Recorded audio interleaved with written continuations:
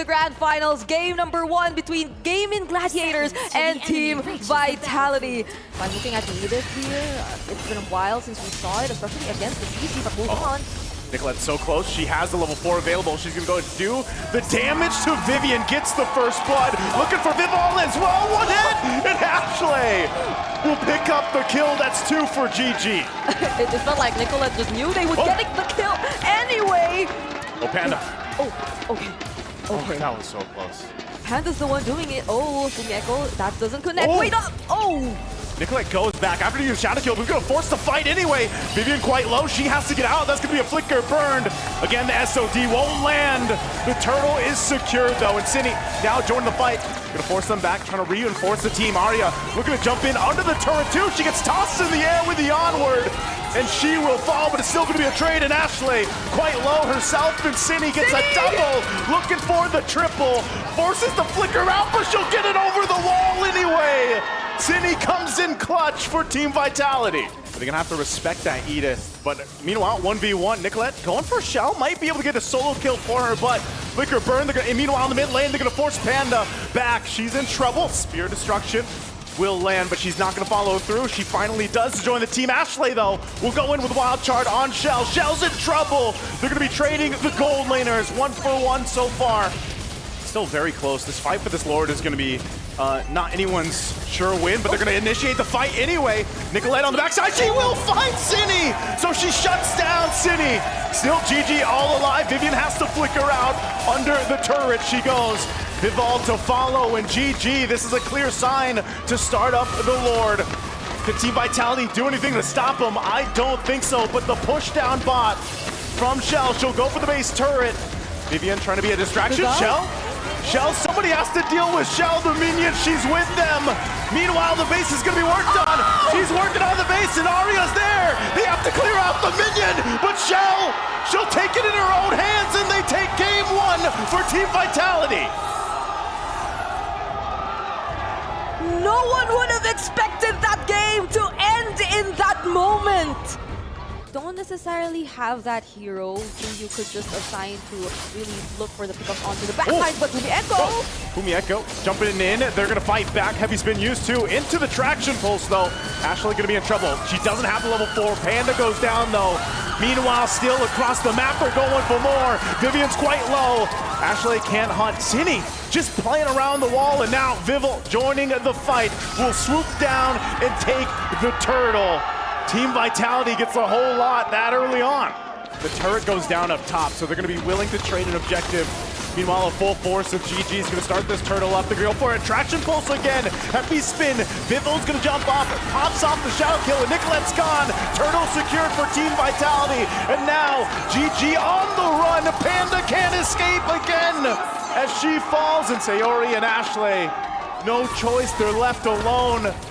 GG is going to lose a lot more here. The way they've been playing majority of the past 2 games they had, and speaking of, they might just decide to go for it this time, but I guess they want to fight. Enough. They go in with a glorious pathway, but then they disengage, and now Nicolette jumping in. She's going to go in. Fumieko will catch her with the final slash, and Nicolette is gone. Meanwhile, Arya as well. Next up as Vivian finds a lockdown with a heavy spin. Panda trying to run away, but Cindy goes forward, flickers in, and will take turret shots. Ashley's responsible for tanking most of the damage. So how does that fall now? Ashley, oh no! Oh, this is trouble. They drop down the Zaman force, forcing the fight. Turret's gonna go down. Fumieko will flicker defensively. Nicolette joining the fight. They're gonna force them back into it. They'll find Vivian, but on the backside, Vivol goes into the turrets, into the fountain, and she'll go back. But on the hunt, Nicolette wants this one, but it'll be Panda that picks up a double kill. Gaming Gladiator is able to find something on the overzealous Team Vitality for that base. This major objective, the Lord, is up. It's going to be started by Team Vitality. Fumieko takes a couple shots. Concealed to be used. They final slash in. They're going to fight it anyway. Panda unleashing on the backside. Not able to find Vivian, but they will get the flicker down and Shell. The first to fall. Fumieko next. 2 down for Team Vitality. They want more. Nicolette jumps in. Vivol on the hunt, but she'll have to be forced back. So Gaming Gladiators just got control of this objective. If they can go ahead and secure it, Panda and Nicolette will start it up. But Vivol, she has the retribution. She's just around the corner. Is she gonna go for a steal? Arya jumps in, trying to cover them, but Nicolette will get the Lord, and Gaming Gladiators once again will turn the tide in their favor. You can already see the firepower is online for Gaming Gladiators. It looks like they still want to go down mid. Nicolette joined the fight too. She jumps into the backside, looking for the target. They get final slash though. Bivol trying to heal back up, join the fight. Fumi Echo will go down, but Cindy still unleashing, untouched in the mid lane as she picks up Ashley. And Ashley falls, and Arya gonna be next, and Cindy is untouched, unbothered, triple kill. Huge win for Team Vitality. Cine, the moment they weren't able to take out Cine, they thought they could go for the fight. There wasn't any heavy spin anymore. But they have to take note of the Sayori! Sayori trying to get the minions to focus on her. Flickers forward, but that's gonna be it. Team Vitality, it might have looked close, but Team Vitality will take game 2. Probably had to wait a little longer before showing themselves up that early because they were clearly at a disadvantage. The kick is true. Spear Destruction, Panda sees it, she's gonna back off. But again, the initiation, again, a final slash thrown out from Fumi Echo. She's gonna be collapsed down on it. Shadow Kill's gonna be popped out. Fumi Echo one hit away, she goes back with a vengeance. Finally going down to Arya. Turtle for the taking, and Bivol just around the corner, goes in, takes the turtle from under the noses. Now Nicolette on the run, she can't escape Vivian. The fight's still breaking out as Arya takes a little bit of damage, still forced out, but can't run away as Arya falls as well. Team Vitality again finds the win. It was a great engage, but the follow-up might have been lacking. Here's a play, she goes in, Spear Misery there too. City in trouble, Panda, she's so low, she does find Shell. So she picks up one, Panda, gonna be okay, but Fumi Echo jumps in, gets her ankles broken by Nicolette. One crucial mistake from Nicolette could cost them the objective, could cost them the Lord. And you know how decisive Team Vitality is, but they go for Bivol. Gonna jump in, Implosion already used, but it's Bivol. Maybe not the target you want to be going for here. Waves are pushed in on the bottom side. Look at Nicolette, she's in trouble, Show will pick up a kill. And now she's just gonna push the turret down. GG has no choice but to respond. Spear Destruction gonna be used, and they force a fight as Arya goes down as well. They have setups, they have the implosion, they have the heavy spin, but they have to use it on the right targets. Vivian jumps in, goes in with the Way of the Dragon anyway. Implosion to respond. Immortality gonna be popped, and Panda flickers defensively. All fighting over the turret as the Fury of the Phoenix goes down, and they finally find Vivian, but Nicolette is gone as well as Arya. Team Vitality with a massive lead will just win the fight. Even if you try to think of other areas where they can come from, the other surprises they get up to, oh, there they go! They go in, they find the lockdown this time. Fumi Echo taken out of the picture. But they turn it around, and Spear Destruction goes forward, but then Shell still on the bottom side, she joins the fight! They're gonna be able to find Nicolette, and now Arya trouble! Flicker is on out, but Shell will find her! City getting the kill! 2 members down for Gaming Gladiators. And Team of Vitality will take that, and they'll go for the Lord. Gonna be able to find City. Pops the Winter Crown. Fury of the Phoenix, an Implosion too. The final slash keeps Ashley at bay. Another Winter Crown gonna be popped. Sayori's in trouble. She has her own Winter Crown. But now Panda, amidst 2, pops the Wind of Nature. Sayori goes down, and Panda versus Vivian. But Vivian gets the kill. And Nicolette on the run as well as Arya. Forced back to base. Nicolette cut off from the rest of the team. And Team Vitality might be able to just clean things up as Nicolette goes down. Shell and the rest of the team will make their way to base. Arya takes the hits from the spears as Bivol and Cine will make their way with Vivian, and they have the base in their eyes as they work on it, and there's not much that GG can do. It's now championship point for Team Vitality. Does hit that level 4, so now she's got the Circling Eagle. She has the Guiding Wind to help Panda. They're gonna go for an exchange, 2v2. Meanwhile, top, Arya's gone with the rough waves. Panda, oh, they get swept with the final slash from Vivian. So even with the 2v2, Team Vitality will still win that bottom. But Nicolette changed this gonna be joining the fight. She's gonna spawn out Vivian. She has the shadow kill. She'll pop that. Ashley trying to join the fight, but Vivian still gonna be able to survive. Nicolette can't pick up a kill. Could potentially look for a pickoff, but why does it feel like Team Vitality sends that? They might go this time. Cindy could be in trouble. She's locked down with a heavy spin. A Spear of Destruction's gonna be thrown out. Shell's gonna join the fight, but Sayori on the run, can't escape Fumi Echo. And now Arya next. Dark Wave into the Infernal Pursuit, but she's not tanky enough. Team Vitality again picks up a couple kills. You know, you get this kind of strength in the early game with Kadena. Whoa, Nicolette so low. She has to pop the shadow kill, but she can't escape it either way. Another pickup for Team Vitality. GG scrambling here on their side of the jungle. That wasn't a full combo. I mean, that was just the ultimate. The first kill and the ultimate. They've already cleared both tier 1 and tier 2s in the side lanes, and now might be their opportunity to clear even the mid lane. Oh, Arya so in trouble under the tier 2. City again unleashing, picks up a kill, and just not enough damage from the shadow kill from Nicolette. It's the same story every time. And it's so tough for Gaming Gladiators to find a win in these fights. This is gonna be tricky for Gaming. Again, courtesy of Fumi Echo, she's been pressuring that lane for a majority of this game for the past how many minutes since Team Vitality. It's not that they don't need her, it's more that they can just carry out whatever they wanted to do even without her. But then again, there's the curtain call. Could this be dangerous? Zinni doesn't find the Warp Waves that time, but they get another Purify out. Lord is making its way up top. GG, are they ready to defend here? 6,000 gold behind. This is gonna be crucial. Panda's positioning. She still has the Purify. Ashley already at half health and she's gone. A show picks up the kill and Panda falls. Two major members are down of GG, and Team Vitality sees the win in sight. A couple shots of Sayori Arya trying to keep it together, but another's gonna fall. They carried the weight of last year's loss. They turned pain into purpose and left no soul unconvinced of their reign. They're completely undefeated. Team Vitality. Nothing was granted and everything was earned. Let's give it up for our MWI 2025 champions, Team Vitality!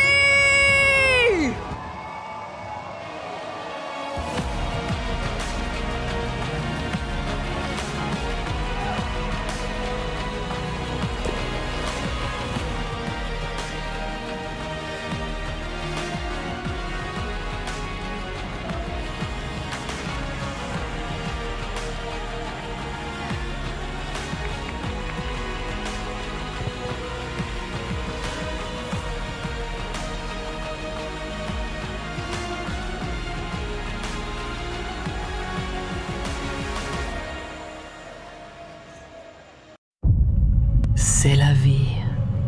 Such is life. In the land of dawn, such is life when all that remains are dreams. We don't expect the loss last year, and the result is not like what we want. I know that we were capable of more. But MWI is where barriers are broken and queens are made. Vouloir, c'est pouvoir. To want is to be able. MWI is a chance for ladies to represent themselves because there were no opportunities in our region back then. Çoğu insan Türkiye'nin kolay bir yer olduğunu, biz burada bunun yanlış olduğunu kanıtlamak için buradayız. From heartbreak to hope, from doubt to belief. We only want to take revenge on Team Vitality because they were the only team standing in our way. То, что я нахожусь здесь, уже доказывает то, что мечты сбываются. I think the fourth title will be ours. Who will rise above? Two champions, one game.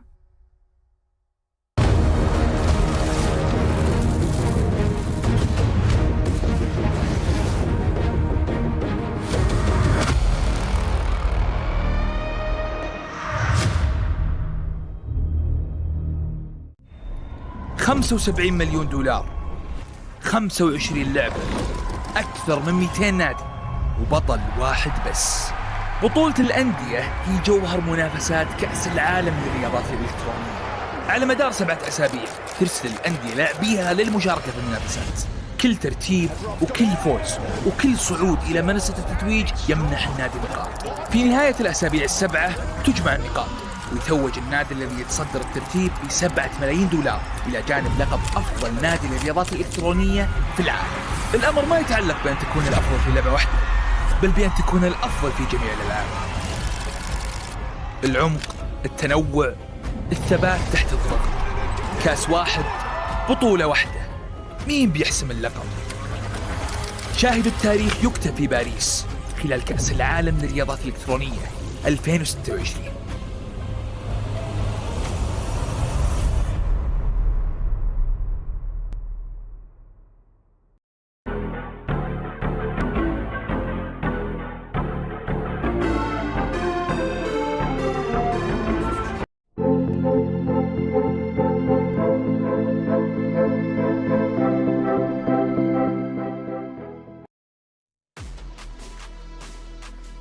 Paris, France, the city of love, a gorgeous city with rich history.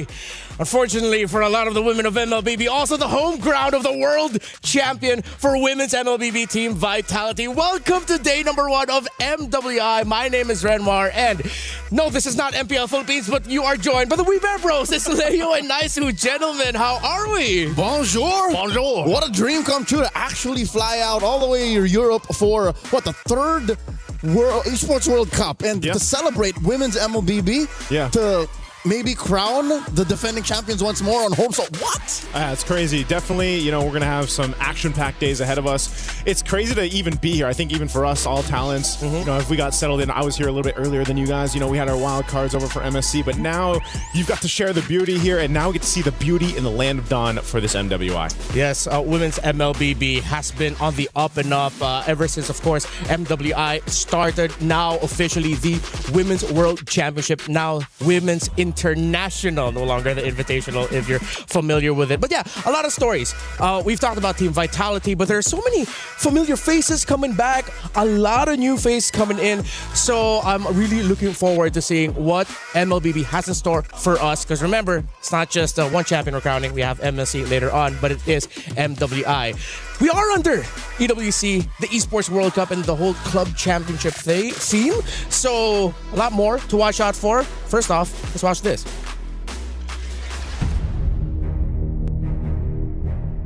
They turn pain into purpose and left no soul unconvinced of their reign. They're completely undefeated. Team of Vitality. Nothing was granted and everything was earned. I just want to prove that no one can do it better than us. I think that it was meant to be ours all along. Winning MWI 2025 meant a lot to us because this is our first ever EWC champion title. Meanwhile, the base is going to be worked on. She's working on the base and Aria's there. They have to clear out the minion, but she'll take it in her own hands and they We take didn't it. plan for a perfect run last year, but it just happened, so we kept going. The triple forces the flicker out, but she'll get it over the wall anyway. I feel like I have conquered the world in Mobile Legends Women. After that, we went to Paris. I actually feel a little bit pressured because we are playing at the home ground of Team Vitality. Now that we're here, all of our fans in Paris are able to watch us directly on site. Defending it again is the biggest challenge because there are more eyes on us. It has always been our nature to win every tournament there is, but what changed is going into this year's EWC, we have more motivation to get the back-to-back title. I feel confident this time. I know that everyone wants the MWI title, but I will not let it happen. I will always be hungry for the title. If you call us a final queen, we will take it. To all teams, give us an intense game. Don't make us sleepy. Play is in our DNA. Whenever we let it out, it becomes our superpower. Now imagine an entire city being built to supercharge it. Kadir City, powered by Play. It's crazy to say that Indonesia's most dominant MLBB team is at home court here in Paris. Nice you, last year you got to cast the grand finals. Yeah. Lay it down. How terrifying is Team Vitality? Man, they're terrifying. Again, these are the queens of MLBB. They've won so many championships. They've accomplished so many things. And you heard it from Vivian and the rest of the squad there herself. Please give us a good game. Give us good matchups so they're not sleepy, right? They want this competition. And I would say over the years, they've definitely caught up. Other teams have started to catch up to Team Vitality. And just to put it into perspective, for the better part of the past decade, more than half a decade, even under different banners, this squad, Team Vitality, has been dominating and winning every single tournament they've touched. Yep.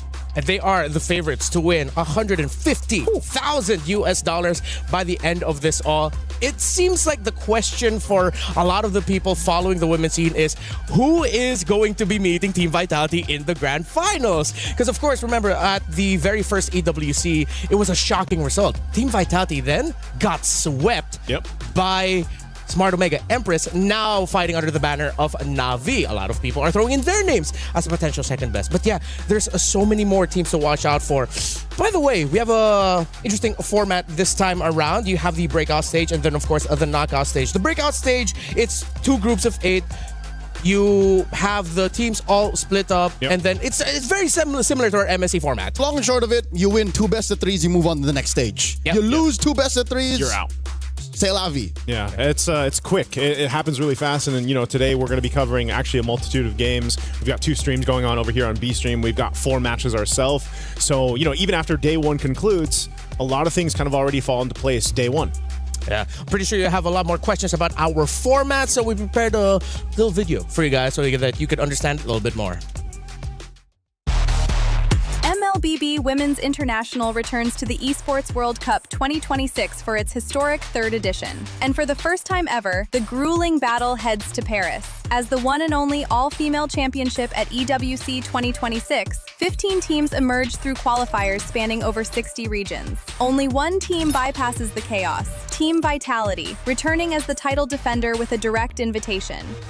16 elite teams will fight for a staggering $500,000 prize pool, one of the largest in women's esports history. MWI features 2 brutal stages, the group stage and the knockout stage. In the group stage, 2 groups of 8 are each locked in a double elimination showdown. To survive, teams must secure 2 series wins to claw their way into the knockout stage. One loss drops you straight into the lower bracket, where every match is crucial for survival. Lose again, and your tournament life is over. 8 teams will be eliminated. Only the top 4 from each group will advance to the knockout stage. In the knockout stage, the stakes escalate with every single step. Teams start in a best-of-3 quarterfinal before advancing to an unforgiving best-of-5 semifinal. Teams who fall short of the grand finals will be granted the opportunity for a podium finish in the 3rd-place match. Finally, the top 2 teams battling for the title in the best-of-7 grand finals.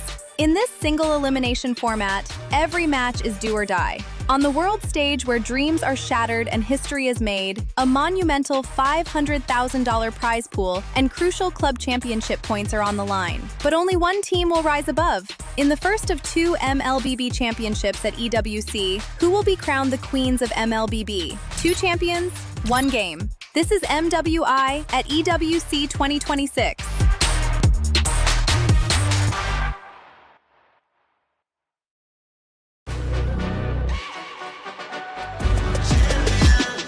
This ain't no regular thing. Came for the ring, you know what I mean. You see my name in the lights, better get right, I'm champion.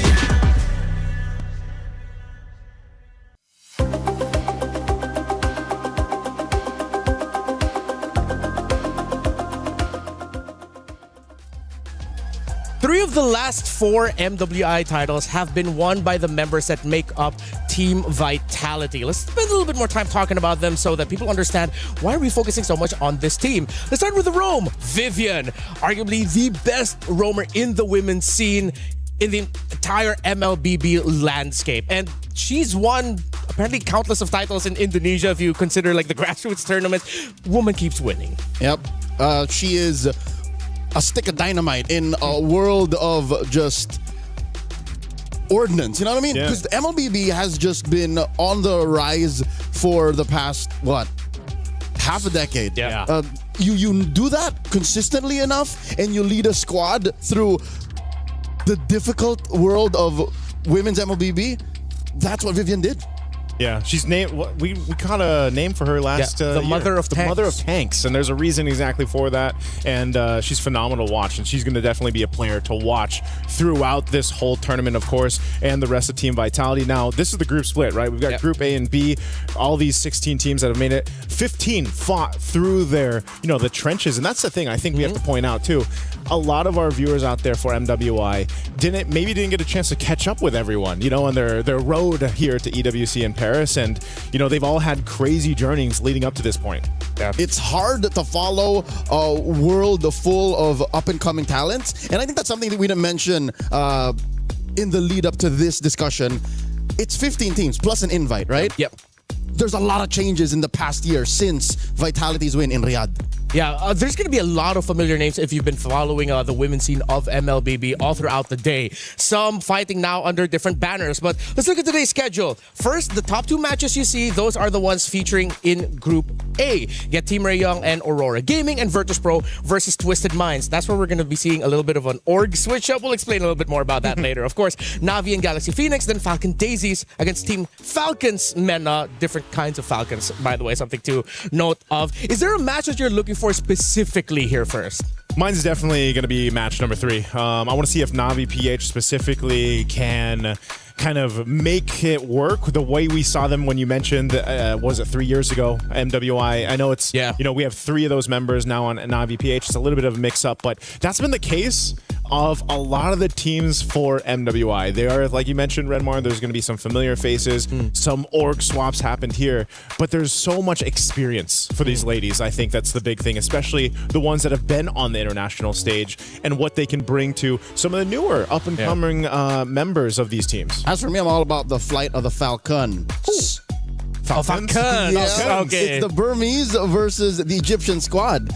Both of these teams boast of experienced athletes, veterans of MLBB Esports, and the fact that Ira joined Falcon Daisies, a Filipino import. I think that's the shot in the arm that the Burmese needs to get one over. Obviously, a veteran of MENA. Yeah, some great matches that you mentioned, but we also have our story of the day later on. We're going to be watching the little switch-up between Virtus Pro and Twisted Minds. The current members of Virtus Pro, a lot of them, were former players of Twisted Minds last year, while the current members of Twisted Minds were former players for Virtus Pro. That's why that's going to be our story of the day, and we're going to be explaining a little bit more about that later on. But if this is your first time watching MLBB, our women's scene, get ready. They are excited to show the world yet again why they deserve our attention and our focus. We are in the home ground of Team Vitality.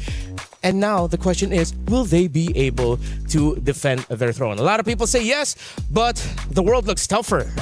We've been mentioning it all throughout. So many new names, other regions. They've increased the difficulty to qualify here. A lot of them had to go through like best of sevens, full max series just to make it here to EWC MWI. Not to mention, this is mostly outside, but in-game, we are going into uncharted territory. A medium-sized patch just dropped with no major tournament to cover it since last weekend's wildcard. So nobody knows exactly what the game looks like except these athletes, and they're ready to put on a show today. And that's a point too.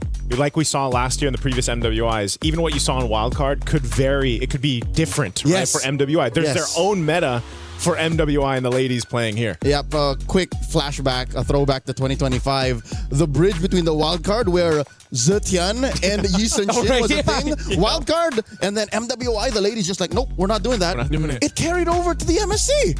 Yeah. So who's to say? That's something that has been consistent with all the previous MWIs also. We've always walked around going, hey, the women's scene is so unpredictable in a good way because they're willing to try out more new things compared to the men's scene. The men's scene, it seems like once they have a good understanding of how things work, all right, this is how we're going to play the game. The women's scene say, no, we're going to do our own thing. And I love that about MWI. Yeah, that's why that was kind of the joke over on Wildcard stage. You know, we were mentioning, we'll see LaFell later on too. He was saying it's, you know, you get to MSC, a lot of the teams just look at what the tops are doing. They're just like copy and paste. I'll just do that. I'll make that work. MWI is a different beast. And I like that that's the case. Yeah, scientific, mathematical, optimal is what we end up seeing in the stages of the Mid-Season Cup. Yeah. But MWI, it's art. There's a little bit of molding going on, and the ladies are willing to experiment. And again, there's a full coaching team behind every one of these teams showing up. So it's not like they're just freestyling it.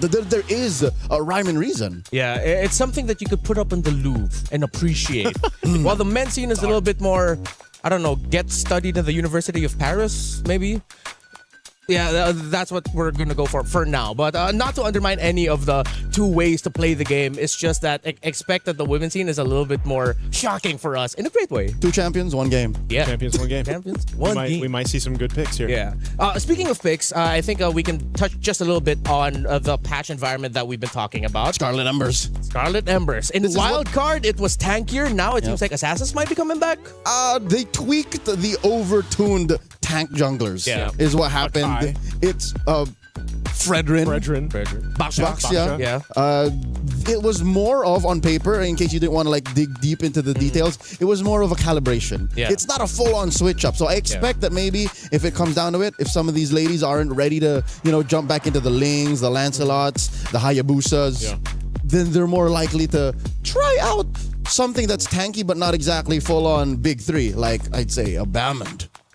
He's looking forward to the Ballman. Yeah. I'm looking forward to the Ballman as well. I think the biggest shakeup needed to not just be with what was happening in the jungle, but also like the mid lane picks. This is something that we were asking for, the shakeup. I'm still happy that at least Gord is somewhat, he's meta now basically. But still, I think there's a very narrow option case for the mid lane right now, and that's why I always do look forward. I even said this in the wild card, now also for MWI, it's where it's like these teams have very distinct personalities and play styles when it comes to what they bring to the table. Some teams, like Team Vitality, they'll find something that really works, and until someone stops it, they don't really need to change it, And then you have other teams that are a little more, free on the draft and what they want to bring to the table. And sometimes that kind of chaos to it is what could potentially give them an upper hand. Now, big difference, obviously, from wildcards, we had a bunch of best of ones. Yeah. Now, at least you have the best of 3s that we're going to go through. Yeah, right out of the gate. Yeah, right out of the gate. Yeah, we're going to be seeing a lot of best of 3s. There's not a lot of room, but I think there is still a good amount because you do at least have a second life here in the group stage where if you lose one, at least just don't lose the other one. Then you're fine. You can afford to lose one match, just not both, or as Leo said, you are out. So with the changes to Baxia, Fredrin, Akai, they are now slower with clearing the jungle, and with jungle creeps now giving more gold. That's why it seems like behind the scenes a lot of people are saying Assassins are back. If you can get your gold faster, you get your items faster. It just works well for damage. Assassins are back. So what are we thinking? Like, is it still the same? Here's the thing. It's not as simple as just because the jungle changed, that's what will drive everything. Because note, when you play a soft but damage dealer jungler, you have to find tankiness elsewhere. Yeah. Well, gentlemen, I am enjoying our discussion, but it's time for us to go on over to the main stage, see what's going on.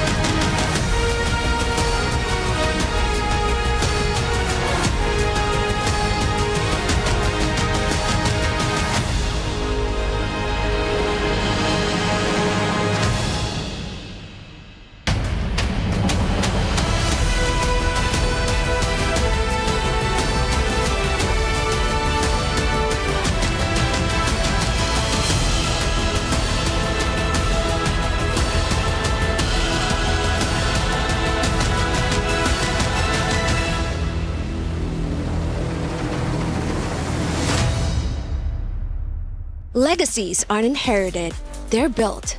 One match, one win, one impossible comeback at a time. Nothing is granted. Everything is earned. The Esports World Cup has landed here in Paris, the city of love. And this time, for the love of Mobile Legends Bang Bang. 2 champions, 1 game. Welcome to Mobile Legends Bang Bang Women's International, where we have gathered 16 of the strongest female MLBB teams, where they converge here in Paris to make history and rise above. And of course, all of these 16 teams are the queens of their regions. And here at the Esports World Cup, you know that means they are about to be fighting for a lot. $500,000, ladies and gentlemen, is up for grabs. And of course, the glory of being considered the best women's MLBB team in the world. Of course, right here on the trophy stand, we do not have the trophy yet, as last year's champions, Team Vitality, will be bringing out the trophy later on. But in the end, there can only be one champion. Damascus, what help us to those who fall short? Rob, 16 teams are gonna fight for that title, but of course 15 will be eliminated throughout the next few days, and every single eliminated team must go through the grueling process of destroying their key right here at the key crusher. And let me be real, sometimes it gets kind of loud because you can hear these keys popping just like the player's dream. Without further ado, it is time to welcome our 16 teams for this weekend's event, and let's see who will get that big title.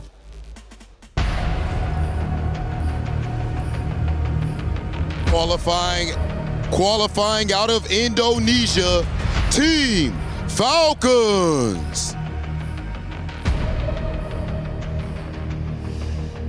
Qualifying out of Western Europe, made up of 5 countries, GK Esports.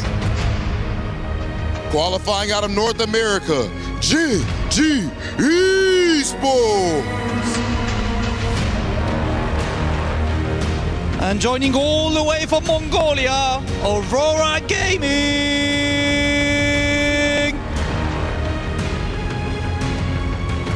Powered by their jungler, Miss Meow, Virtus Pro.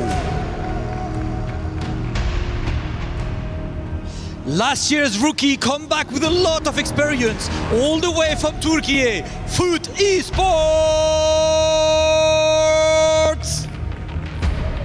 The newly assembled qualifying out of Myanmar, Team Ray Young. And the new representative all the way from China, Seda.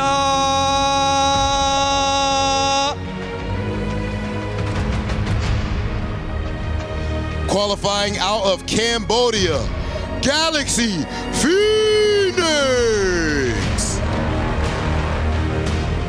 The 2024 champs are coming up with an updated roster in Shares of Redemption, representing the Philippines, Navi.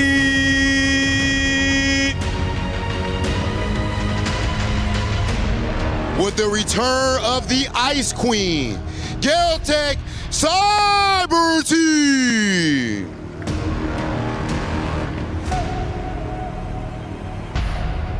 Brazil's alliance looking to put South America on the map, MIBR Los.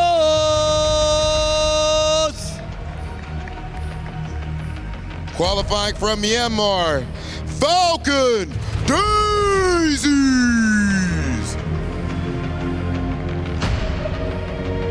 And with a more experienced roster looking to put Mekong on the map, Twisted Minds.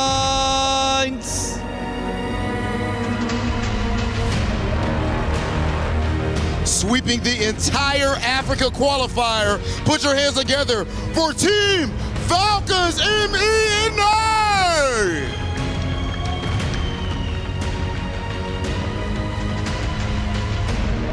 And now it is time to welcome the champions, the title holders. Make some noise for Team Vitality!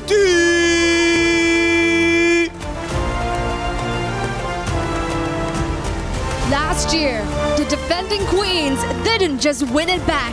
They went undefeated. A perfect run. The golden road.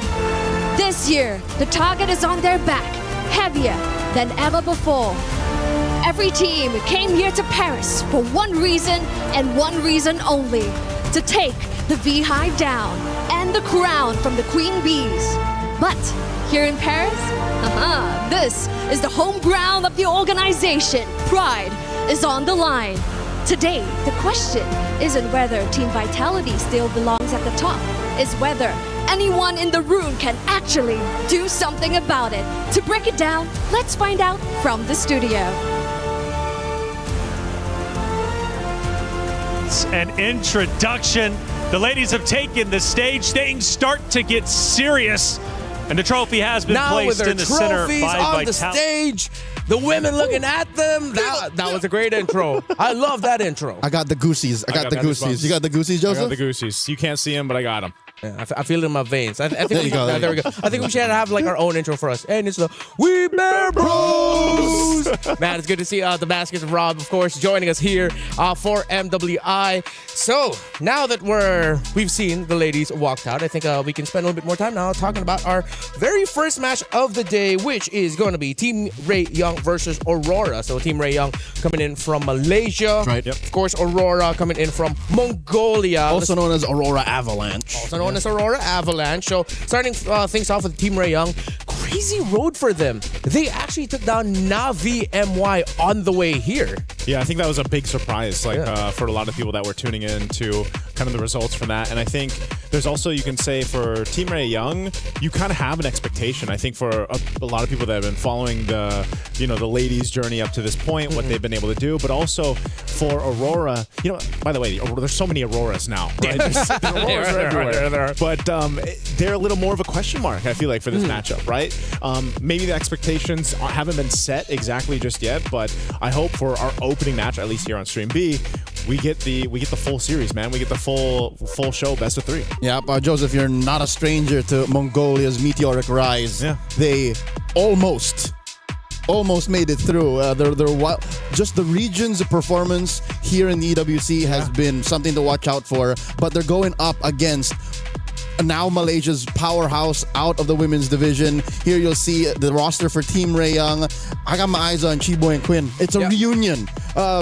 Chiboy took her time to go around back to the world stage, but Quinn, just 6-7 months back, won a gold medal. In Thailand. Gold medalist for the Southeast Asian Games for Team Malaysia that took down Team Philippines in a surprising end to best of 7 series. That was an emphatic win for the Malaysians. And yes, Keyboy and Quinn are back, returning to MWI since 2024. And when they were with Gaming Gladiators Homegirls, they were the duo to watch on that team. But now, Keyboy and Quinn, they have to lead mix of veterans and rookies in the women's scene in Malaysia that now they really have to take a leadership role of leading Team Ray Young. Yeah, I think that's the case, though, right? That's gonna be one of the stories or main points for a lot of the women's teams out here. As we also take a look at the team roster for Aurora Gaming, is this mix of veterancy, the mix of experience that some of these ladies have had on the various tournaments or when representing their countries, and some players who also are from different countries and now they're playing on teams from other regions, right? That's the case too. And so you have to find this kind of mix between veterancy, but also the newcomers, kind of ambition to make things happen in these games. Even Roll, there's a switch up. Anu just recently moved on from her original role, and they're taking the time to work it through because even their climb towards the qualification was deep. If I'm not mistaken, they went through a slobber knocker. Yes. Aurora Avalanche went all the way, and it came down to one final game for them to book their ticket to Paris. And here's the thing. If you've watched Mongolian MLBB, you know that they are purveyors of the download game. Yeah. So here they can afford a download game. They can afford a download series. But I don't think that's something you want to give over to Team Ray Young. Yeah, with Team Ray Young, of course, we discussed Chiboy and Quinn like being the leaders there. If they are going to continue the DNA of Mongolians downloading, I agree with you. It's going to be risky. Punished. They're going to have to get out of the gate, ride out, be aggressive, show that you can set the tempo against a team that has experience on this stage. But you mentioned the transition from EXP to jungle for Anu. I think this is going to be where they're going to need to start showing off some dominance here. If they get bullied in the jungle, this is going to be a quick 2-0. That seems to be the case with a lot of the even before we had the patch, but now more so the patch, and what we saw in the wild cards is some teams, if they are putting that pressure on the junglers early on, it could be a problem, right? If you fall too far behind in the jungle early on, the rest of your team kind of has to help you get to that point. And that's why, again, those tank junglers were so good to a point where it's like, okay, I'm at least sturdy enough, so if I deal with some pressure, it's fine. Plus that change that happened with the Retribution, where, you know, it does a little more damage, kind of helps with getting things pressured on your early buffs, and that's why we saw even the rotation change a bit, you know, into the jungle. So that's one thing I guess my lens is going to be looking at here for this year's MWI, because it is very different. And I know there's some people out there that might just be tuning in, right? From MWI to MWI. Maybe they didn't catch all the qualifiers up to this point, and the game has changed, and these ladies will be showing us exactly how they want to play that game. Yeah, earlier we were touching on the patch and the hotfix. Now you're going to be seeing a more visual representation of it, of course, with the nerf to tank jungle, as we did janglers. Those janglers. The janglers. A little bit of my Filipino came out there. Excuse me. I think I agree with Leo, where it's not just rush right away onto tank jungle era over. I think this just means there's more room for creativity. Yep. It's less about it literally being nerfed or taken out of the system. It's more, the role is just more fragile now. Yeah. If you want to play tank junglers, you have to understand what every single motion will lead to. It's a butterfly effect. Yeah. If you play assassin, you have the potential to run away and snowball. That's the thing. In the past month of high-level competitive MLBB, we've missed the concept of a snowball. It's always been inevitability. Yeah. Surely we will farm out what you're doing and then get our gold laner to just run amok. Here, we don't know what we're going to see just yet. Yeah, I would like to see a Ling, man. I know we actually had this discussion previously, even back in the wild card. Some of us wanted to see some of these assassin junglers pop up. Ling would be, I think, one of the junglers to come through. Maybe even a Lancelot again. I know he had his time. Nolan was there. And hell, you even saw that. Buffs on the list was from Mincetar. When was the last time we saw a Mincetar? You know, and he has gone in the gold lane. There's been history of that. Will we potentially see Mincetar or any other of these heroes that can find their footing in the meta now? Yeah, this is one of those scenarios where you feel like our great and gracious developer Muton seems to be leaning us, pushing us or nudging us a little bit towards a certain way, because you buff Mincetar in a realm where you nerf the tank jungler so that it gives more room for the assassins with a lot of dashes to come back. I feel like someone's going to be crazy enough to try and bring Mincetar, man. And yes, as creative and as direct as their changes show, I feel like we're being pulled in two different directions. Like, okay, go, Mincetar, try it. But also, Mincetar's shields. Guess who else got recently adjusted? Who? Esmeralda. So you know what I mean? Like, where do you want me to go? Yeah. That's kind of how it feels. Yeah, I think that's the dance we're going to see in the draft. That's how it's going to feel like. That's why I play Bauman. Can we get that one more time? I just spin.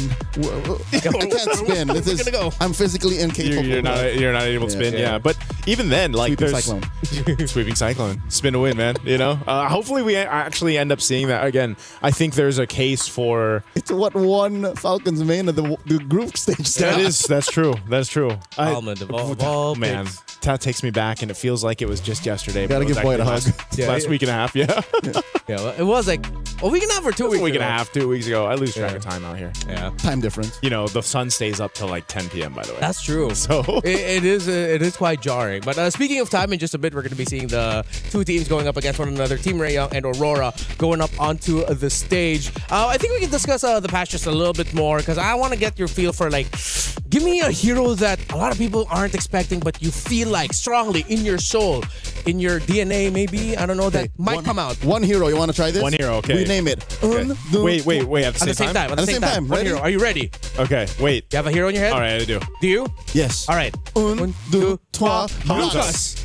How do we say Everything was different. What did you say? heroes? Barats. Barats. But we already kind of saw him in, like, he also got brought up in the wild card. He did pop up in wild card, though. Twice? Yes. There you go. And he's not part of the big three. So he might be that one last tank jungler that goes like, we win. It's weak because it's two dudes. That's true. Okay, who did you say? Lucas. That's what I was about to say. As a jungler. Yeah. I was about to say Lucas. I miss Lucas. Yeah, exactly, right? There's just something about Lucas. It's like, now with the adjustments to the tankier junglers, and we missed the concept of snowball, right? Who's more snowball-y than Lucas? Well, there's a few, but... He's a fighter, too. Yeah, he's a fighter. He can be as chunky or as damage-oriented. Yeah, and in his ult, he is difficult to kill if he gets a lot of spell vamp. It's a nightmare. If he snowballs, kind of GG. So that's why I'm leaning Lucas. I went with Hanzo because I want more. I like more cool, edgy assassins. He's about as edgy as it gets, I think. Do you consider Hanzo a goth baddie? Whoa, hey. Is he? Technically, when he's in his form? Not for you personally, but just like in general. In general? No, I don't think so. No. Sure, I think Hanzo's inconsistency is going to be against him. Yeah. It's worrying because, yes, you can snowball with him. He got a little buffed. Yes, there is like this mid-game power spike that you can kind of hit, but you're never sure. I always wanted him to be good, though. Like, that's the thing. I've always wanted Hanzo to be, like, in the meta, just because the concept of him is cool. Sounds like Cope, Joseph. Yeah, that sounds kind of Cope. You know what? And at the end of the day, I just end up playing the same old junglers. Alpha. Yeah. Actually, this might be the rise of fighters. Because in a realm of tank junglers were good, could still be good, and assassins are fragile. Yeah. What if you just hit it down the middle like a Goldilocks pick? Oh yeah, you just go for Alpha, go for the balance. Maybe that might even mean like heroes like Matilda come in so that you can rotate faster with those fighters, right? True. Balmond. Yeah, Balmond for sure. Oh yeah, hey, maybe we might have just discovered something here, gentlemen. It could be fighters are the middle ground, and teams who might want to try to bring those picks out might be rewarded. Because yeah, if tank junglers really are that much slower and assassins are still that vulnerable despite them getting their items faster, like it's a little bit more 50-50 if you're going to make it work, then why not go for the safer pick? Safer pick can work, It's been 2 years since we last saw fighter junglers be like the paramount pick, the apex predators of meta. Yeah. I miss that. Who is the biggest fighter jungler? Alpha, I think is Alpha. This is on the top of my head. Because even the time where Lucas was viable, for some reason he was cursed. Yeah, he wasn't as like prominent there. Yeah, and he wasn't as consistent also with like getting good results. Most of the time it's just like, hey, Lucas is here. He didn't win the early game. Yeah. GG. His time is as a meta pick is matched by the times he was meme. Like, oh, is that a wrong Lucas pick? Or teams get blamed because they pick Lucas. So like that's 50-50. There was a time in the professional league when he was picked up, and it was usually a question mark. Like, where's he going? Is this gonna work? But I think if there wasn't the Lucas, the Hanzo, Barrett's is kind of picked up. Other than that, I just had a thought. If we're gonna continue this train of thinking here for the picks. Oh, the ladies are here. Yeah, the ladies are getting set up on stage right now. Your thought? If you're wondering that maybe tank junglers are too slow now because of the damage reductions and all of that, what then happens if you decide to pair it with high damage roamers? Natalia, Jawhead, Hellcurt. A mid laner like Selena, Hellcurt, heroes that can help expedite the farm process because you can leash certain camps quicker. This is why I spam Cho. Cho does the same thing. Because technically, even if you like the way he's built up, it's not like you're building him damage unless you're in a solo queue and you're insane. But usually, his kit alone and his passive and everything else helps kind of speed that process up, I feel like. And there's a good enough early damage with a concussive blast and everything else where it's like he's a threat, So I think Cho he's probably going to pop up quite a bit. There's a reason why Cho, you'll see him in highlights from season 1 and the most recent season of MPLs. He's still he's an OG. He's relevant, especially with the new skins. Yeah. You know what I want to see? I want to see a Cho skin where he's an old dude. No, he doesn't need any more skins. No, come on, like he has like 18 skins. It's like 18. Give him the aged one. Yeah, give him like an aged one, like old man Cho. That would actually like with a long beard. He looks like a wise old kung fu man. I know Let you that love be your the kung fu collector. flicks, man. Yeah, collector. Right? Collector skin. Old Joe. Am I winning you over here, Leo? Do you want the old man? Here's the thing: you're not swaying me because I don't play Cho. I do. I'm agreeing with you. All right, okay, thank you. Like old Cho. I'll take that. My diamonds are not on the line here. I'll take one of the two. I'm still waiting for Balon's 5th skin. Does he only have 4? I think all so. this time? I think so. There's definitely some heroes that still only have 2, by the way. Oh, yeah. All right, wait. So Nice did mention one damage roam pick. Is there a damage roam pick that you want to see? That you think might actually show up? Okay, so you mentioned the 3 or 4 good ones. Yeah. One that came up is Novaria. Right. She's sometimes swerved over as a roamer, but the thing is, if the goal is to expedite the early to mid, Novaria's not doing that. Yeah. She's a win more in the late game. Yeah. Because imagine you get a team past the 15-minute mark and they have a roam Novaria, you're not winning anything. you're not even crossing over to see what's in the bush when you're taking the Lord. Yeah, because vision is just not yours. You're just dead. Yeah. So that's where I'm going, but I don't know. That's the thing. Because of the Scarlet Embers update, I don't know if the game is slow enough to do that. Because we might even see like 9-minute games today. That's what I was going to say too. Yeah. I think Wildcard was enough to go ahead and prove just how fast games can be.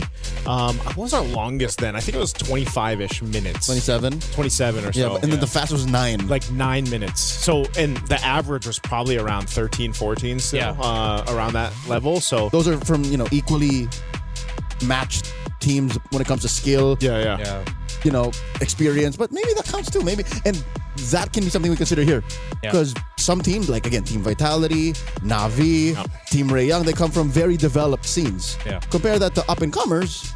That might be where they want to leverage the patch. Yeah. So then we go back to what we talked about when it comes to MWI and the unexpected nature of the picks that might show up here. Expect teams to come in with a little bit more packed lunch. Something that it's life is like a box of packed lunch. You never know what you're gonna get. I think that's how the quote goes. Is that the quote? Like that. Yeah.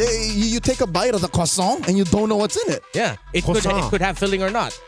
Can people wait? Is it like sacrilegious to put filling into croissant? Okay, today I confirmed the pronunciation. No. He did. Such a pastry. I was next to him. Yep, I did not. He was behind me. Yeah, but I do not know the rules on how it's made. Yes. Yeah.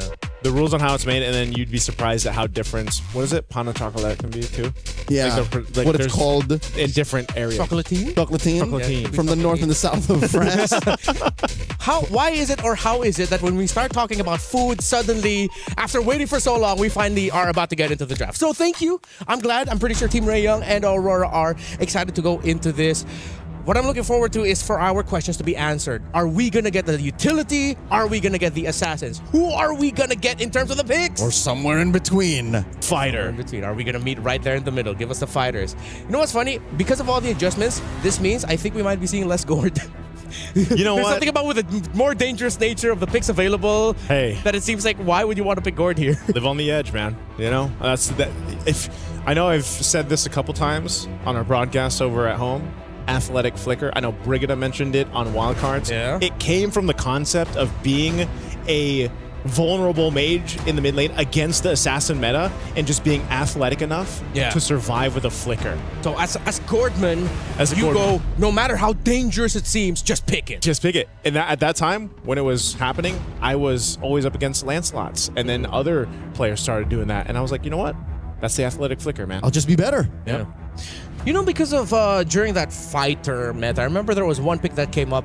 Again, it benefited that pick because he got some really good adjustments. Leo, how do you feel about your Bane potentially showing up today?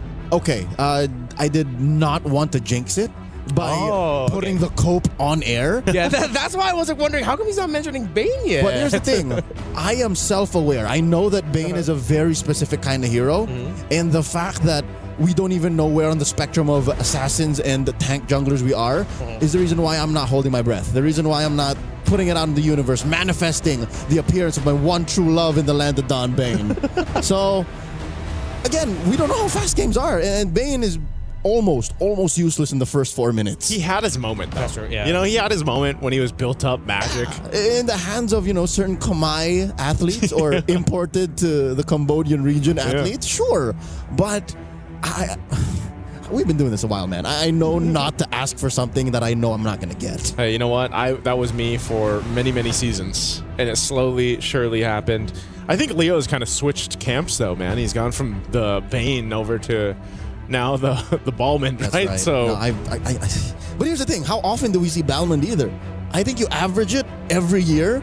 Balmond and Bane show up about the same time. It's probably like half a dozen or less. Yeah. Or maybe a dozen. Let's give it a dozen. So that's where I stand, Ranmar. That's the lore as to why you don't see the 4-letter word come out of my mouth as often. All right. Bane. I'm expecting a little, maybe slight little moan from you if ever Bane does show up. It'll be more than a moan. I'm going to holler. I'm going to holler. You are going to be what you sound like when we have a really good dessert in the talent lounge. Yes. Oui.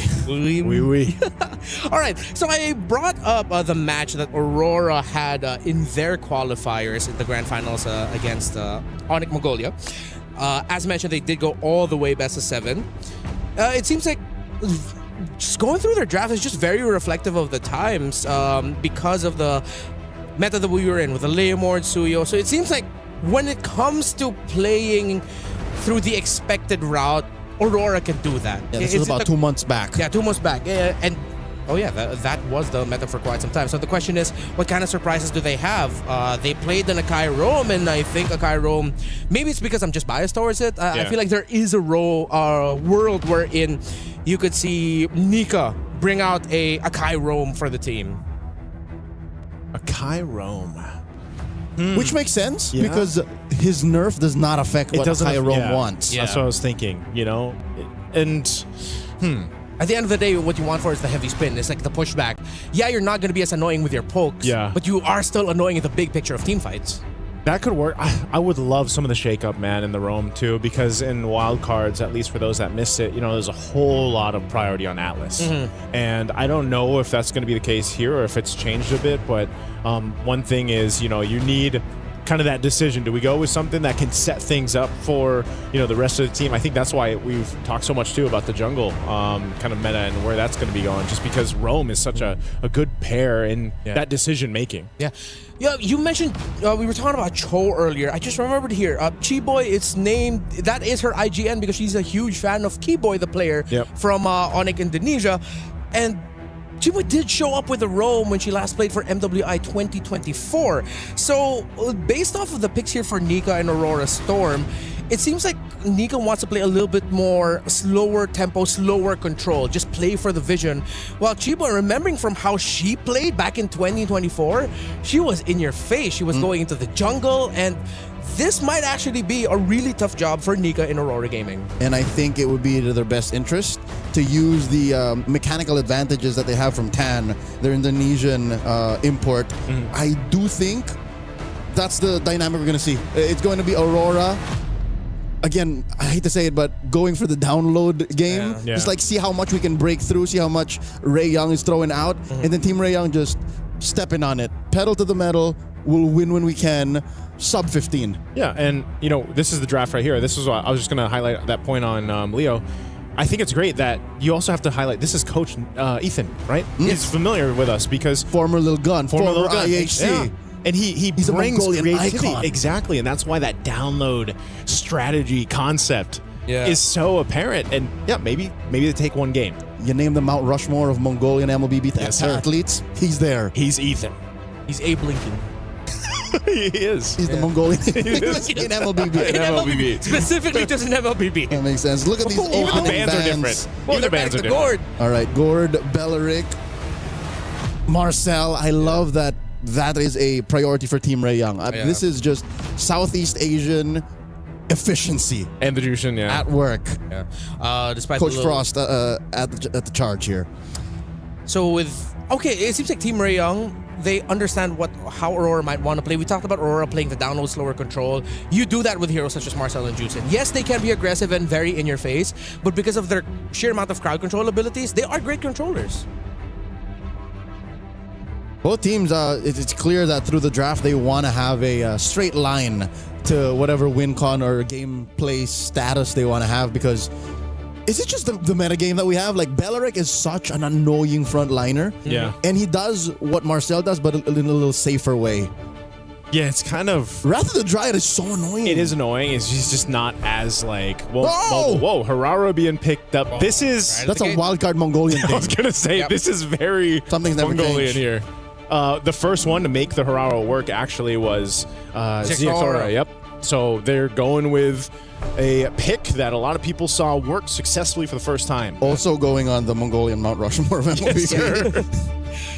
Okay, Hirara, very happy that she is still showing up here in the drafts, considering that we were thinking that maybe she might not be the best hero in the landscape of the meta at that time, but she worked out really well in the wild card. Now, Team Ray Young, very unique picks here. Although I do expect that Glue might be showing up a little bit more in the priority if you want to talk a little bit more controlling and a little bit more bullying in the playstyle as the roam. Slower, but still very Chiboy. And Lilia as well in the mid lane for Zulana. This is going to be a difficult roam mid duo to find advantage over if you're Aurora. Yep. Their basements and ceilings aren't that high, but best believe when you're playing on the ground floor, the mezzanine against Team Ray Young, They're so comfortable. It's so hard to even, at level 2, get something past them. Aurora here, picking up the aforementioned Atlas. Again, this might pull out a Purifier 2 out of Team Ray Young. And of course, the Moskov. Again, late game is where they want to live. Late game because in the early game, there's that potential for the Harara to be enough of a threat. She's the one who holds it down. That's why I was saying, when we have the whole discussion leading into this about jungle, you see that. The Harara is one of those heroes that can give you that pressure in the early game if she isn't punished as well. Snowball in summer. Yeah. But here's the thing. You need some burst. Yeah. So mid pick is going to be so important here for Aurora. If ever you cannot find a mid laner that might not slot in safely enough or well enough for your burst, then they're going to have to pull off the second idea, which is get your burst through the EXP lane and play damage through there. But now with an Alice, the Team Ray Young, their first 3 picks really screams veterancy and their confidence that they can outsmart Aurora. It's first 2 or 3 move opener checkmate. Many a team that played in the qualifier for EWC here, it's called the MCT EAXACL. A lot of teams fell there because of a 3rd pick, 5th pick swing Alice. It's just hard to kind of answer this hero when she finds a good position to be in. The bans for Team Ray Young, the Freya and the Uranus. Oh, there's the Hanzo Joseph taken out by Aurora and the Obsidia. Very interesting that Hanzo was actually banned out.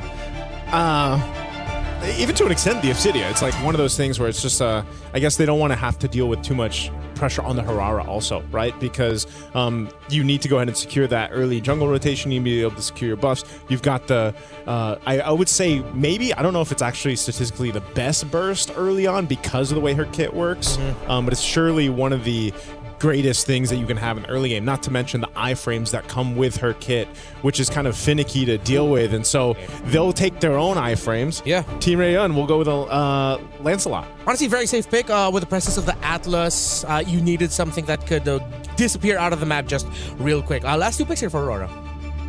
You're still needing that pick on Zulana. Again, I need to see some good burst to call that Atlas and Hirara a worthy investment, especially in the first 3 picks. And then, of course, a good tanky EXP laner. I think you need a tank here since, again, in the jungle now, you have a fragile assassin. It's not a lot of dashes, too. I think Hovius would not have a home here. Wow, how that Alice pick are throwing off Aurora that they go settle for the Lunox. It's burst, but it's... Okay, so they sort of spread the burst potential. One more single target, the other more AoE. Yes, of the 2, I'm pretty sure Zulana knows what she's getting into. Coach Ethan gave her the heads up, or in this case, the thumbs up. But of the 2, I think the Sora was the better choice. So the Sora makes the Lunox kind of worth it. And Hanabi. Hanabi last week, yes. What? Yeah. Welcome to MWI, baby. Mob Psycho. Yeah, well, we saw a little bit of that. Off against the Hanabi. Against the Atlas, all that with the Sora there. You're going to get dove on a lot. You're not going to get controlled, but you're going to have to hope that your shields and your basic lifesteal is enough to keep you alive. Quinn, this is Gila. Yeah. This is crazy. But here's the thing. I see it. Yeah, right. Because everything else in the lineup allows for Quinn to just be this semi-mobile artillery. I don't hate it. I'm not thinking this is like a easy start. No, hell no. I'm all right with this Hanabi pickup. It's just that it is a little bit dangerous. So, gentlemen, you guys take over. Welcome. Thank you so much, Renmar. Ladies and gentlemen, welcome. We're officially opening up MWI here at EWC 2026. It's our very first matchup over here on Stream B, of course. Yes, just so you guys know, there is a Stream A. There's tons of games to watch, and this is going to be the first of the 4 here for Stream B. It's me, Naisu, and Leo to bring in the action. We already talked about the drafts.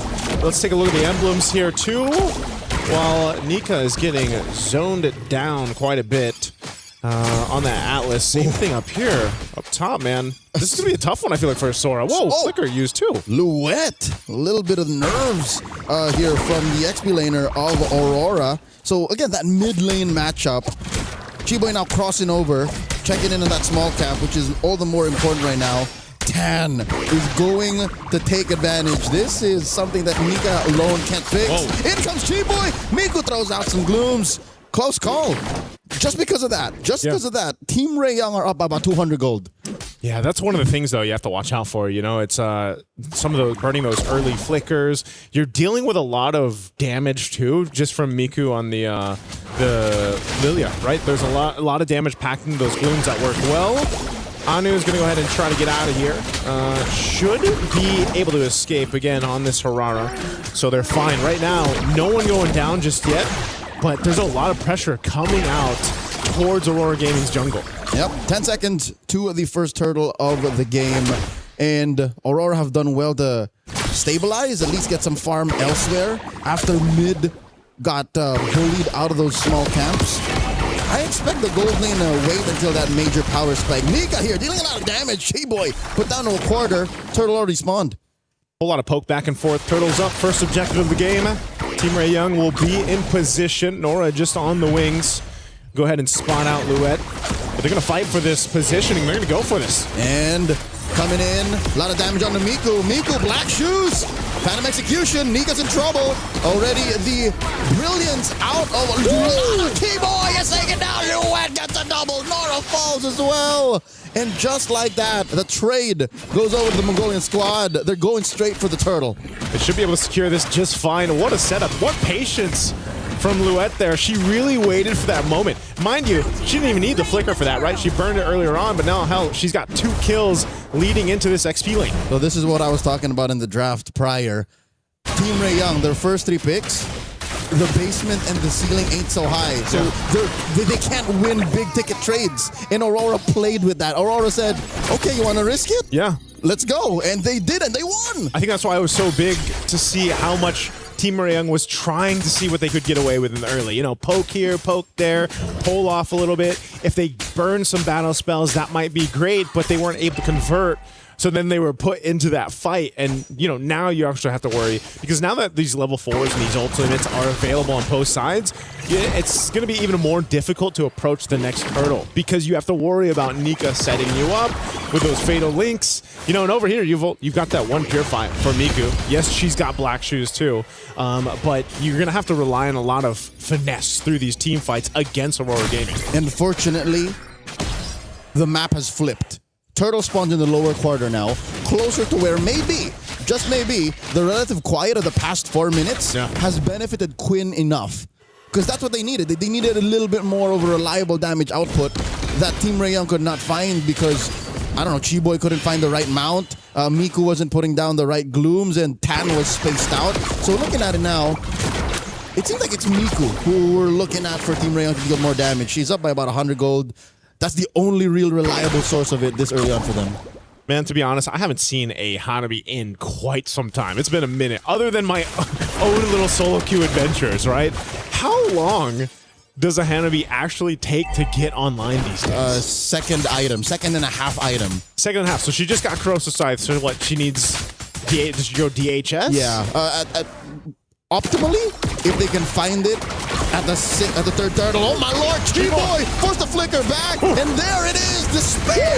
In comes the rest of them. Tan takes down Nika, and Luet will follow through. Double kill for the Lancelot, and now the turtle goes over to the Malaysian squad. And that's why you pick Glue right there, or Patrick Star in this case, because man, T-Boy surviving that is insane. And then off of everything, they'll get the turtle as well. A good equalizer there in this game up to that 5th minute mark, as they're also going to take down a tier 1 turret bottom side.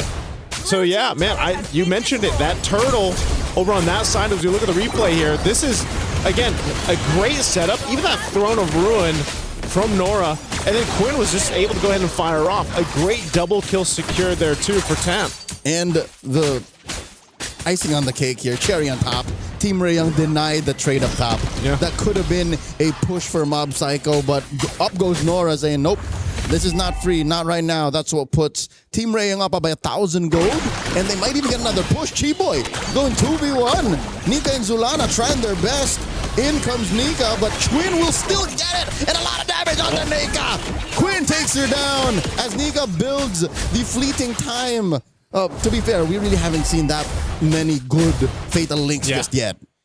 I guess it's just too difficult to actually get that setup you're looking for, you know, because even dealing with that kind of just, it seems like Team Ray Young is just marching on up to where they want to go and deciding to pick off a kill or two. They're going to go in and do tons of damage to this tier 2 turret. Wow. Whoa. Luet looking for Quinn. Goes into the lightning form, shifting skies. Quinn down to an eighth of her health. Quinn is taken down. No need for the spear. And now Zulana comes in from the east. Keyboy in trouble, gets the mount. She can only delay the inevitable. She's making them work for it. Why won't you die? Finally, Keyboy falls. That's exactly how Moskov sounds when he throws the spear. Now, putting pressure up here towards that top tier 1. They're going to go for more, but man, this is a fight for the map space, fight for objectives. All this for the Turtle to come up here. Last one of the game. They've got position favor. Chiboy will be back up. We can expect her to do essentially the same thing, but they might be a little bit too late to this. Golden Staff pickup for Quinn. They're fighting for it. Nika's going to push off Miku. And there it is. Turtle goes over to Aurora. It links by Nika. Nora very low. Oh. Nora here survives with a sliver of HP. The burn takes her down. And it's all Aurora going into the mid game as they try to find Nika. There's the mount by Chiboy. The flicker back by Aurora's roamer. And the black shoes. Miku survives. Team Ray Young, it's clear that they're just trying to get something in return. Yep. And I'm afraid that if they continue to do that, they forget that the rest of the map exists. Mob Psycho flickers back. Chiboy looking to get the mount on her. Does not have the grab on cooldown. And that's tough. Team Ray Young, they barely close the gap. They keep it at neutral, but if you look at the map, it ain't looking good for the Mongolians, for the Malaysians. Yeah, this is the hard part, man. Is they're trying to maintain that split push, you know, that's happening here every single time we see with the Moskov. But then also you've got Anu doing the same thing. Whoa, Fatal Links on a Chiboy. I think that's a worthy pick-off, especially since we know that there's a fleeting time on Nika. Yeah, so she'll have that ultimate up again here in no time. What I was saying is, again, Team Ray Young has to kind of maintain these side lanes being pushed in. And then who do you do that with? Who do you go and deal with? Mob Psycho on this Moskov, you know, can just join these fights with the Spear of Destruction. Same thing, Anu was doing that. You can see the items coming into place here too. Some of those second items already locked in across the board. Working on the third for Quinn. I think Quinn... DHS. Yep, DHS nearly there. It's going to be a big threat to Aurora Gaming once that does come online. You got that trinity of items locked in. Even the tankiness here. I'd say Quinn is on the way. She again, I said 2.5 items. Yeah. That's when you can kind of go, all right, I'm ready to go. And even if she did suffer a death at the hands of Luet, who, by the way, is just a monster. If Luet decides and says, I'm going to get you, she is going to get you. Yeah.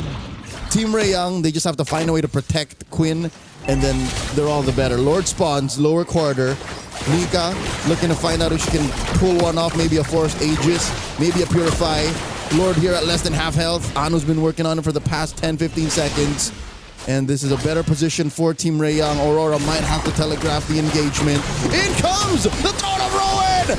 And the Fatal Links, the Azure Nika falls!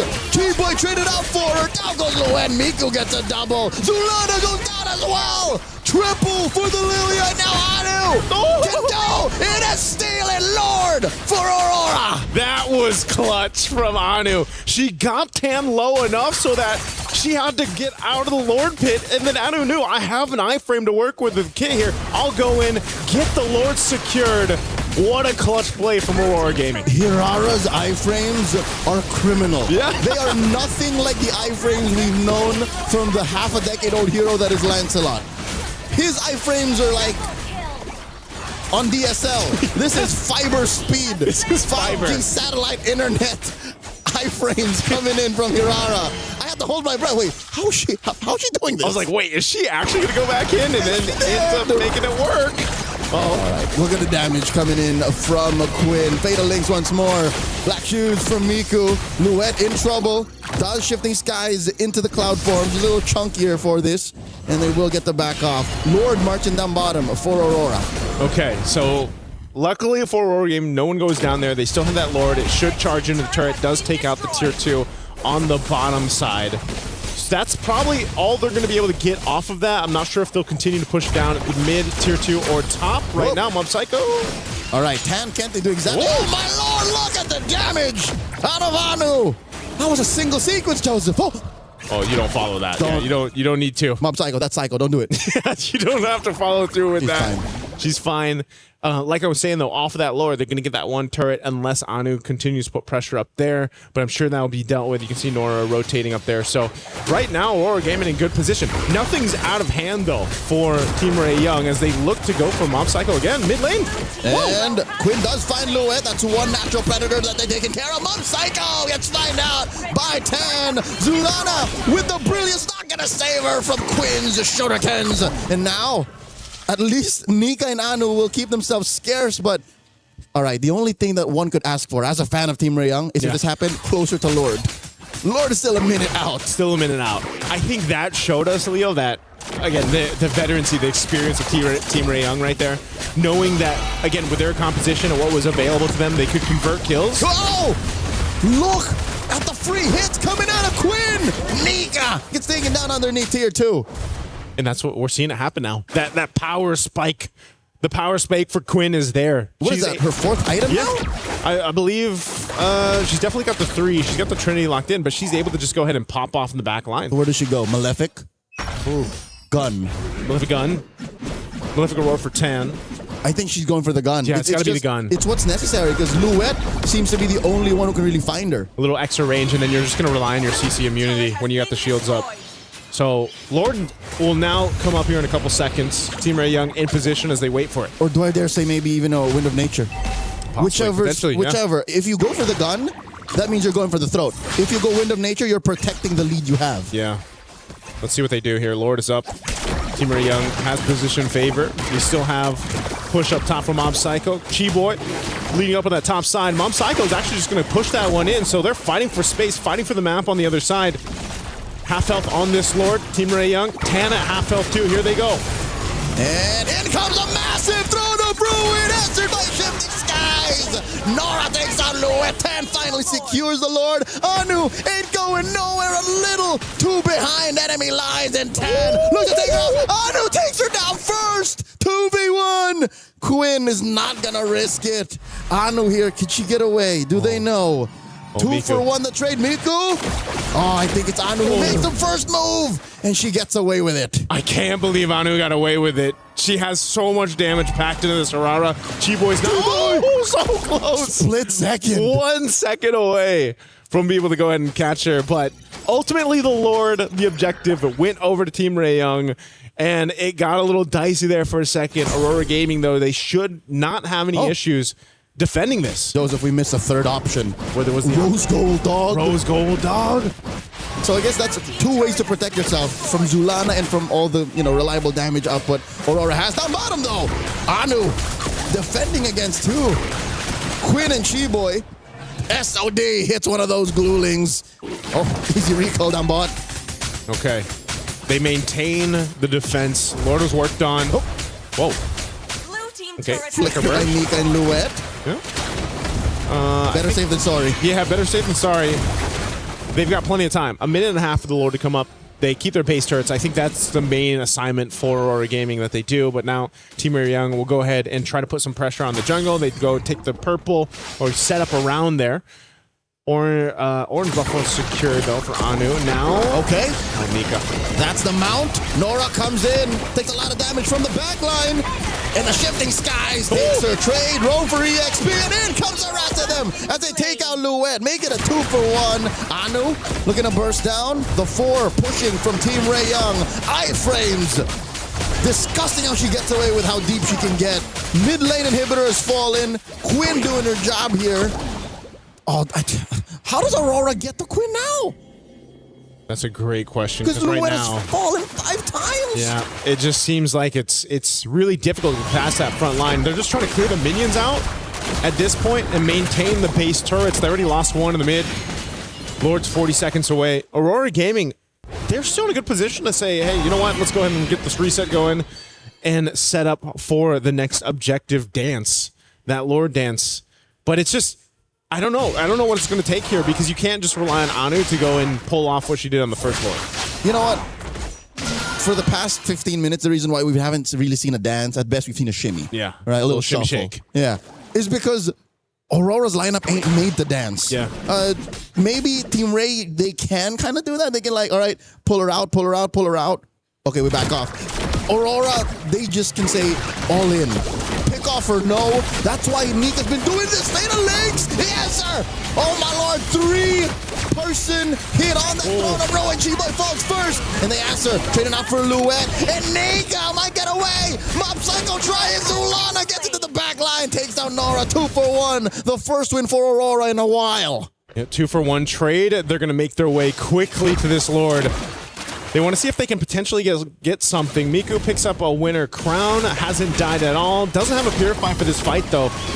Quinn as well. They're still a threat for this Lord, and you can see it. Even the 4v3. Team Ray Young. Oh, and Nika does have a Fatal Links. Not going to be able to pull it off as Quinn takes her down. Quinn with the Aegis proc and Solana gets taken down a double for the SEA Games gold medalist. 2 for 1 the trade. Finally, Miku's first death. Team Ray Young goes straight for the Lord. Team Ray Young should be able to just secure this. I don't think Anu can do anything with this, so they're just going to go ahead and maintain what they can.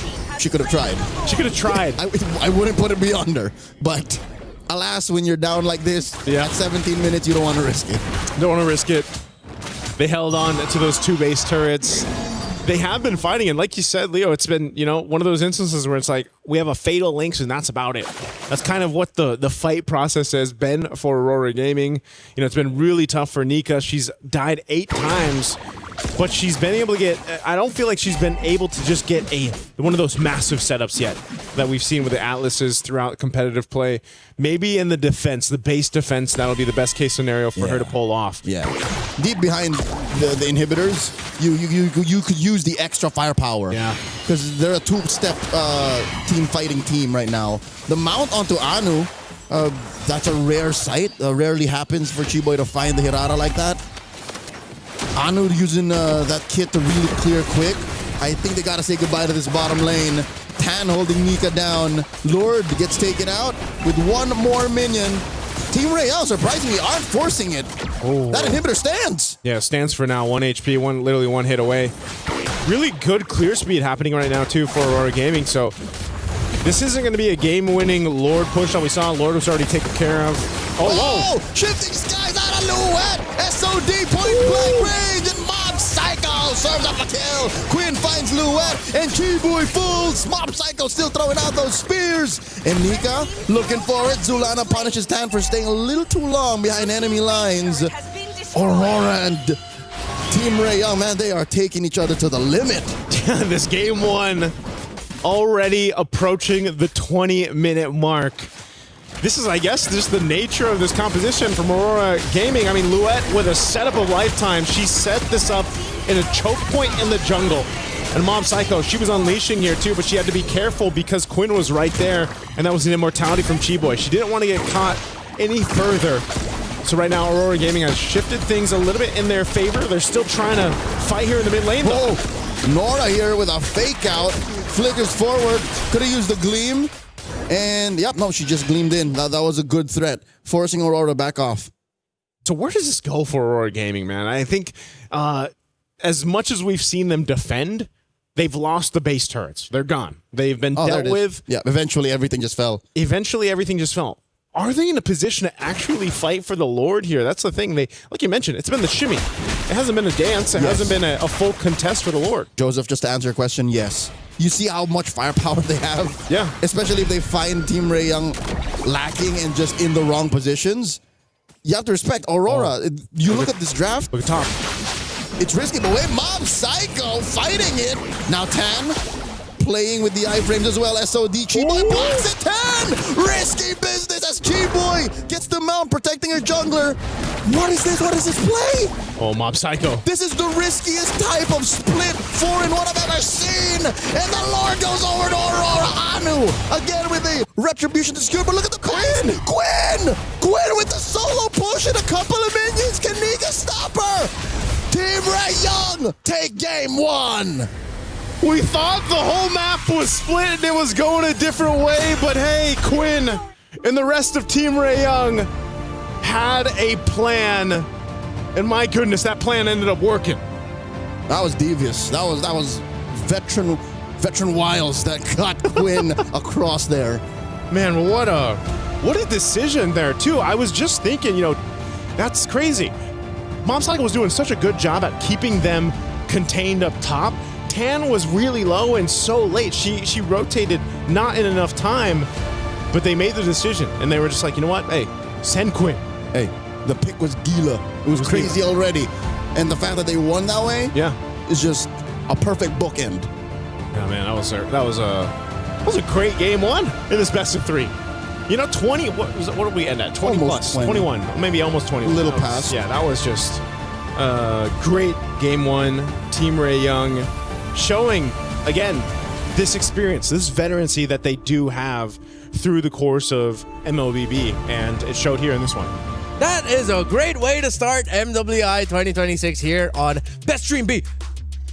I did not think it would end like that. Usually we associate split pushes with Moskov. I mean, a split push was happening, but in the end, just that little bit of detail where Aurora overcommitted and did not take care of some of the simplest things that we always point out, the mid lane minion wave when you have no more turrets. Yeah, you know what? It's not that I didn't expect how it ended. You know what I didn't expect? How it went.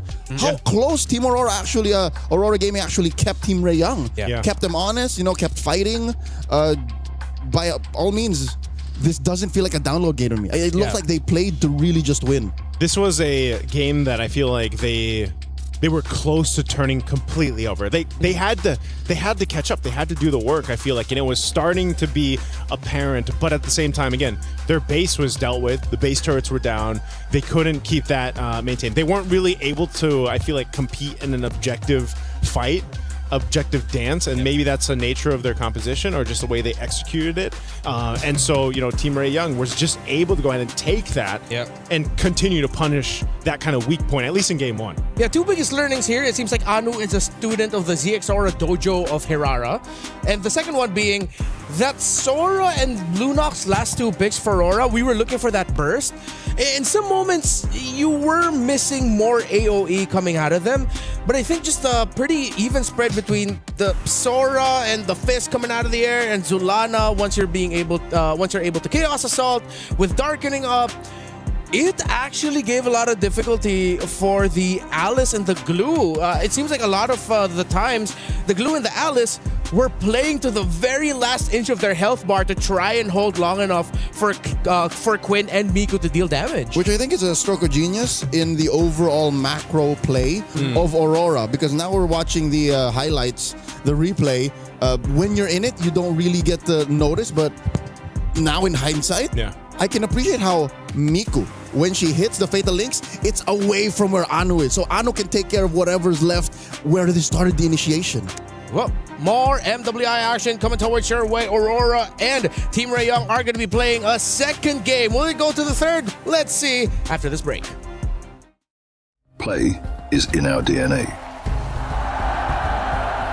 Whenever we let it out, it becomes our superpower.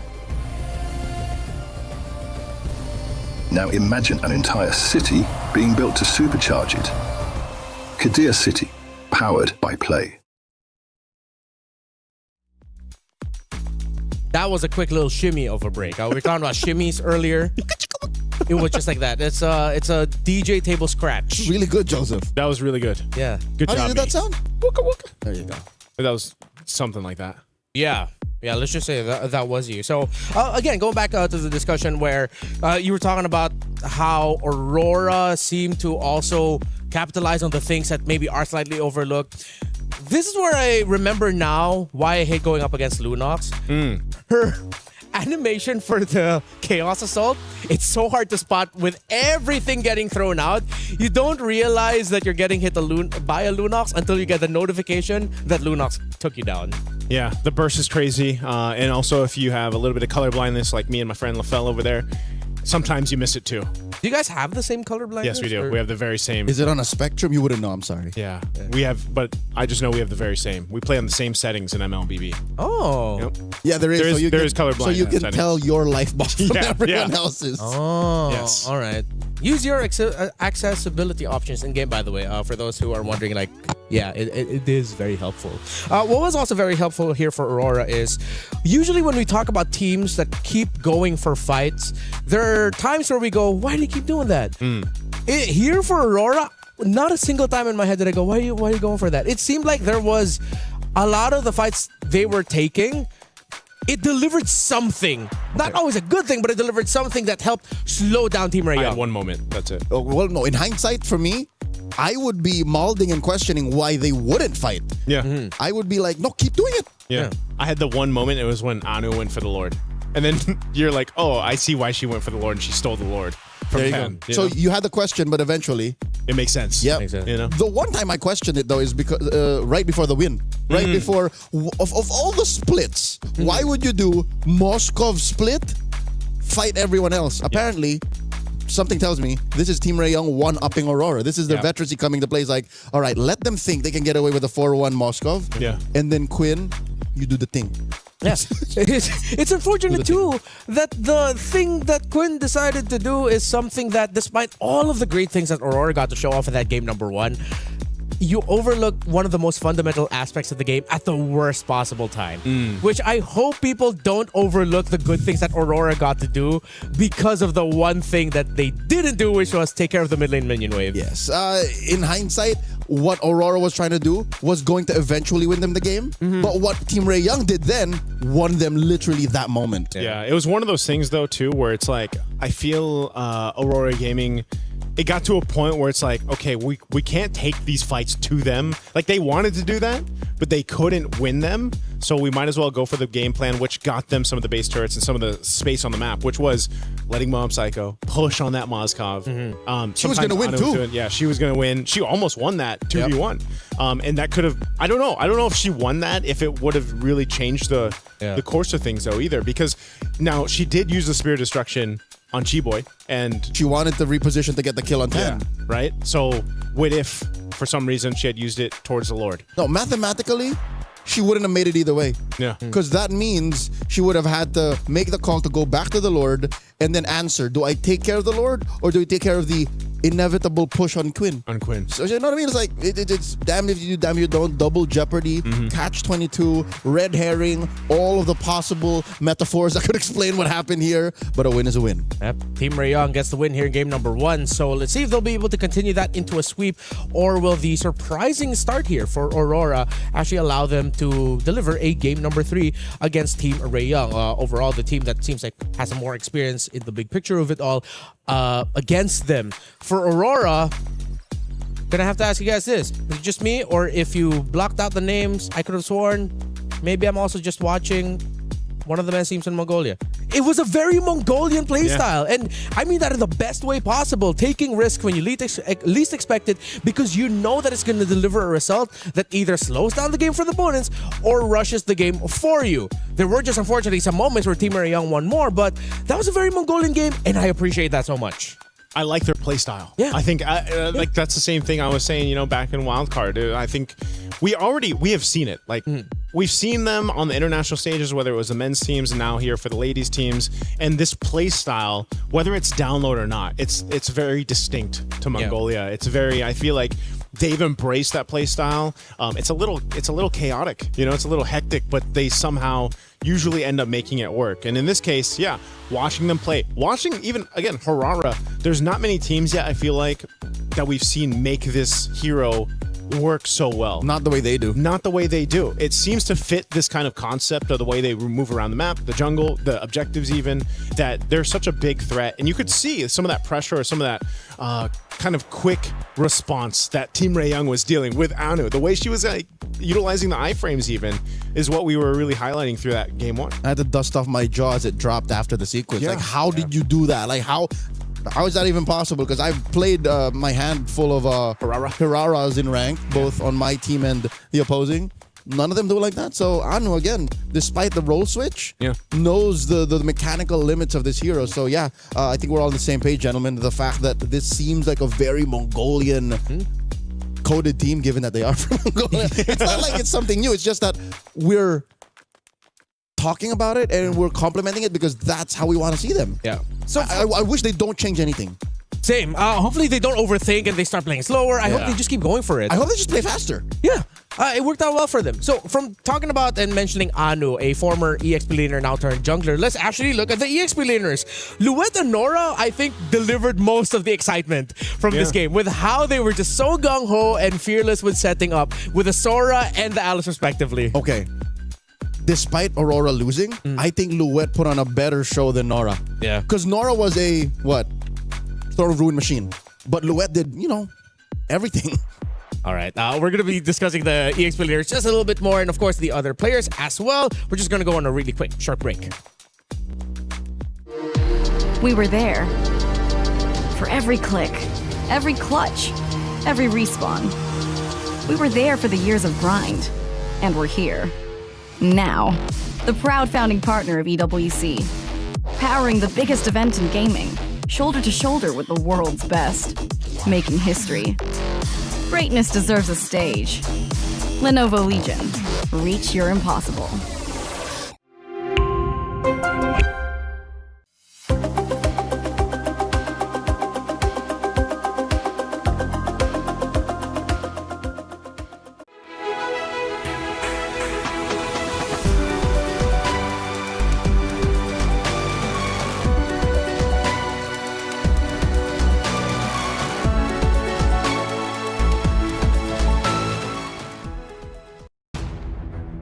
We're now entering game number 2, the draft of Team Ray Young against Aurora. Of course, if you missed it, Team Ray Young are leading 1-0. Gentlemen, I have a working theory of Mobile Legends Bang Bang. What's that? Wherein, if you are a team that has an EXP laner that can consistently deliver impact, you are on the way to becoming a top 5 team. So it's on the XP? Yeah, for the longest time, we've talked about how in the Philippines, Filipino teams are some of the best in the world, or the best in the world, because if you look at every team that won a major international or a major tournament, it's because an EXP laner showed up and went to work. So far, Nora on Team Ray Young, Luet for Aurora, man, they are putting in the work. That's what I'm saying. Yeah. When you have a hero that is as diverse and as, how do you say, utility as a Sora, she definitely put Team Ray Young on check. So if ever they wanted to force it to go to game 3, put her on a hero like that. Put her on a hero that sets the tempo for not just them, but even the opponents. Yeah. Impact. Yeah, I was impressed because if I remember right, Luet, she died early on, right? Yeah. And then she made like a crazy setup. She flickered in the first minute. Yeah, so like, that was the thing. It's like, whoa, is it a little rocky? You know, in the early seconds. Yeah. But then, boom. Yeah. No, she makes this great setup, gets a double kill. She shows up when it matters. Yeah, she continued to do that on the Sora in game 1. It's just, again, I have to agree with you. I think XP lanes are so pivotal right now. XP has been in a really good position for a while, man. Nope. Here's the thing. They were, but they were kind of down in the past 6 to 9 months. And then suddenly when Paquito came back, when Yu Zhong came back, when Arlo came back, that's when. Yeah. But I mean, XP laners still have always been this kind of concept of, okay, we have to either be there to alleviate the pressure on our jungler, or maybe set things up, sometimes sacrifice ourselves for the greater good, you know? And yeah, Paquito was kind of nuts. I think that's why he got slightly nerfed, right? For like 2 patches back to back. 2 patches. But that's one of the main things is just, I think XP lane, specifically, if you're an XP laner, is a really fun place to be in, you know, right now with the current meta. There was a time wherein, because of the Sora Valentina relationship, EXP lane was just boring. And then it got fixed eventually, and now here we are. Sora's back. I don't know if Valentina is going to, once again, you know, haunt the draft amongst bans and first picks, but I like that we're going into MWI with an open meta game. With questions more than answers. Because imagine if we just came in and said, yup, this is the draft. The action between Team Ray Young and Aurora is still underway, but of course, it's 2 champions, 1 game. My Champions Pick event is now live from now until July 27. You can submit your predictions for the MSC and the MWI champions for a chance to win 50,000 in-game diamonds and MSC 2021-25 tournament skins. Don't forget to leave your picks under @MLBB Esports post for even more chances to win. Lock in your champions now and cheer for your favorite team. It's a lot of diamonds, right? There's a lot of great skins to spend diamonds on. Wow, look at that. The past half a decade of MSC celebrated once again in the form of your favorite skins. I remember I was having a discussion with our friends from Moontown back in the back. It's like, for some reason, there was a hero that we were forgetting for an MSC skin. It was Nathan. There was a year where he was an MSC skin. Yeah. He was 20... What does that say? 2025? 2024? 4 or 5. Because it was Claude, Farsa. Farsa was 22. No. Sorry, not Yeah. sorry. Oh, yeah. No. From order, it's Atlas. Atlas 23. Farsa. Yes. Atlas is 23. Oh, if Atlas 23, then Yeah, 21's Claude. Yeah. 21's Claude. All right. Now we remember. So this is one hero that was banned out earlier by Aurora on the blue side. Now they decide to open it. Guinevere is one of the few utility junglers that were unaffected, generally so. So that's why I think they committed the ban, because she's one of the safe ones. Similar to why you mentioned Barrett's earlier. Yes, so I hope that they don't swerve this and put it into the hands of Nika. I'm not saying she can't do it, but most jungle Guineveres, I'd say like 9 out of 10 are not a good idea. It's a no-go. In recent memory, only Team Falcons PH were the only ones to be able to pull off the whole... No, not Team Falcons PH. Smart Omega. Out of MPL Philippines was the last one to go, let's try this. Yeah. Wait, sorry, Gwyn Rome or Gwyn Jungle? Gwyn Jungle. Switch up. Oh, the switch up. Yeah. When you were for sure thought it was going into the jungle. And then it went wrong. It's rarely a good idea. But dang! Not only that, but there's a Minotaur, and then the Gord comes through. All right, okay. This is what I like now. This is what we're expecting for MWI. New orders, new heroes. Minotaur has been a pick that we were looking for, even during the wildcard for MSC this year. So now, showing up very early on, day one, great. And we don't know where this Badang is going. There's a couple of flavors of Badang. Yeah. More than half of them are roamers, but then, there's a small group who just throw it into the EXP lane and make it work. Yeah, that's not me. Yeah, I'm looking at you, Diablo out of Ignite Gaming from Singapore. So here's one hero that, straddles the line between fighter and assassin. There's Suyo. Yeah, Suyo kind of fell off a little bit in the meta. I feel like this is maybe a start of where he comes through again. Certain teams, certain players still can really utilize the Suyo in the jungle. But I'm wondering what are they going to use to beef up this lineup though from Team Raeyang? Quinn. Quinn is like red 5 queen right now. So it's just whatever they need, throw it on her. Last pick. Impressive. Who chose this? Did Coach Ethan choose to go blue again? Or first choice, blue side. Home side is Team Raeyang. So Team Raeyang said, let's go red. Yeah.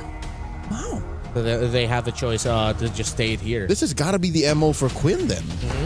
Because now that you asked the question, I'm looking at the answer. It's just whatever else they need in that slot. Yeah. And I like how Aurora still respected the Hanabi. Again, no hate on the Hanabi from game number 1. You saw it and it did work out. And then Quinn, this is something that I wanted to say earlier. Man, how she played the Hanabi, she's really maximizing the sidesteps in between basic attacks. Yeah. There were some moments where it's like, oh, she's for sure getting caught. One little sidestep to the left, to the right, and it's like, how are you making this look like you're in the Matrix? Yeah, it's surprising. Or Footwork. maybe not so surprising that a Hanabi gets a win in day 1 of the MWI. Cassius Clay, it's like a young Muhammad Ali. It's just the move, the footwork. Yeah. No, it's like you said. Float like a butterfly, sting like Hanabi. Oh. I'm pretty sure the saying sounded like something like that. Something like that. But Leo did mention that Quinn was she's gonna have one of those moments, in game 1, because you have the Hanabi and the rest of the composition, you could just kind of maneuver your way through those fights, and that's what we saw. But she's gonna get the Claude this time. Whoa! All right, some hard hitters here. And if this Freya is left unchecked, despite there being the presence of Badang and Lilia, a lot of Freyas can make it work. It's up in the air right now if Aurora do have a Freya that can make it work. Clint. It's an XP Freya. Yep. Okay, partially. Esmeralda, there you go. There it is. I think that's because they knew the trade was happening. It's Freya Esmeralda currently, especially is something that was mentioned to us, by LaFell. Yep. So both teams have fragile front lines. Yeah. Because Badang isn't really even a front liner. Yep. And neither is Esmeralda. But they're both fighting off against, again, a better formation for Aurora because they have clear artillery. And then for Team Raid, it's more mobile. It's more, where can we get Quinn to go? And where is the best place for Miku to drop the reliable burst? Yeah.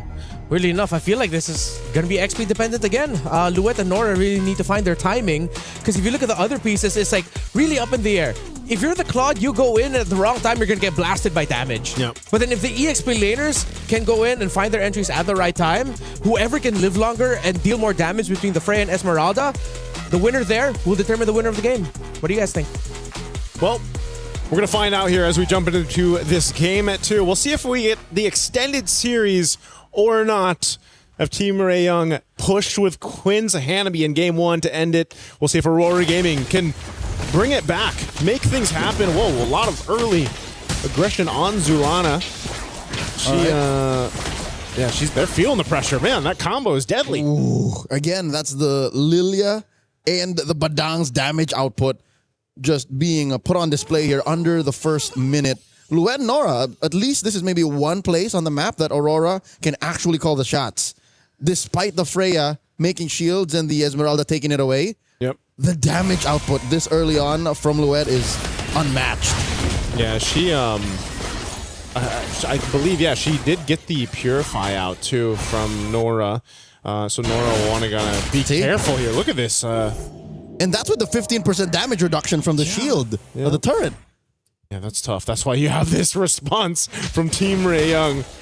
Just in case Luet's going to go ahead and just spot that out. She's not going to be convinced. So she's fine up there on that top side. One thing I was going to talk about too when Renmar posed a question before we jumped into this was, I'm kind of, it's XP lane dependent, but I'm also just worried for Team Ray Young in the sense of if they get set up. Whoa, Nora. She's really threading the needle here, man. Yep. Whoa, look at this. A Requiem finds Chi-Boy. Flickers back. She already is missing one major resource. Tan puts Nika on check. Joseph, you were saying? I was saying I'm worried for the amount of crowd control that Aurora Gaming's composition can throw at Team Ray Young because I feel like they're almost relying on the amount of mobility that they have. Between, Suyo being able to kind of dash out. Of course, you've got Claude with BMI. Black Shoes as well. Let's see how this pans out. First Turtle, it's going to go for a reset. Got some of these level 4s locked in. Chi-Boy, though. All right. She does find the break already. Anu gets taken down here. Damage out of Miku and Tan a little too much. With that free takedown, first blood drawn, Team Ray Young gets the green light, goes straight for the turtle. That's a win. I think Aurora kind of pushed themselves a little too far. Chi-Boy off camera, taking down Nika, and that's all going to the Malaysians. That's a deadly Chi-Boy on this Badang. 2 kills now on a roam like this. This is, and as aggressive as Chi-Boy has been throughout her, performances in MWI and the qualifiers even, this is not what you want to deal with if you're Aurora Gaming. This is what we were missing. Yeah. We missed her last year, and now she's back. She's like, I missed this. This is how it was. I want you guys to shout Chi-Boy, Like, she's well on her way, having 2 kills. This is the thing, too, the threat. I'm wondering on the exact build path that she's going to go here. She's already a big enough threat, too, running that Quantum Charge and, tanky enough, Suedo tank, if you will. Here. Where's she going? I think she's on her way to a Thunderbelt. So once that Thunderbelt's locked in, even more of a threat. But I'm just wondering if there's a time where Aurora Gaming's lineup, now that they have this level 4 available, if that setup potential, the crowd control I was talking about between the spatial migration from Guinevere or even the Fury, right, from Nika, is too much, and it overloads Team Ray Young on their approaches in these team fights. Yeah, there is a world where Chi-Boy doesn't get the ideal initiation, wherein her punches and her cracks may miss.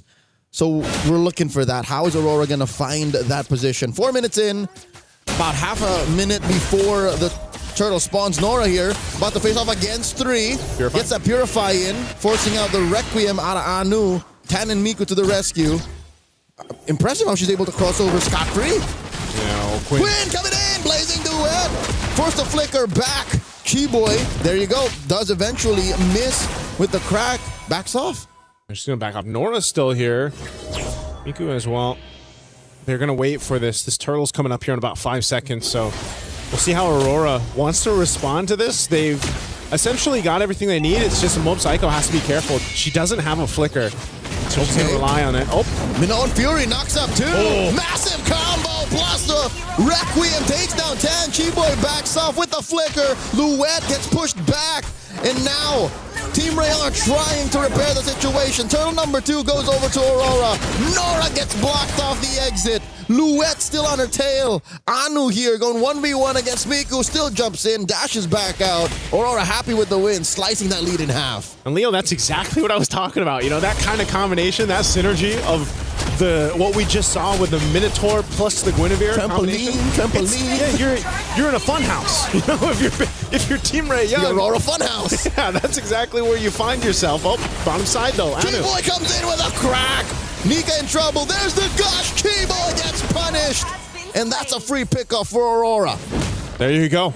Aurora Gaming finding themselves the little wins here across the map. Team Rayon, they need to respond to that. That's a huge presence from them, though. 4 players down bottom. 4 dudes. The rest of 4 girls. The rest of Team Rayon was elsewhere. Yep. Hey, Zulana now, I was wondering when they'd get the anti-heal, but since she had a great start, you know, 2 kills in, you got a glowing wand already. And she's about to get the piercer. She's gonna go for the piercer build. That's a piercer. Yep. That's exactly how you make it work, because you know that Zulana doesn't have to be up in the thick of things. She can just wait for the setup, the trampoline combination, if we're going to call it that, and then just gush. And if you start getting the Sky Piercer procs, you're good. The Mongolian bounty house. Yeah. You take them for a ride, man. Somebody's birthday somewhere. Nika here jumps in, engages, forcing Tan to back off. Chiboy gets spotted out of the pixel brush, drops the break, puts up the wall, denies Anu the entrance. All right, Turtle's coming up here in just a second. It's been pretty much quiet here after the setup that we saw from the last one, and then the play down bottom. Team Rayon definitely kind of slowing the pace a little bit to be a little more cautious on their entry points for this. Turtle spawning now. Little projectile. They do find it. Chiboy dodges the bouncy house. Flickers on to the right of the engagement.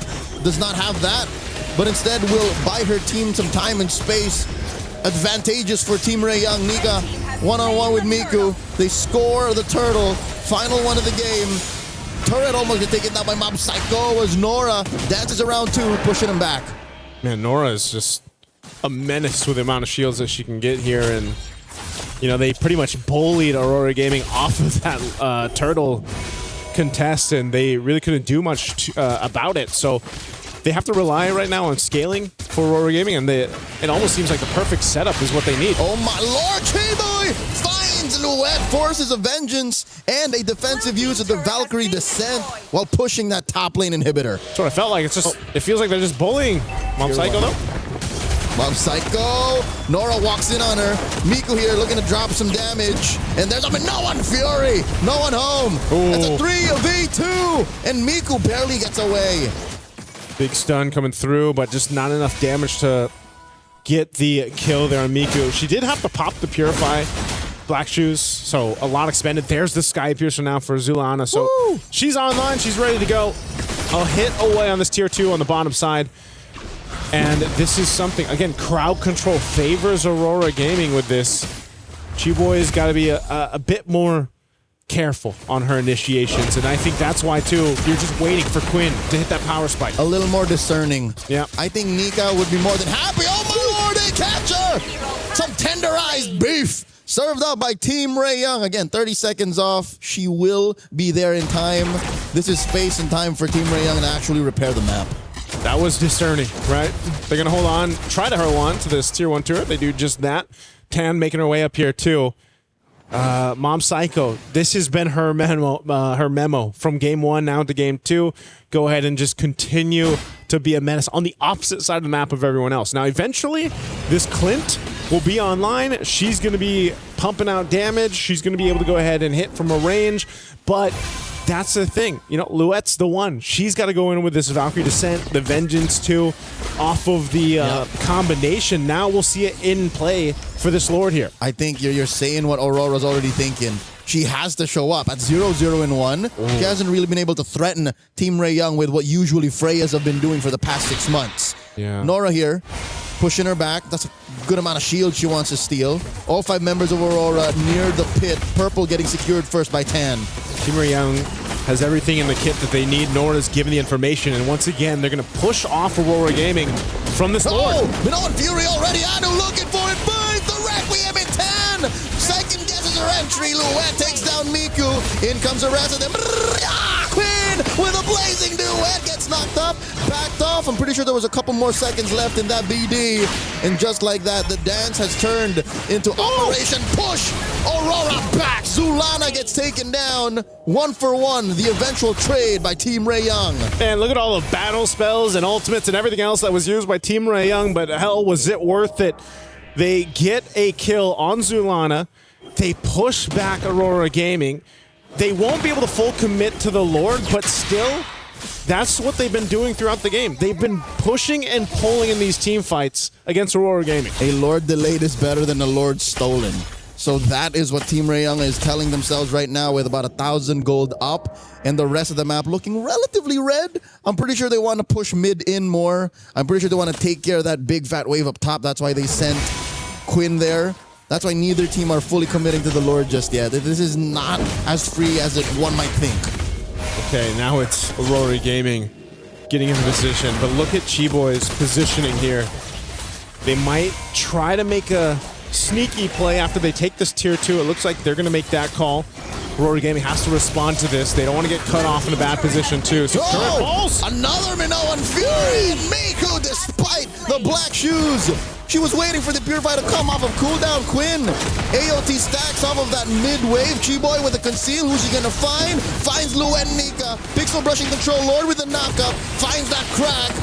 And will look for the break, but she gets knocked up and taken down first. Nika scores it. Quinn finds Zulana behind tier 1. Lord still standing. A 16th of its health. Tan has a red tree. Anu will not be able to, but it's one Mob Psycho. The Clint steals away the Lord. Tan cleans up house in frustration, in anger that was supposed to be ours. It was time for Mob Psycho to step into this game, and she does just that. Here's a replay. Great setup, and this Blazing Duet was held on a little bit longer. Quinn will capitalize the kill on Zulana, and then this was just a face-off, a dance for this one.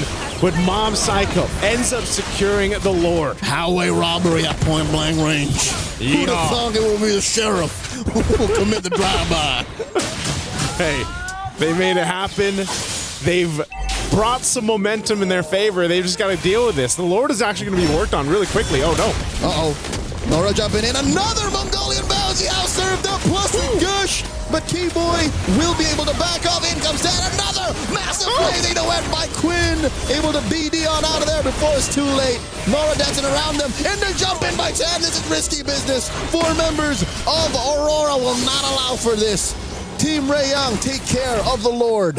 Okay, I think Team Ray Young's going to be happy with that. They took care of the Lord pretty much as soon as it spawned.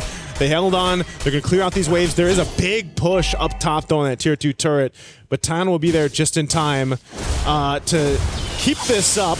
It does get brought down to a quarter of its health, but still, one thing they want to be careful of is Zulana, once again, on that Sky Piercer. Lightning Trunchet locked in now, too, with the Gourd. You're seeing the amount of damage that can come through with that burst. But Quinn also being a threat. She's going to go ahead and start being a big problem for Aurora Gaming, and that's why we're seeing the timing on these team fights are so important on how they approach them. And so for Team Ray Young, their job right now is just kind of wait. They can't really choose to just pick someone off of this. It's really been reactive to Aurora Gaming has been thrown at them, unless it's Chiboy. But I think at this point in the game, she doesn't want to risk that. Ooh, Miku here down to a third. Again, she has to protect herself more than once now. She's been caught off guard, especially since her Purify is often on cooldown, given that every single hero on Aurora Gaming's lineup has some level of crowd control. Yeah. So that's why, Joseph, that's why Team Ray Young is always kind of like reactive. Yep. It's because they're always at the mercy of Aurora's crowd control. I think that's one of the great things about Gourd. Just the Mystic Projectile, that little stun, can only not only just stun you, but it can also check bushes, Yep. give you that vision. With amazing just like range. that. Yep, amazing range. Oh, Nika here, couches 3. The burst damage is real. Forced the flicker back. Massive tool, a resource that Team Ray Young have forced out of Aurora. And she's not going to have that for the Lord. This Lord is coming up here in about 8 seconds. No flicker available. That's such a, you know, it might seem like a small thing, but it's a big part of making this Minotaur and Fury be a surprise. Yep, whatever bounty house is coming out of Aurora now is an honest bounty house. You see it walking up to you. Imagine how scary that is, but also how easy it is to dodge. Yeah, it's already inflated. It's just coming towards you. Rolling down the street. Like, I know there's a party on the way. Half health from this Lord. Let me step to the side. Oh, Louet might be looking to step to the side of this one. There it is. Catches just 1 plus the Requiem. And Zulana does bring out the Gush. Miku here dealing the damage up to Louet. That's Louet boots. But Miku will go down as well. 2 for 1. Aurora happy with the trade. Now Nika getting a lot of lead on her face and tan. Can't finish the job. Finally a 2 for 2. Nora dashing on out of here. Still a long earned kill. Team Ray Young just up 3K. Still not in a good shape to take the Lord. The burst from Mob Psycho. You're in my game now. 10 gets taken down to a fifth of her health. And it comes the blazing duet. But the sheriff says, no, not on my watch. Oh my goodness. Mob Psycho takes down Quinn. And Aurora goes straight for the Lord. What are we watching right now? Aurora Gaming? The push and pull, Sheriff's Town in a Mystic Gush. And oh, 10! Look at the Lord! 10! Guilty! What? Guilty! 1 count of Lord theft! Not on my watch, Arthur! 10! What just happened? What in Town Nation?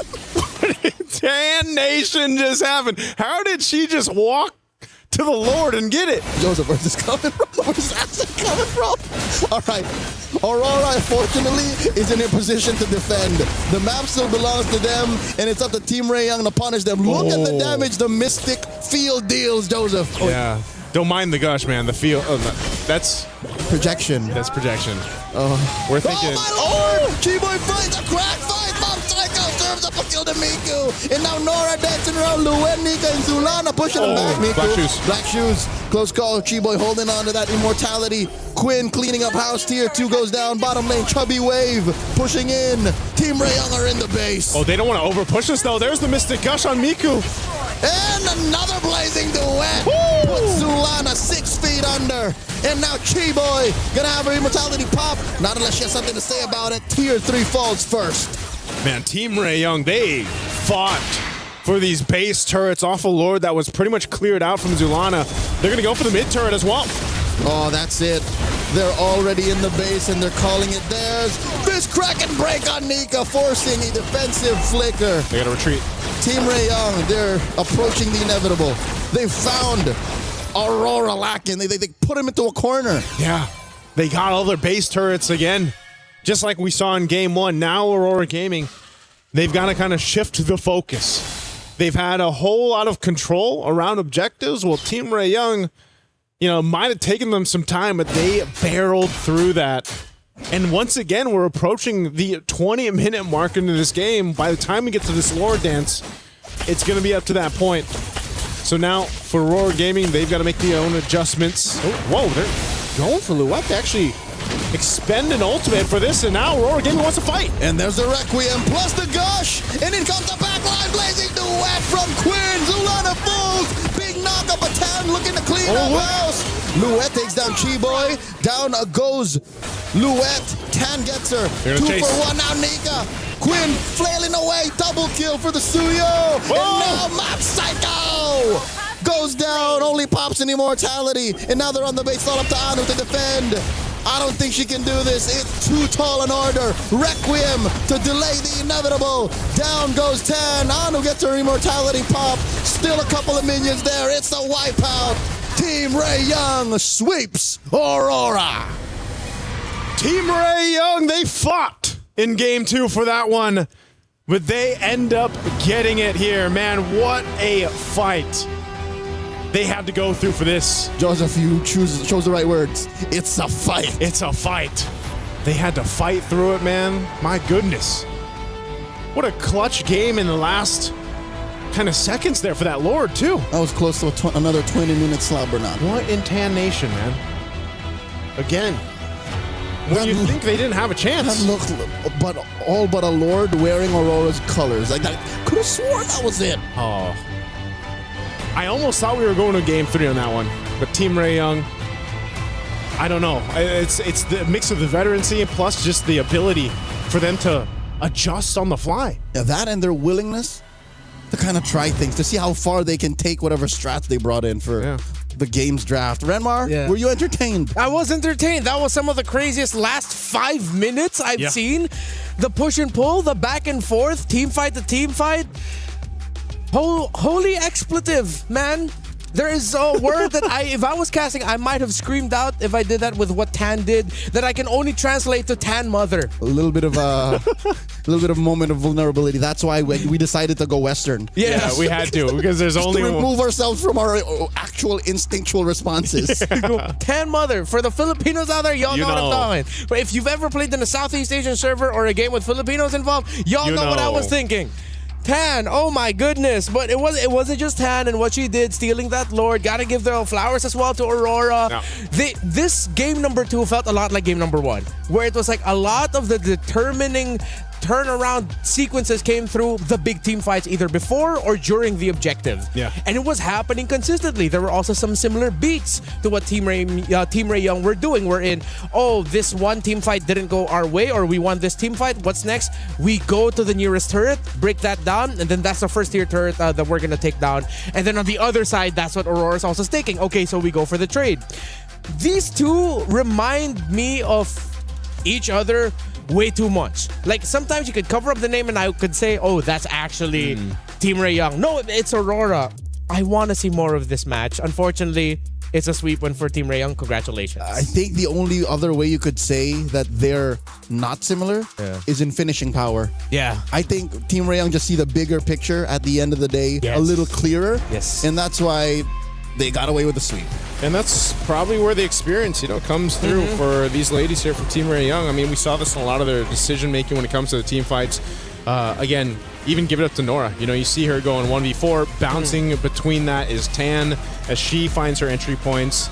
And there was just a lot of good fights that you saw here from Team Ray Young and executing what they had left, even if it was just 3 of them left. 3, maybe sometimes 2 in some of these situations. But they really made it work. And this is... Yeah, look at Tan here. Just walks up, takes that lore. Yoink. With the assist of Chiboy as well. One thing that I started to notice here, though, and I think this is one of the very, very little adjustment that maybe Aurora could do and then start shocking some other more teams in their group, is that just because your roamer has a big ticket ultimate doesn't mean you have to use everything alongside that big ticket ultimate. There were moments where I was thinking, why is Aurora gassing out? It's because Team Ray Young, we've talked about their veterancy and experience, they're holding on a little bit longer to key abilities, whereas Aurora, they're just throwing everything out. Yeah. I feel like sometimes when we saw those fights with Aurora Gaming, it's like, all right, here's our setup where it's going to happen, the bouncy house setup that we talked about, and we're going to throw the Mystic Gush, everything else at it too. And then once that is done, once that window's gone, if they haven't killed who they need to, it's like over. Yeah. That team fight power with that competition is kind of off of that. Yeah, and it was also similar to what happened in game number 1. A lot of the entries by Nora as the Alice in that game number 1 came off of the fact that the initiation by Aurora trying to take down Chiboy real quickly didn't work out. So then here comes an Alice punishing all of that. It's a small adjustment, but I think Aurora could do it. They took Team Ray Young to the limit in some of these moments.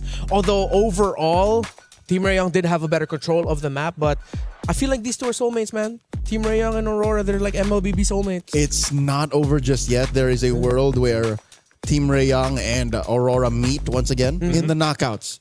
Because Team Ray Young can go this way, and then Aurora can kind of go this way, bracket-wise. Yeah. So your dream could still come true. It's just, I hope Aurora learn to adjust on the fly. You can see they're cooking. Yeah. You can see that there is, like, hear me out. There's a moment like that. Yeah. It's just, I hope that they are able to adjust mid-game and like kind of step on the brakes a little bit, because that's, I think, what's necessary, especially against more veteran teams from, you know, the bigger regions. Yeah, I think that's going to be necessary too for them, just to be able to, and maybe this is the downloading concept, you know, that they can kind of learn from the series here, because I really like what they showed us. And you got to think, that's back-to-back games, like the 20-ish minute mark. You know, those are already really long games in the current meta for MLBB, and you know, they win against a more experienced team, I would say, and you can take what they learned here and maybe clean things up, because they've unfortunately, you know, now they're sitting at the 0-1. They're gonna have to win the next one to stay alive for MWI. You know, on the other side of the table, Team Ray Young, I feel like they got the win that they needed to get to start off their campaign on the right foot. You're the more veteran team. You have players who have played in the previous MWI here. You have a gold medalist in your ranks. They needed to get a 2-0, and they did it. Was it always the cleanest and most dominating game? No, but I feel like we saw a lot of the strengths of Team Ray Young here that could really help latch onto and really try to convince the world that Team Ray Young are a team to watch out for here. They are a team to watch out for here. Yeah, their concepts are sound, and if anything, looking at their draft and the gameplay, they were pushing some limits. They were willing to try things in the metagame. So once whatever this Scarlet Embers patch brings, like let's say in 2 days, 3 days, I'm expecting a cleaner and more polished Team Ray Young. Yeah. And I'm expecting to hear now from a member of Team Ray Young. I believe it's Chiboy alongside LaFell on the stage right now. Are they ready? Y'all ready? Thank you very much, gentlemen. Yes, my name is LaFell. Alongside me is Chiboy. First of all, big congrats. You did amazing. You know, amazing glue as well as the badang. So first of all, I gotta ask, how do you feel? Because honestly, game 1 and game 2, it wasn't super easy. It took you guys like, what, 21 minutes, 18 minutes? How was it going up against Aurora? Okay, I think for my team, they really did a good job. But for me personally, because I did a lot of like mistakes, I misclicked so many buttons. Because for me, the buttons, I don't know what's wrong with the buttons, but I keep pressing the wrong buttons. Yeah, I think I've adjusted it. So hopefully the next game, it won't be like that again. And also, I really want to thank my team for not like blaming me for like pressing the wrong skills, and thank you for carrying. Nice team, nice team. Hey, speaking of, I still remember game 1. Eventually, we got Hanabi ending the game with the back door. But before that, we see you and Tan. So 10. You know, Tan, potato, right? So you and 10 tried to get Mob Psycho on the Moskov. Yeah. And then all of a sudden, the Moskov did so much damage on the Lancelot. So tell me, what was the first plan A? And then how did plan B, just ending the game with a split push, happen? Oh, I think I saw Moskov at the bottom right. Then after that, I told 10 to go and chase him, but I went behind. I should have just straight away go to him, so it was my mistake lah. And after we failed, Queen was like, she said this, you know, trust me guys, you guys better trust me, I'm gonna end. Then we just disturb the enemies, and then we don't let them go back, and she ended because we trust her. Hey, you know what? Trust is very good. And see, good on you. You pressed the wrong buttons, but you made sure that the Moskov just couldn't come back. Now, talk about game number 2. Amazing badang as well. I gotta say, Mob Psycho seemed pretty strong on both games. But who was the real problem when you go up against Aurora? Like, who made winning very difficult? I think for first game, I think it's just Hirara, because I still don't understand the skills. So many skills. At one time, I played glue, right, and then I ulti her because I thought she didn't have skill, but she still got skill. Then second game, I think you just like keep pressing wrong buttons, you know. Like first time I think I got 2 enemies, then I second skill, and then I wanted to ulti, right, I pressed the second skill again, then the wall's gone. Well, nice try. Nice try, say la vie. Now, here's the thing. We gotta talk about your upcoming opponents, right? Who do you think you're going up against? Is it Falcon's ID or Zeta? Falcon ID. You're wrong. Wrong? It was 2-0 Zeta. So wow. Yeah, I know. Wow. Like wow. Like how do you feel about that? Because I didn't watch the game so much because I was watching you guys, but then when I watched the scores, like, that's very interesting. Wow, that's an crazy results. Unexpected. Do you think you can prepare for that? Can. Why not? Hey, there you go. So this is Chiboy or Keyboy. It's Chiboy, guys. Yep. Remember it. Speaking of, 10 did amazing. Could be 10, but we're gonna be calling 10. 10. Thank you very much. And now, here's the thing, Stream B, we still got more games going on. So we're going for a break, but when we return, we're gonna start the second best of 3. We'll see you guys then.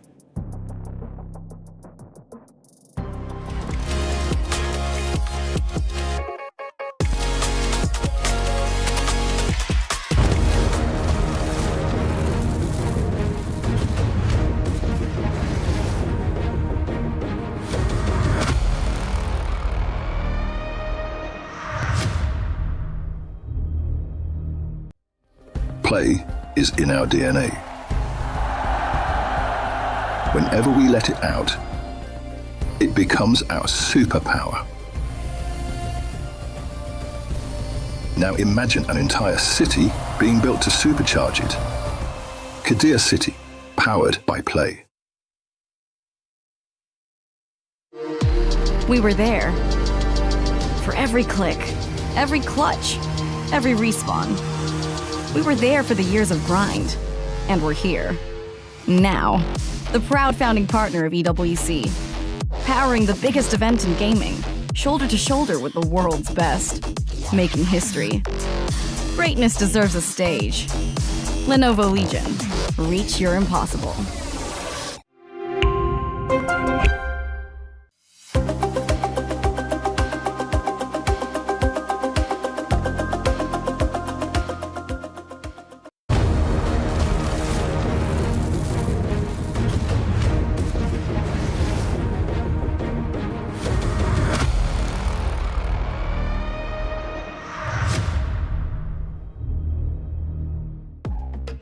A lot of learnings there, especially the surprising result that happened in the match in Stream A where Saita, a team from China, swept the team that a lot of people were looking at as one of the strongest heading into MWI in Team Falcons ID. But before we expand on that, I just wanted to get it out there that I was very surprised. Still here, of course, with Leo and Naisu.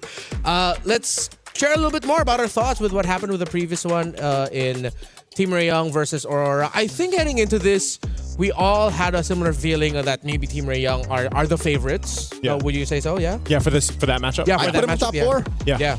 Oh, Team Rayong. Yeah, he are did in his top four. predictions. Oh, actually no, I didn't get to do my predictions, so I wasn't doing. But a team that could beat Navi Malaysia definitely got to put them at least in the top 5. That's true. I definitely think they were favored. But I again, yes, it was a sweep. I liked what we saw from Aurora Gaming. I think they really fought hard for that. Just unfortunately, I mean, they went the distance, right? These are they're 20-minute games. Yep. Game 1 and game 2. So. They were entertaining, yet still a legit threat. Yeah. There were moments when I thought, if they could wipe out Team Rayong right here, right now, we're going to game 3. I thought we were going to game 3. Like, that's the thing. There was definitely some moments in that in game 2 where I was like, yeah, Aurora Gaming's got this. So I almost like Hirara now. But as Chiboy says, sometimes I don't know what the hero does. So. Hey, I'm pushing the buttons too, Chiboy. You know, she's not doing what I want her. Yeah, it's one of the difficult things to understand about Hirara is she said the most. She said, okay, this is why Chiboy, especially after MWI 2024, she was one of my favorite personalities. She just says a lot of the most relatable things to everyone. Things you're thinking, but then she says first. Yeah, it's like with Hirara, it's like I thought she had skill, but then it turns out she doesn't have this. She does have her skill, and yeah, and she did like the face like a lot of us would do. It's like, oh, I thought I got her. Oh, no, I guess not. Yeah, it's just what you get when you're going up against someone like Hirara. How she was surprised by Saita's win. Yeah. As a sweep, because she was like, so who do you think is Falcons ID? No, but oh. I think that's relatable too, man. You know, because I think a lot of people. I need to watch that. Yeah, we have to go back and see this now. Yeah. Again, Team Falcons ID, based on all the discussions that we've had with the players and the teams, a lot of them were saying that they were the strongest scrims-wise. They were looking really good, and then a lot of teams were putting up... there were even some teams saying that, they might actually be the one to give Vitality a run for their money and would predict that they'd win over Vitality in the Grand Finals. But then starting off your campaign with a sweep loss to Zeta is... Now I want to see Zeta because what kind of team are they? I think this is less an issue for Falcons ID. Yeah. I mean, going through the lower bracket, being number 2 to Vitality for a majority of the year is something that's not alien to them. Yeah. But Saita out of China, they swept TLG, a name and a team that we're familiar with from MWI from previous years. Yep. I think this is a bigger spotlight for them. Yeah. So now we put on the spotlight Virtus Pro, one of the teams going up in our second match against Twisted Minds. Rafa, Miss Meow, Livin, Minun, and Lunar. Rafa, Livin, Lunar, very familiar if you've watched. They were former, even Miss Meow, if I'm not mistaken, were former members of Twisted Minds in MWI last year. But they're bringing in this time Minun, who, if I'm not mistaken, the last time we saw her was in VSG in 24, or did we see her in 25? Yes, she is an ECA athlete. Yes, yeah. So she's been here. She knows what it's like to play on the big stage. Yep. And this being the mix of talents that we're getting for this rendition of Virtus Pro in MWI, I expect... I don't know, this is interesting because you have the macro of the Philippines in Miss Meow. Yep. You have the Vi gameplay out of the ECA. Yeah. And then you have that MENA balance. Yeah. Virtus Pro went completely undefeated. Didn't drop a single game in their qualifiers. 9-0. Yeah, 9-0. And if you're wondering, does that mean they beat Team Falcons MENA? No, Team Falcons MENA qualified through the African qualifier.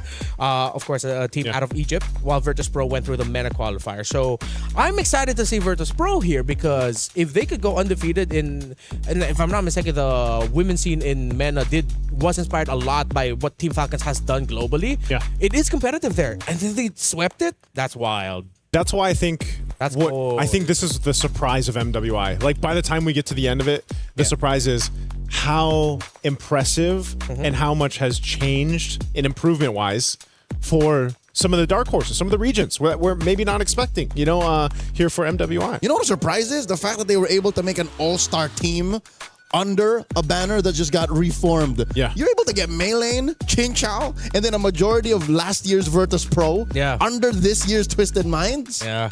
This is a very trippy for me because, again, a lot of the names here just used to be in the other org. But, of course, Maylane and Chin Chow coming from Team Falcons ID.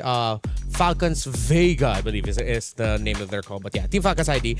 I like how these two teams are quite international in their own right. Twisted Minds has a little bit more of a Vietnamese presence, but then you got an Indonesian presence. Meanwhile, Virtus Pro, you have an EECAN in Minun. You have a Filipino in Miss Meow, although as per our previous discussions with Miss Meow last year, she has been in MENA for quite some time. That Filipino story of growing up. She's lived there the longest time. So she can blend in very well with Saudi Arabian players that are also with them. So it's interesting. It really shows how global MLBB has gotten just with these two teams alone. Yeah. And we don't even have Giga Esports on yet, just yet. Yeah, GK is the most international of the teams that we have. Yeah. 5 different nationalities on this single team. Yeah, that's what makes these international events, I feel like, so special. Like you get a chance to go ahead and see players from all over the regions. That's why we mentioned too earlier on. You got those mix-ups happening. I think even for me, when we were coming into MWI and preparing for it, I was like, man, yeah, there's so many familiar names, and then you have these shuffles happening, right? Some team members going to this team, and then of course, cross orgs teammates. Happening. Yeah, but it's such a great opportunity for these female athletes to go ahead and go through this, and again, competing on the biggest stage for, if not the biggest, or if not one of the biggest prize pool for on the annual calendar for Women's MLBB. This is the place to be. It's the competition. Stream man. B. Stream B is the place to be. But now here we are, Stream B, wondering about what happened on Stream A, man. Yeah, I'm gonna have to pull this up at some point. Currently, they should be going through. Their second match. I think they've gone to Group A.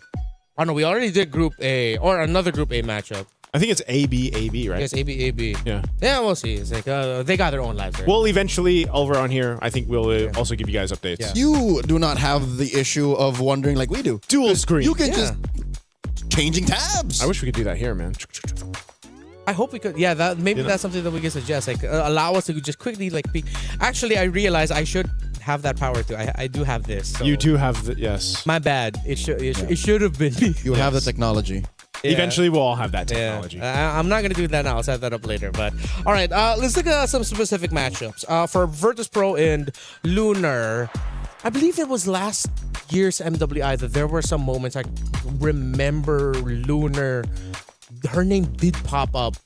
Was she the one that got some highlights on a rare Bruno pick last year, or was that in 24? I think it was.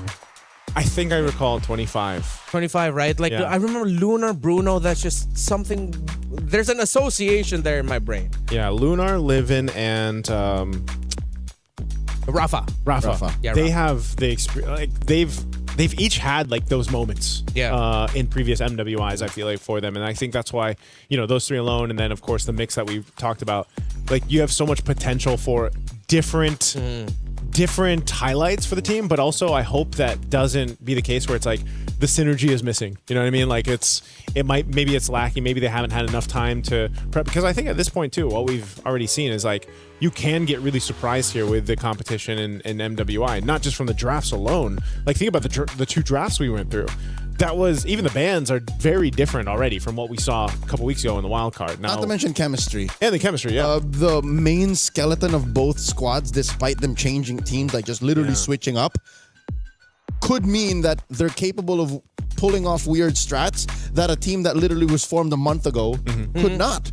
That's what I'm expecting here. More than just the individual play and the overall macro and how they define what Scarlet Embers is capable of or what you can do in this meta and in this patch. I'm looking forward to how well they can use their own relationships, like how well they gel together. Because again, we've known them for a while. They've known each other for a while, which I think makes this, again, a perfect match like we saw in Team Ray, Young, and Aurora. They both have like 2 new members each. That's true. With the 3 members that are of the same nationality and have played together for a longer time. So we touch on Lunar a little bit for Virtus Pro, Twisted Minds, of course, on the other side, Chin Chow.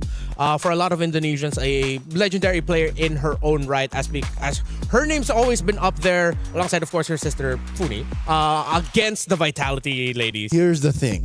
Even when she's not part of the competition, Chinchaw is on ground. That's how big and how important Chinchaw is in the world of MLBB Esports. Yeah, we had her as a panel guest. I was gonna say, point last year in MWI. Yeah, I remember. Yeah, I remember she was sharing some of the insights there from last year, and so it's great to see her now here competing. I do remember one thing. I believe it was Chin Chow who did mention she wanted to see a Nana last year.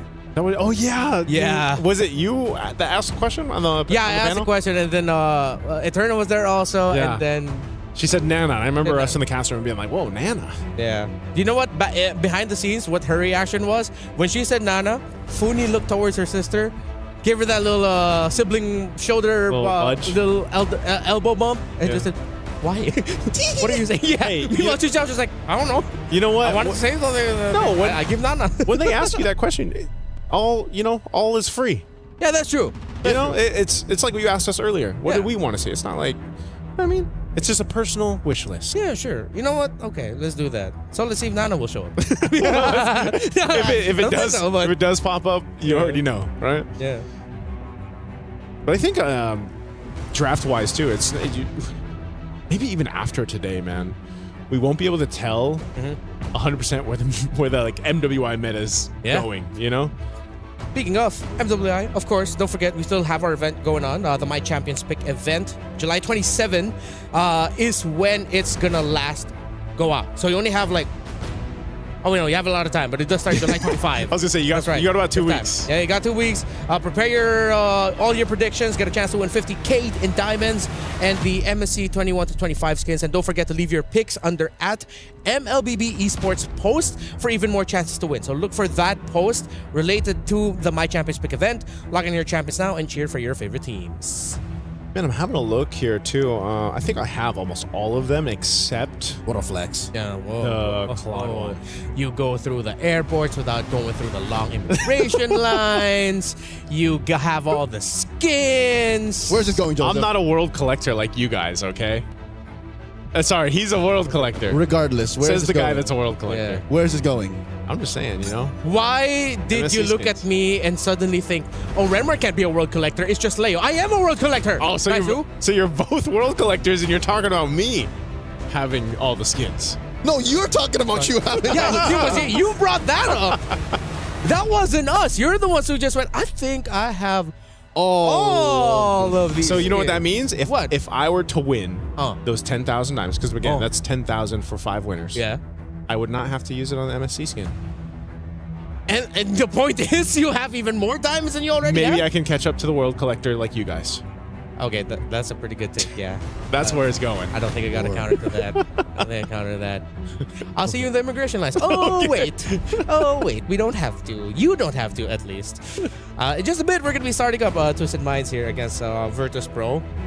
I wonder if they had if these two teams had words with each other like right beforehand. Yeah. Acknowledging the fact that it is pretty funny that organization-wise, Virtus Pro was mainly backing a Vietnamese-led team last year, and then mainly a Saudi Arabian team last year for Twisted, and then now they just do that little switcheroo. Yeah, that's funny to me. I wonder how that all like comes into play. You know, what was that conversation? Yeah, what was like? that? Yeah, like what was the meeting on that one like?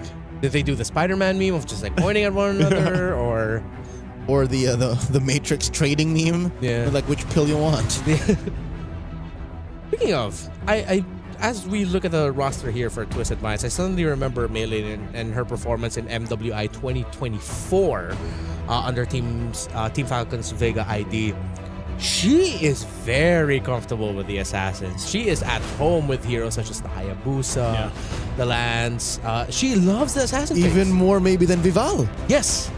More, one might say she's more bloodthirsty than Vival. Yeah. Vival, even in the time of Lings and Lancelots, was always just scalpel precise. She was always just, no, I'm gonna do what's necessary. I'll invade when I need to, but I'm not gonna run for the kill. Melee though, different beast. Yeah. This might be like a styles clash between the two junglers in Miss Meow, and because I remember from Miss Meow's performance last year was that it seemed like her pacing is a little bit more of the slower side, not to detriment her, but more calculated, I believe is the best way to say that. She likes to take her time, get the information, and then pounce. While Melee will make that opportunity happen and will make certain sequences happen, even though most of her team doesn't see it yet.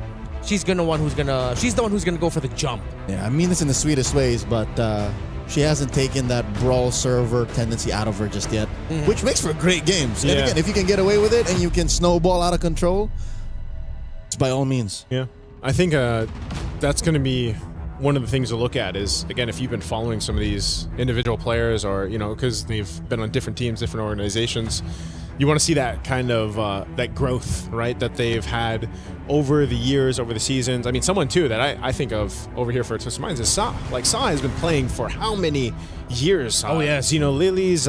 She was on multiple teams leading up to this. And it's Virtus Pro last year. Virtus Pro last year, and Sa loves MLBB so much. She does, and she is one of those more aggressive kind of style mid laners. Yep. And last year when they fell, she couldn't hold it. That was a tough one, right? So, how much has changed in a year's time, right? Oh yeah, no, I remember Sa also, because I think it was in 24. Was it last year wherein she had to eliminate like one of her closest friends in.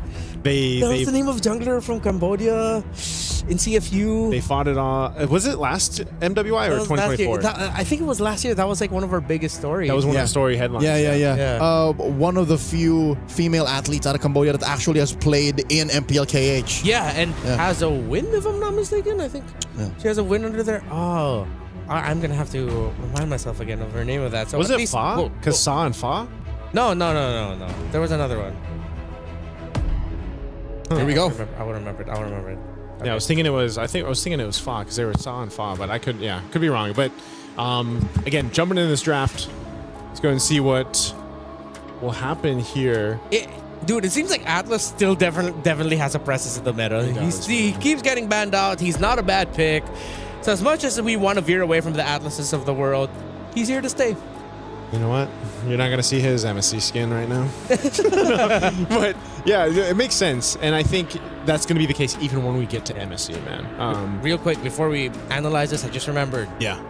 It was Tagami. Oh, Tagami, yes. Yeah, from CFU. That's right. And then in an interview, they described that they were actually really close friends, Tagami and Sa. Yeah. So when Sa had to eliminate Tagami, and they had that picture of them, like hugging it out. It's like, I'm sorry, girl.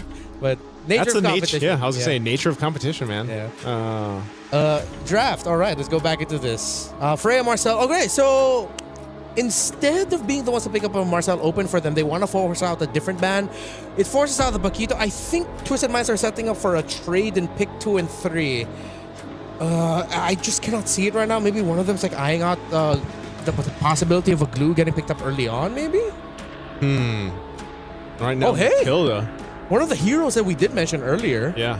Has a potential surprise pick in the roam. This was a big target to ban out in wildcards. And when we did get to see it played, you know, there's an apparent reason, not only with the recent buff that she had for the Matilda, does a little bit more damage, you know, a little bit more of a threat, especially early on. This is kind of leaning towards what we were talking about with how there's roams that you could pick up that are actually able to put out enough damage to be a threat, right, early on. But not only does she have that with the Wisp and everything else, but now you provide your team with a ton of mobility, right? The Circling Eagle setup or the Guiding Wind that you have.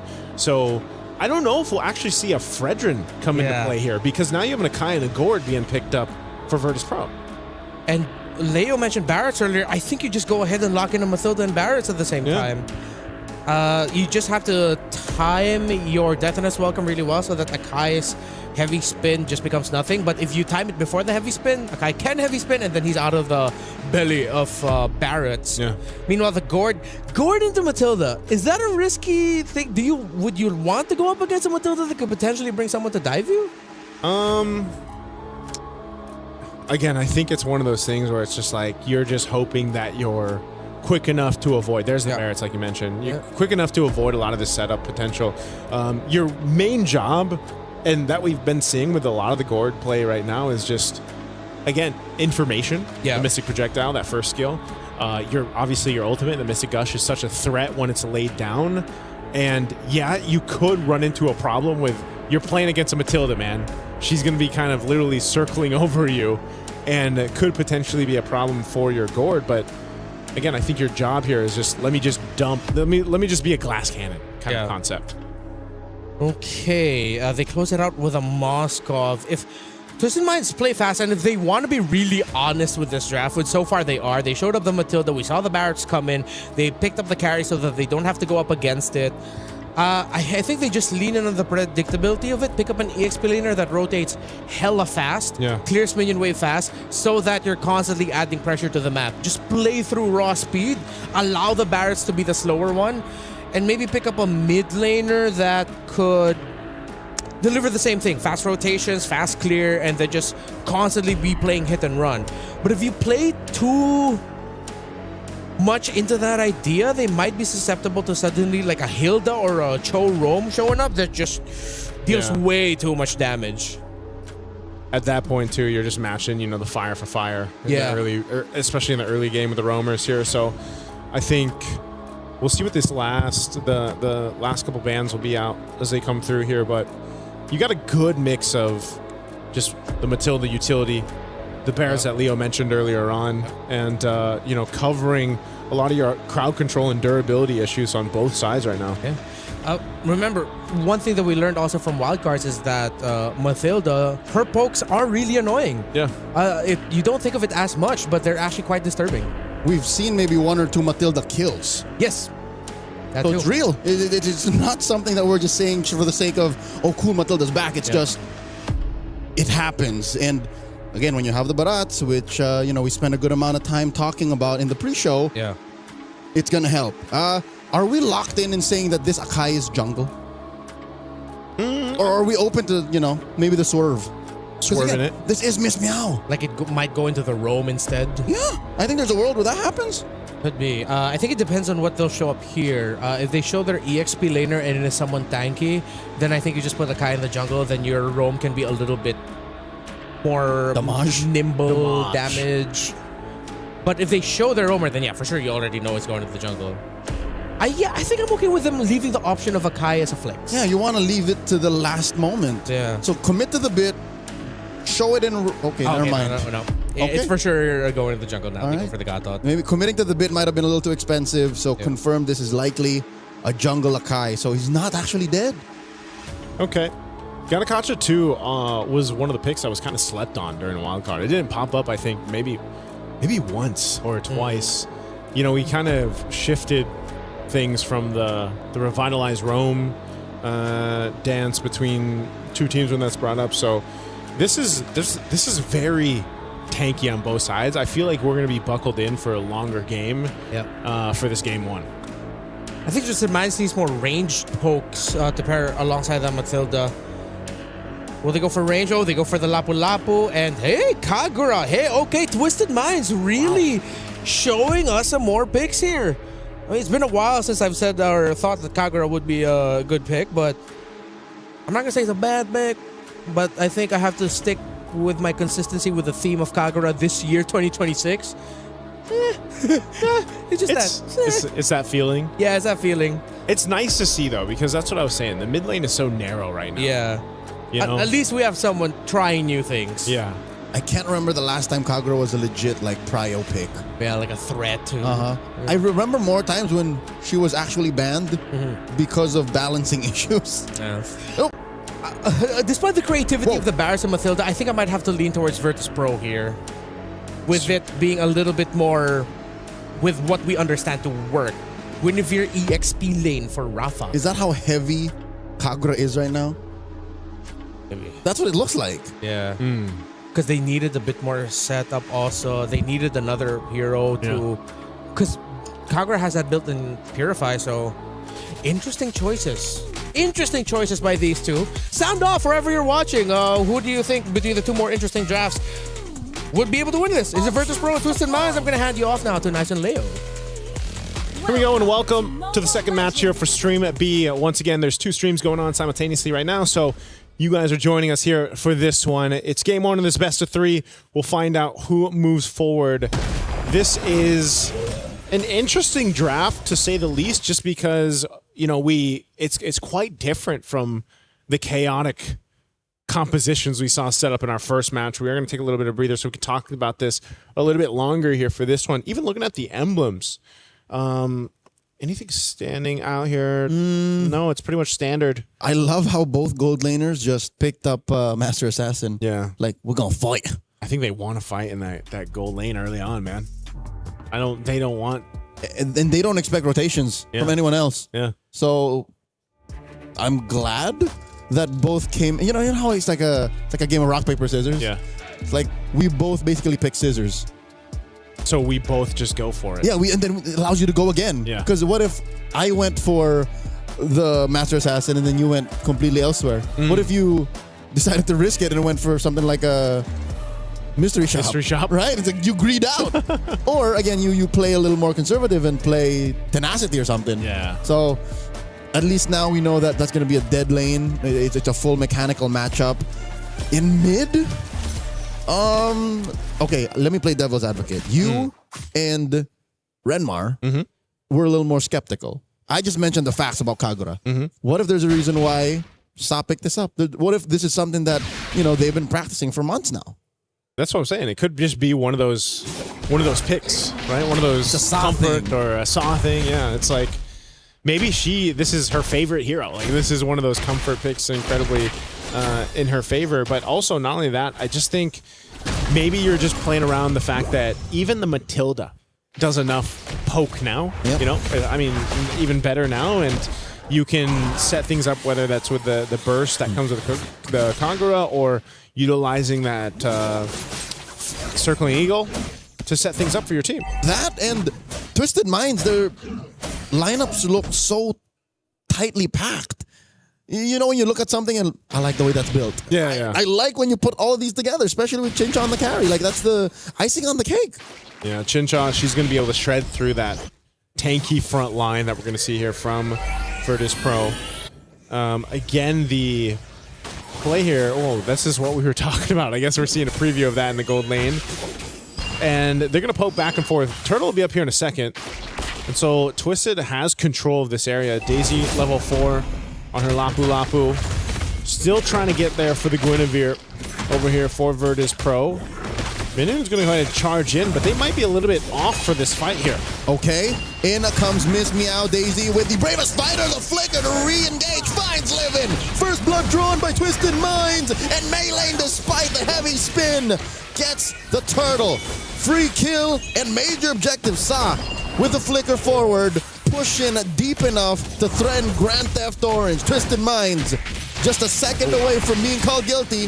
Rafa backs off. Maylane wants it. Maylane's gonna take it. Maylane just got a whole lot And this is, I don't know, maybe this is one of the things. You are a threat enough in the Barretts, even if you don't get any kills, but just roaming around, being that threat of I've got a Daytona's welcome, I've got the Matilda with me. I have pretty good damage, too. I think that's the surprising factor with the Barretts is you've got a good enough damage in your kit early game that you can be a threat with the rest of the team, right? Look at that little moment. Chincha just laughs it off. Did not expect to see Minun come out of that wire brush and yoink the crab away from her. That's priceless. Yeah. Hey, whoa! Whoa! Oh, close. All right, Daisy's fine. This is what I was expecting, Leo. Like a bit of a slower paced game, just for the sense of the compositions on both sides. But look what's happened here. Twisted has pretty much built up, 1K lead off of a turtle and a kill. Yep. This is up to the MO of how Maylane wants to play.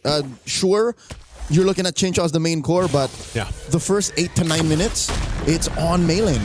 Yeah. This is her version of her aggressive self.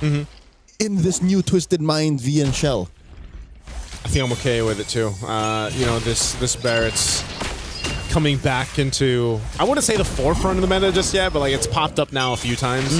We'll see if that's still going to be the case, but it's more so I feel like it's one of those things where it's just paired up with a Matilda. And a Sky Piercer for some. Yeah, and I could be mistaken. I will see it as soon as the item check comes up, but Maylane picked up a War Axe? Yeah.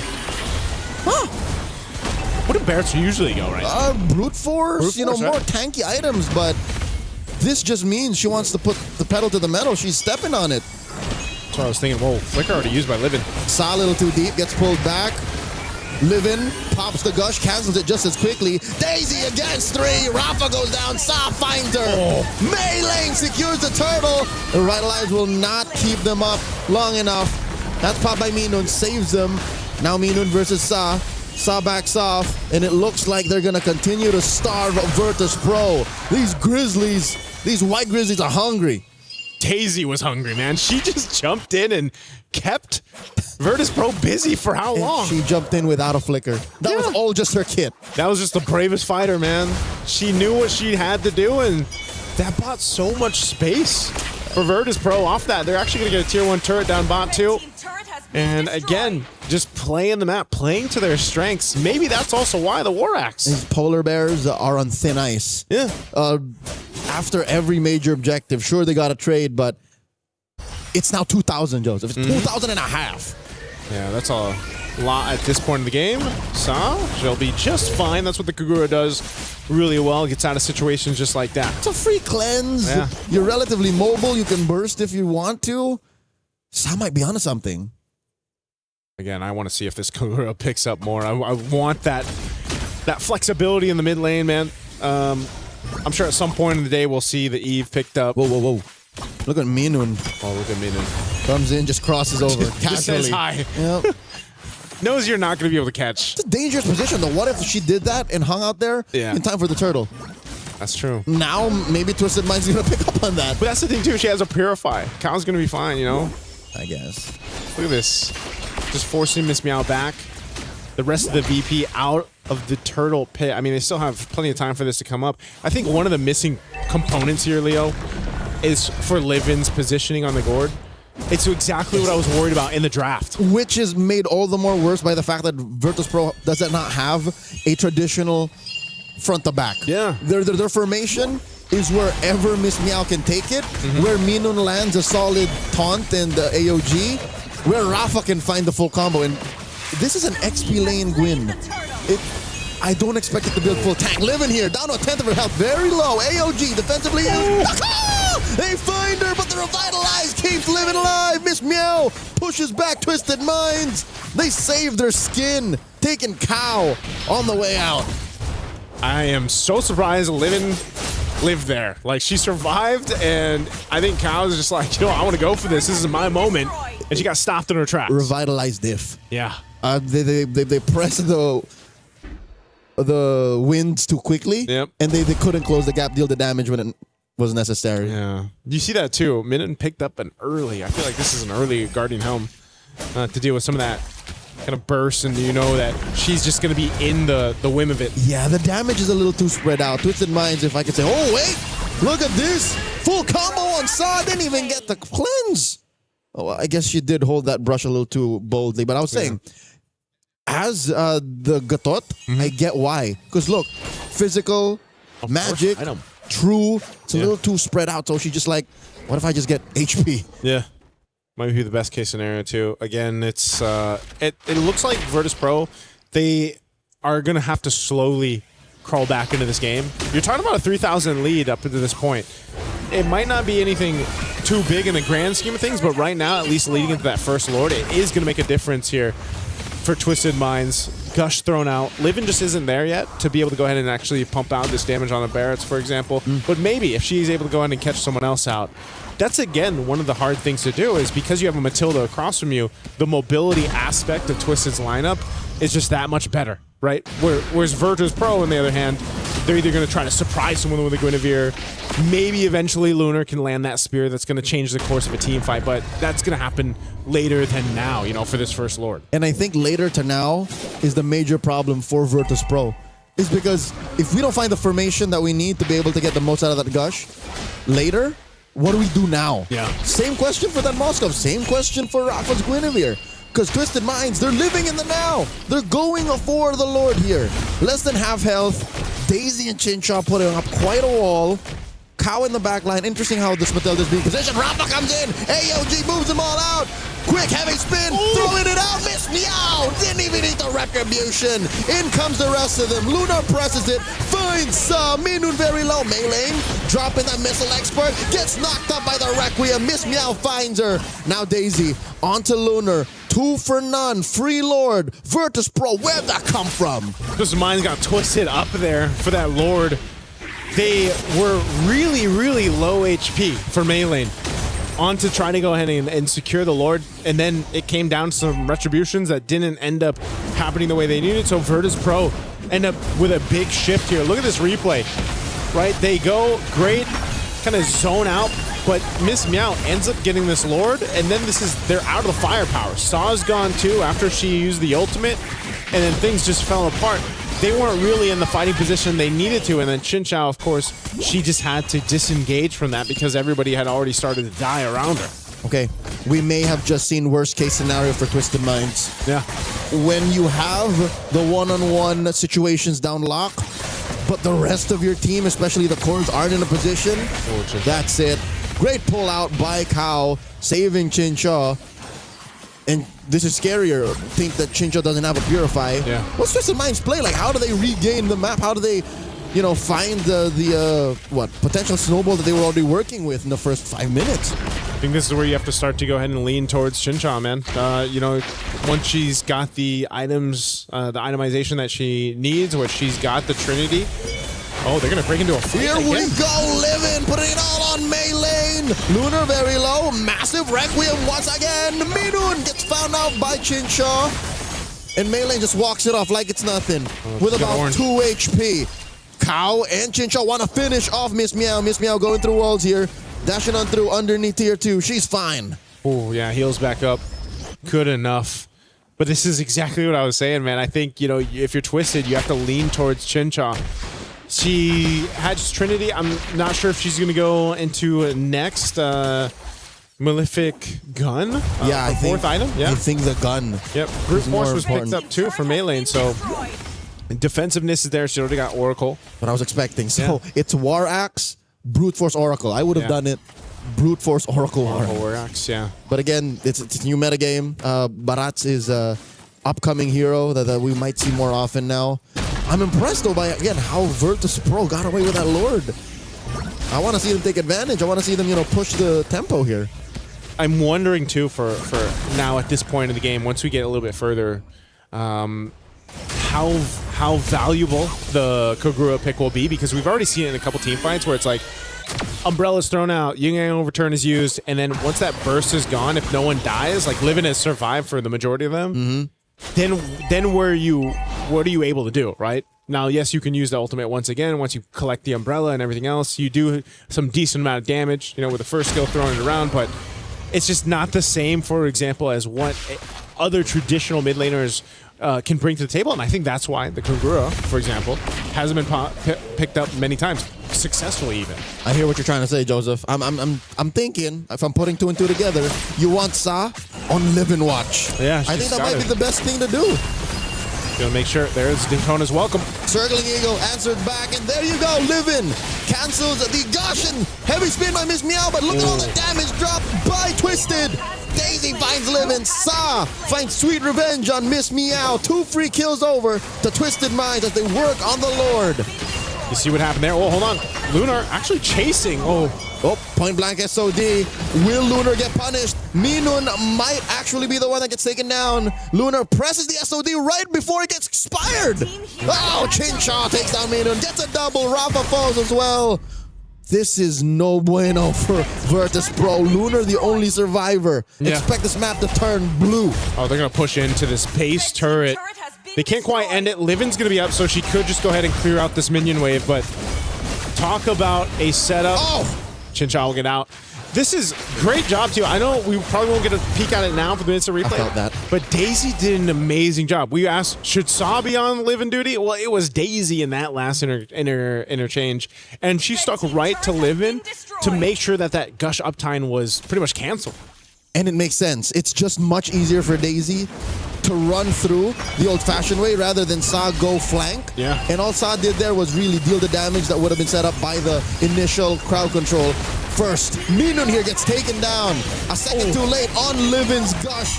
Down goes Rafa. Miss Meow follows through. The writing's on the wall. 8K up. Twisted Minds are inside the base. Virtus Pro struggling to defend. Not sure if they're going to be able to end it just yet. Even with 3 members down, they do have a wave in the mid lane. Twisted looking to take out the base turret. Can they end the game? 2 defenders. Circling Eagle spent by Cow. Wave still up. SOD Gush all thrown at the wall. Seeing what sticks, but Twisted Minds ends under 15 minutes. Game 1, match point. There you have it. Twisted Minds.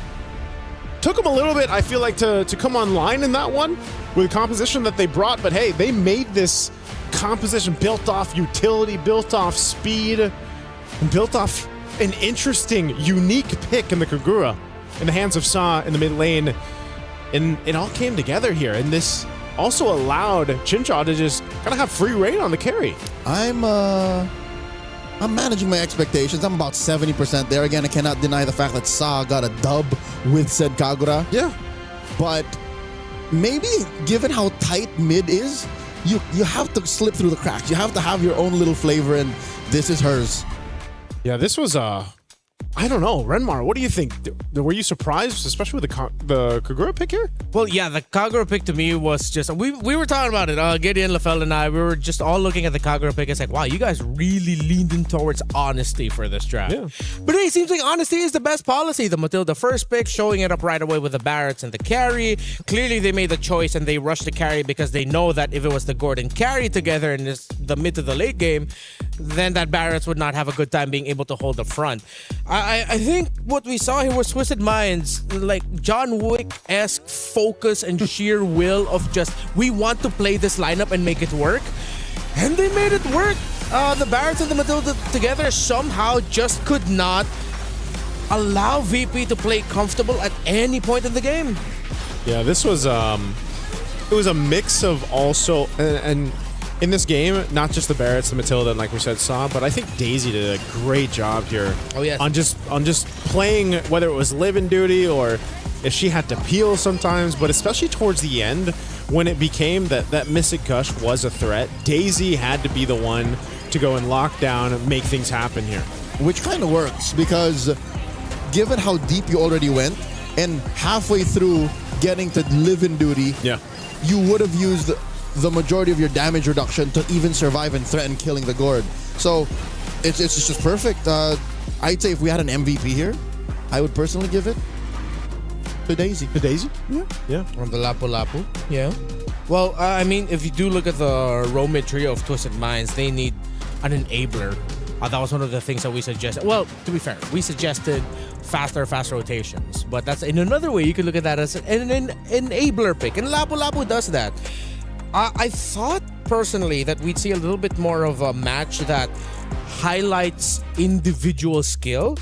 But Twisted Minds as a team were quite flawless here. It was less about the one-on-ones. Maybe that's why we put so much pressure and impact on the Kagura. That wasn't it. It was more of what can I do so that the other four can do their thing. Yeah. And then we all just converge and come together, which is the complete I want to say complete opposite, but it's the antithesis to what Virtus Pro did. Because Virtus Pro, when you look at it, it's like, yeah, Moskov can do that. Yeah. Yeah, the Akai can do that.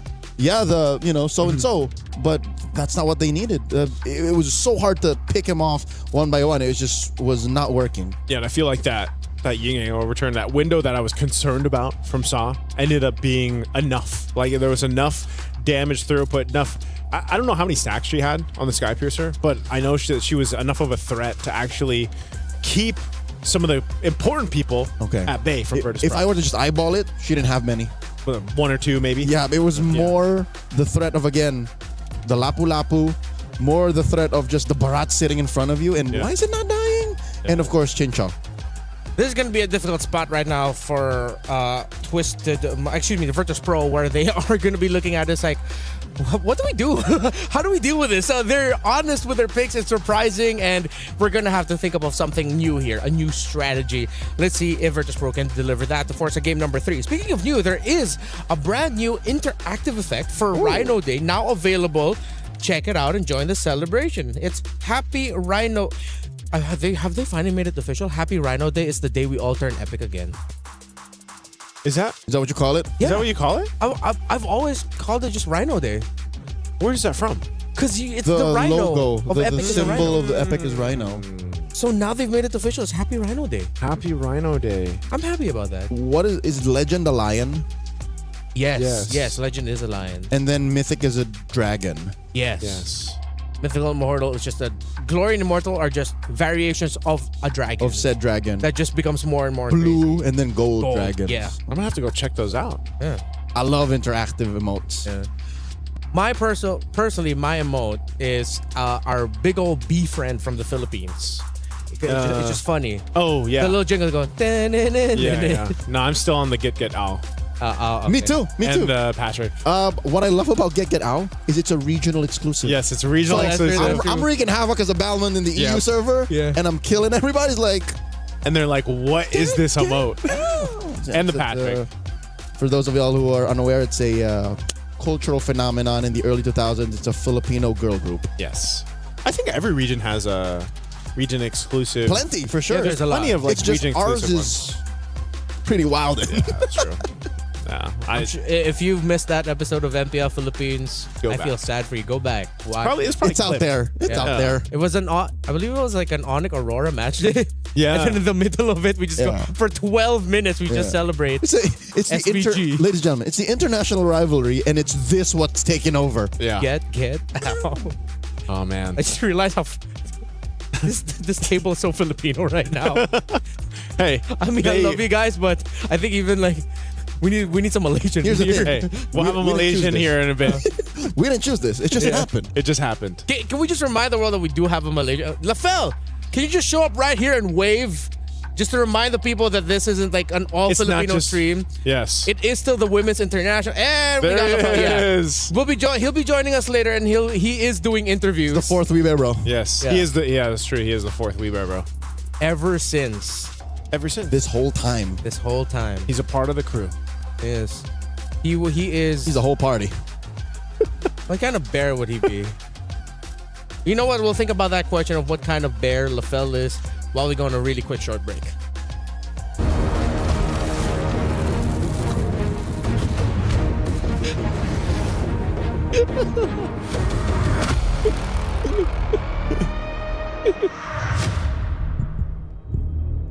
Yes.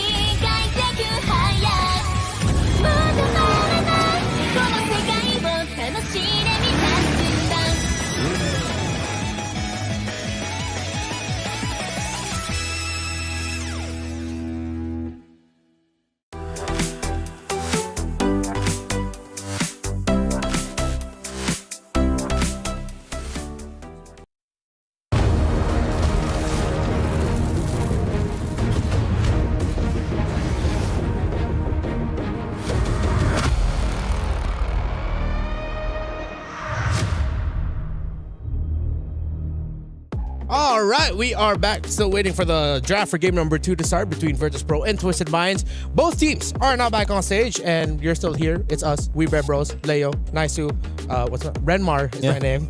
LaFell is waiting in the wings. I really wanted to say LaFell, but I realized, wait, I'm introducing myself. He's later.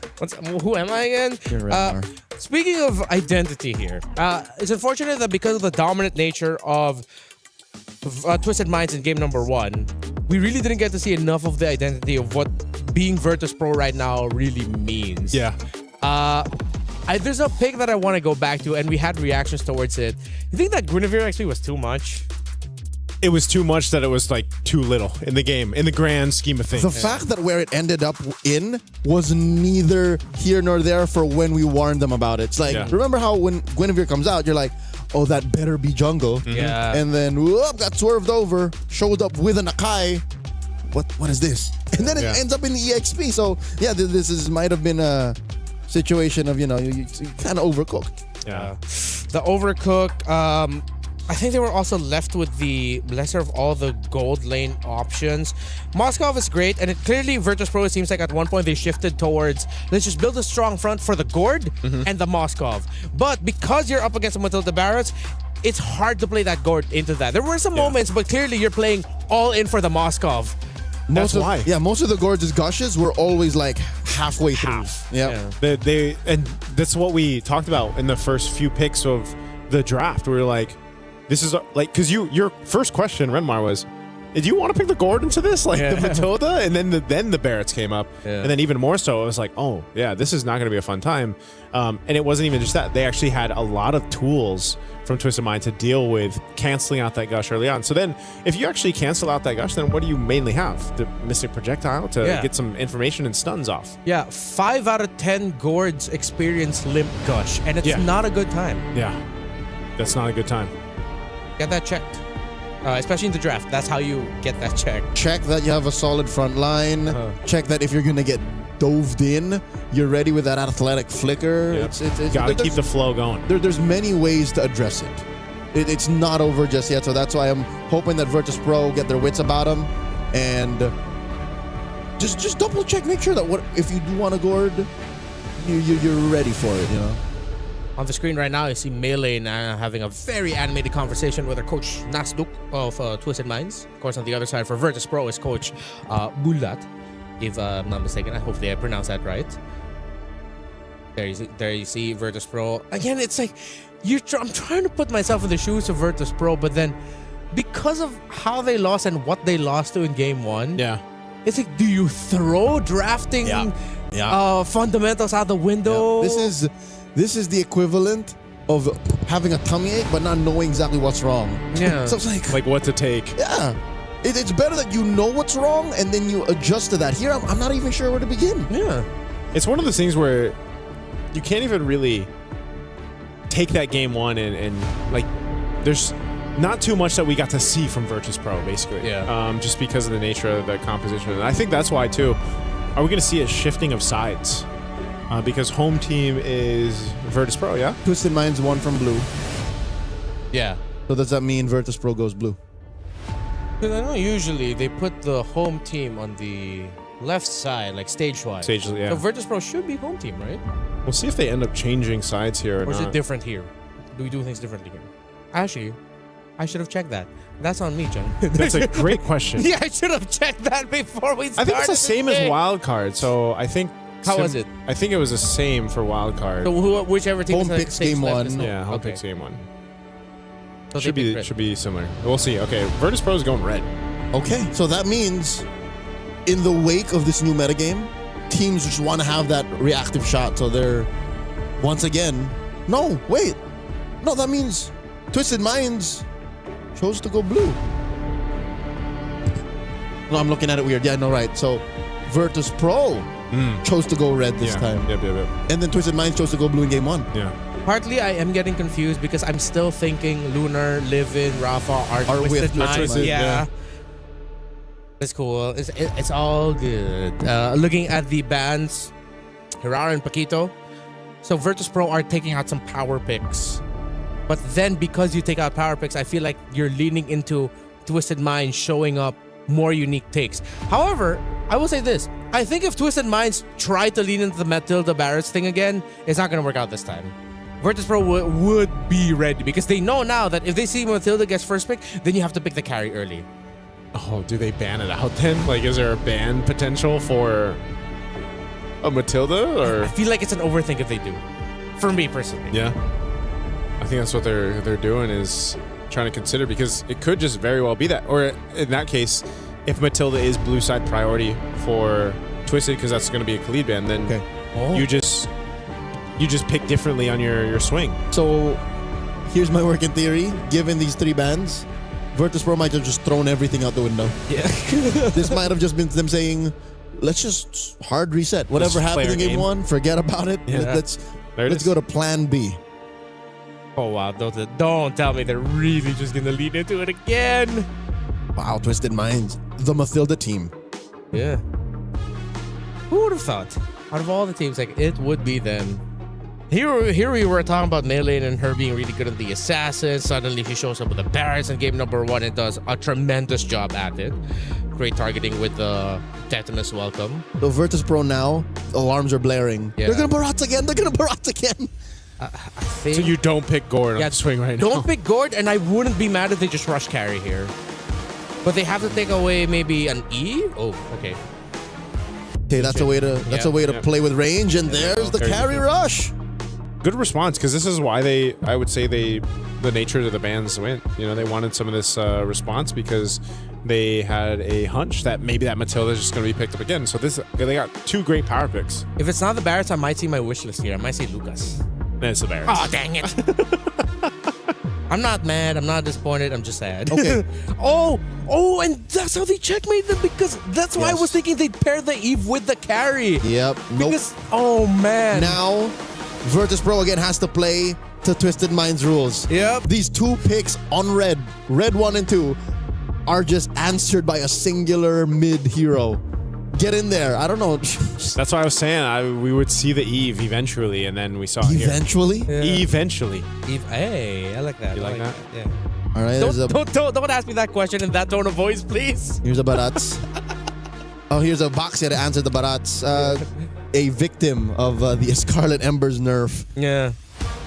But is it going to be Rome or Jungle? Another big question. Right? I hope it's not XP. I think because of Barretts and Matilda being faster, I think I'm okay with it going Rome. Yeah, there's a world where it's okay Rome, but yeah.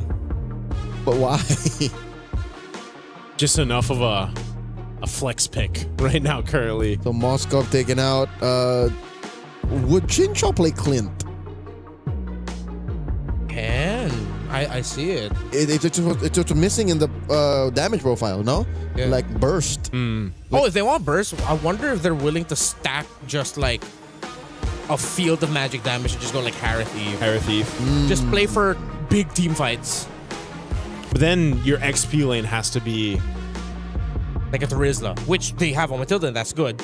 Then you don't have to worry about the Valir because there's the juice in. Or is it just like a Lapu Lapu again?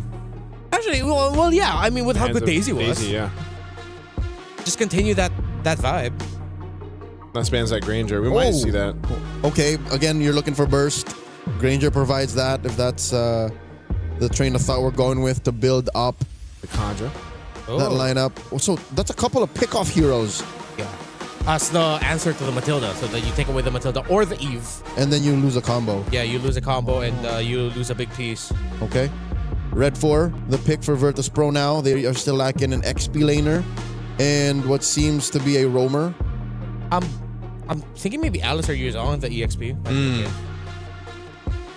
This is going to be Esmeralda. Oh, all the shields. Yeah. A lot of shields. Not a bad pick. Yep. Solid choice there. Esmeralda recently just got a little bit of buff too. Yeah. And now the suggestion of bringing out the Harith, I wouldn't want to do here. Yep. More shields. You just settle for something like Yura is lacking. Yeah, Alice or Yuzhong maybe for Twisted. I would Yuzhong. I like the Yuzhong. Just go carry hunting. Yeah. Nice Petri, but then in the long run of it, the Esmeralda might just be too much for Twisted Minds. Whoa. Oh, the Wan. Whoa, Twisted. You are really flexing today, huh? It's been a while. And then the Sora. Okay. Sora EXP. There's a lot of set potential here for Twisted. Yeah. Wan's not what I expected, but maybe in the sense of just duel it out, get that airtime. You've got your own little form of Purify. It's so jungle-wise, the options are tough. Okay. Because now even looking at it, I think the Baksha in the jungle will have a hard time. And then if you put it in the roam, it's gonna poke to oblivion. Oh, what? Rafaela. Okay. They decided to match the little speed and trying to buff up a Baksha. For Virtus, I think the Esmeralda is the X-Factor pick, but in the big picture, I just prefer Twisted. And we know how Twisted plays with a lineup like this. Yeah. So I can see the recency bias at work, which again just makes sense. They're at match point.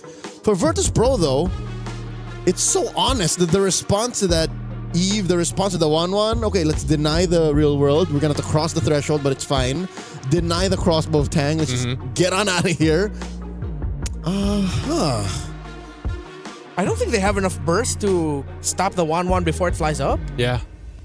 Unless they somehow catch her early, get the needles out, and then are still able to follow through. What is the damage profile? It's literally just a carry. Because the Esmeralda, you kind of have to walk into that. Yeah. I don't know. Let's see. Interesting draft here, but also another unique hero in the sense of Twisted being pulled into this game of 2. We'll see if we go the distance for game 3. Will Virtus Pro be able to take one against Twisted? It's a unique pick per side.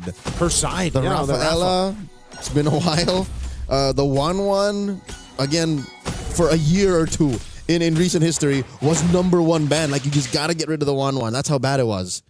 I like this too. You see Lunar. She's got tenacity this time, right? Yep. Little different choice on some of the emblems here instead of what we saw previously, yeah. Play it safe. You know you can't win every single duel. Yeah. Melee in here. Trying to double camp. I'm pretty sure that's not how it works still. You could try, but miss me out. Crossing the threshold here. Helping score that early Little Wanderer. So even with the changes that we've seen on the jungle and some of these tankier heroes, seems to still be the main way to go. You know, pick up the Bakshas, pick up the Barretts, pick up... Eventually we'll see the Fredrins, It's not like they're completely dead. It's just they were cut down a peg. Yeah.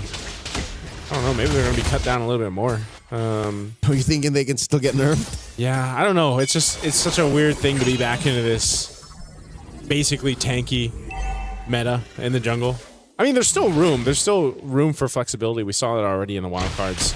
But I'm just wondering if that'll end up being the course of, you know, the MSC and MWI as a whole, where it's like, yeah, we find ourselves in this once again. We gave the MSC skin a Baksha this year.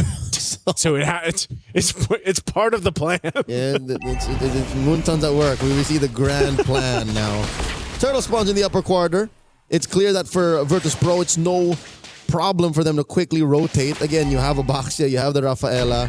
They started up. It's Mei Lane pulling it slightly over to their side. Sa holding onto that RWM. Rafa with the jump in. And the crash. Shifting skies. Look at the damage. RWM is Meow. Secures Living with a Crimson Bacon. Mei Lane very low gets pulled out by the Guiding Winds. Ooh. And there is first blood. Double kill for Mei Lane. Miss Meow falls. Rafa flickers back. Sa flicker 2. Void Crystal takes down Rafa. And down bottom, can Chincha win the duel? Chincha already took to the skies. Both gold laners have already used their ults. Yeah, they've both been used. Sa's there, though, and Chincha, they're going to go for Lunar. Sa drops it. Needs a little bit more. Minu to the rescue. Lunar's fine. Yeah, she's got the heal. The timing was just off a bit. Whoa. Uh-oh. Did she get it? Cow got it. Cow got it. Okay, it went from worse to bad. Yeah. Cow gets the orange buff away from Miss Meow. Denied. And Twisted potentially almost got a kill on this bottom side Lunar, but good thing Minun's there to go ahead and heal her back up. She will go ahead and get this reset going. But yeah, you already saw that fight break out. You see how much damage potential too comes from a Barrett's early game. Like that's crazy. And there isn't even the War Axe built up. And I'm thinking, is she going to build War Axe first? Yeah. Is this going to be a different build path? Looks no, like it. It's the same. It's the same build. First item war axe, and she gets it at 3.5 minutes. Yeah, and she comes. No, she did not steal it. It's Miss Meow who gets her own bomb, but Detna's welcome, plus the RWM. Crimson Beacon won't save her. Miss Meow goes down. Minun falls as well, living backing off. But Chincha wants more. Chincha gets knocked up, cleanses, and she's finally backing off. You're seeing it, man. You're seeing this Leo in action in a lot of these early skirmishes where Virtus Pro just unfortunately cannot go face to face when there's a stacked up Barretts like this and the rest of the squad. There's too much even slowing them down to like get away, you know, whether that's with the real world manipulation from Saw or not, or trying to run away with having a Matilda chase you down and bring back one of the members of Twisted. Virtus Pro just doesn't have a plan to deal with that, and now they're gonna have to watch this second turtle go in the hands of Twisted. Yeah, they got the first one, but Twisted will easily get the second turtle of the game. My lord, are we seeing a Vietnamese Ube, Joseph? 3,000 gold up.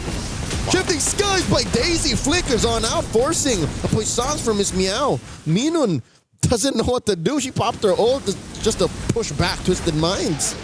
I'm wondering where, again, this Rafaela pick, it's great to see the unique heroes pop up. It's great to, you know, see some of the flexibility in the draft, but the Rafaela in this picture, you're kind of not able to do too much. And if you compare it to what a Matilda brings to the table, it's, you know, you almost just feel like a heal bot at this point. I don't want to call it this early, but with about 2,500 up, 5-0, a major objective taken down, it looks like that Rafaela is the glorified babysitter. Yeah.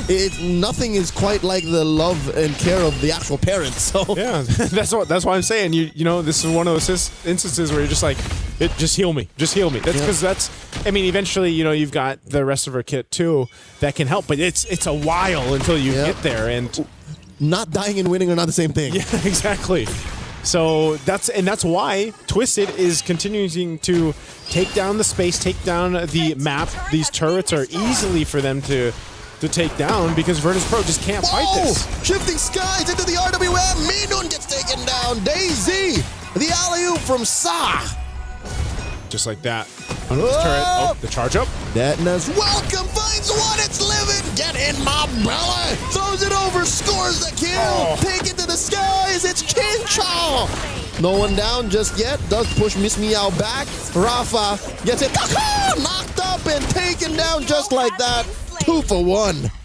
Yep, those shields aren't going to save you with that. Twisted look to take the tier 1 off of that. They also have the third and last turtle of the game coming up here too.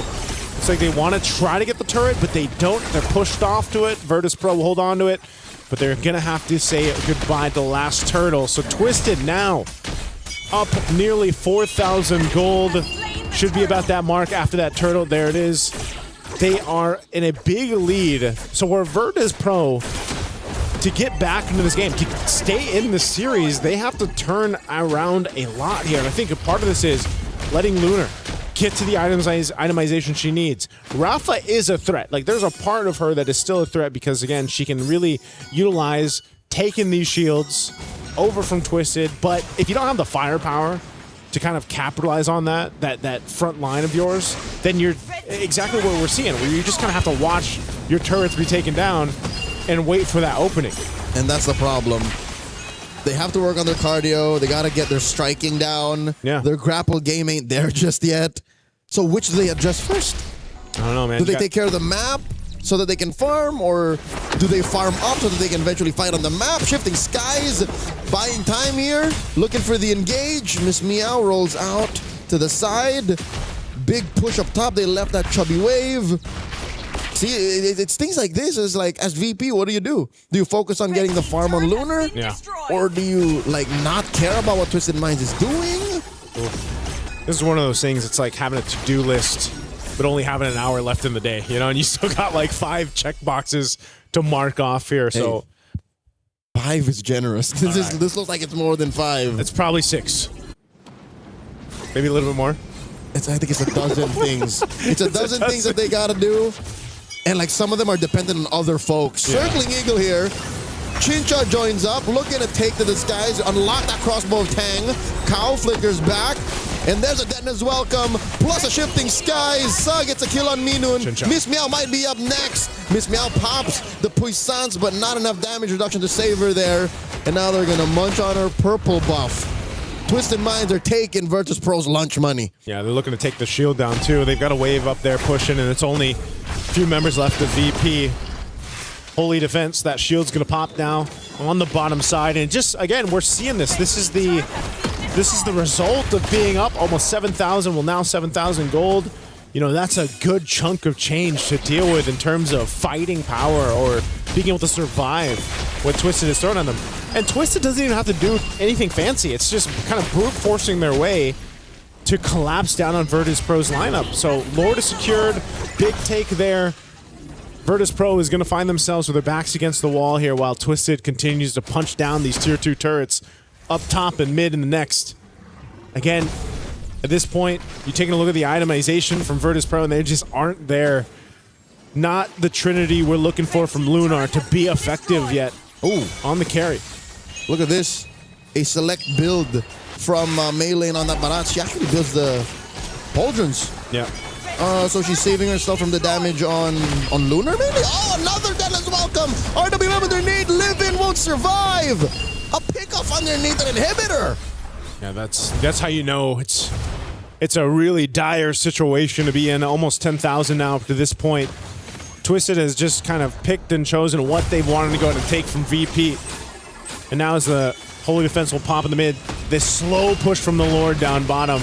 Again, that shield was already taken care of. A heal's going to be used here. VP trying to hold on. Shifting skies plus the guiding winds into the eagle. And they are going to try to punish Live-In with the Crimson Beak, and they find Daisy and Cow. The damage is real. Ching Chaw finds Lunar. Soft flickers back. The bloodshed underneath that inhibitor down bottom, distracting him from the Lord marching and crashing down bot. Okay, well, Virtus Pro showing some fight here. They're trying to hold on to this turret. RWM Minun will be able to cross. Here's a quick replay as Virtus Pro gets pushed in on. Twisted Minds are in the base in more ways than one. Down bottom already goes. Here's a quick replay. Yeah, that replay, again, giving us a look at how it kind of went wrong there for Twisted. Luna was able to go ahead and just kind of freely hit them, fire off on the backside, did a ton of damage, so she's getting to that point. But, you know, they do eventually lose a base turret, but what happened there is you're down 10,000 gold. That's a successful defense for Virtus Pro. And consider this, the extra firepower to make up for the difference between the 10,000 gold that Twisted Minds has on VP was made up for by turret. Yeah. So that could not happen again. That should not happen again. Yep, shouldn't. But Virtus Pro, with that bit of extra gold to go in their pockets, it's going to really help them go ahead and potentially, I don't know if they're actually in a fighting form just yet to go ahead and fight and contest against the Lord. It might be one of those cases where they just need to defend again and hope that they can maybe get a numbers advantage here. Rafa and Miss Meow kind of scouting things out. Whoa. Look at this. They're going to get collapsed down on. Yep. That could have gone so wrong in so many ways. It could have got sandwiched. Yeah. You don't want to get sandwiched there on that choke point of the jungle.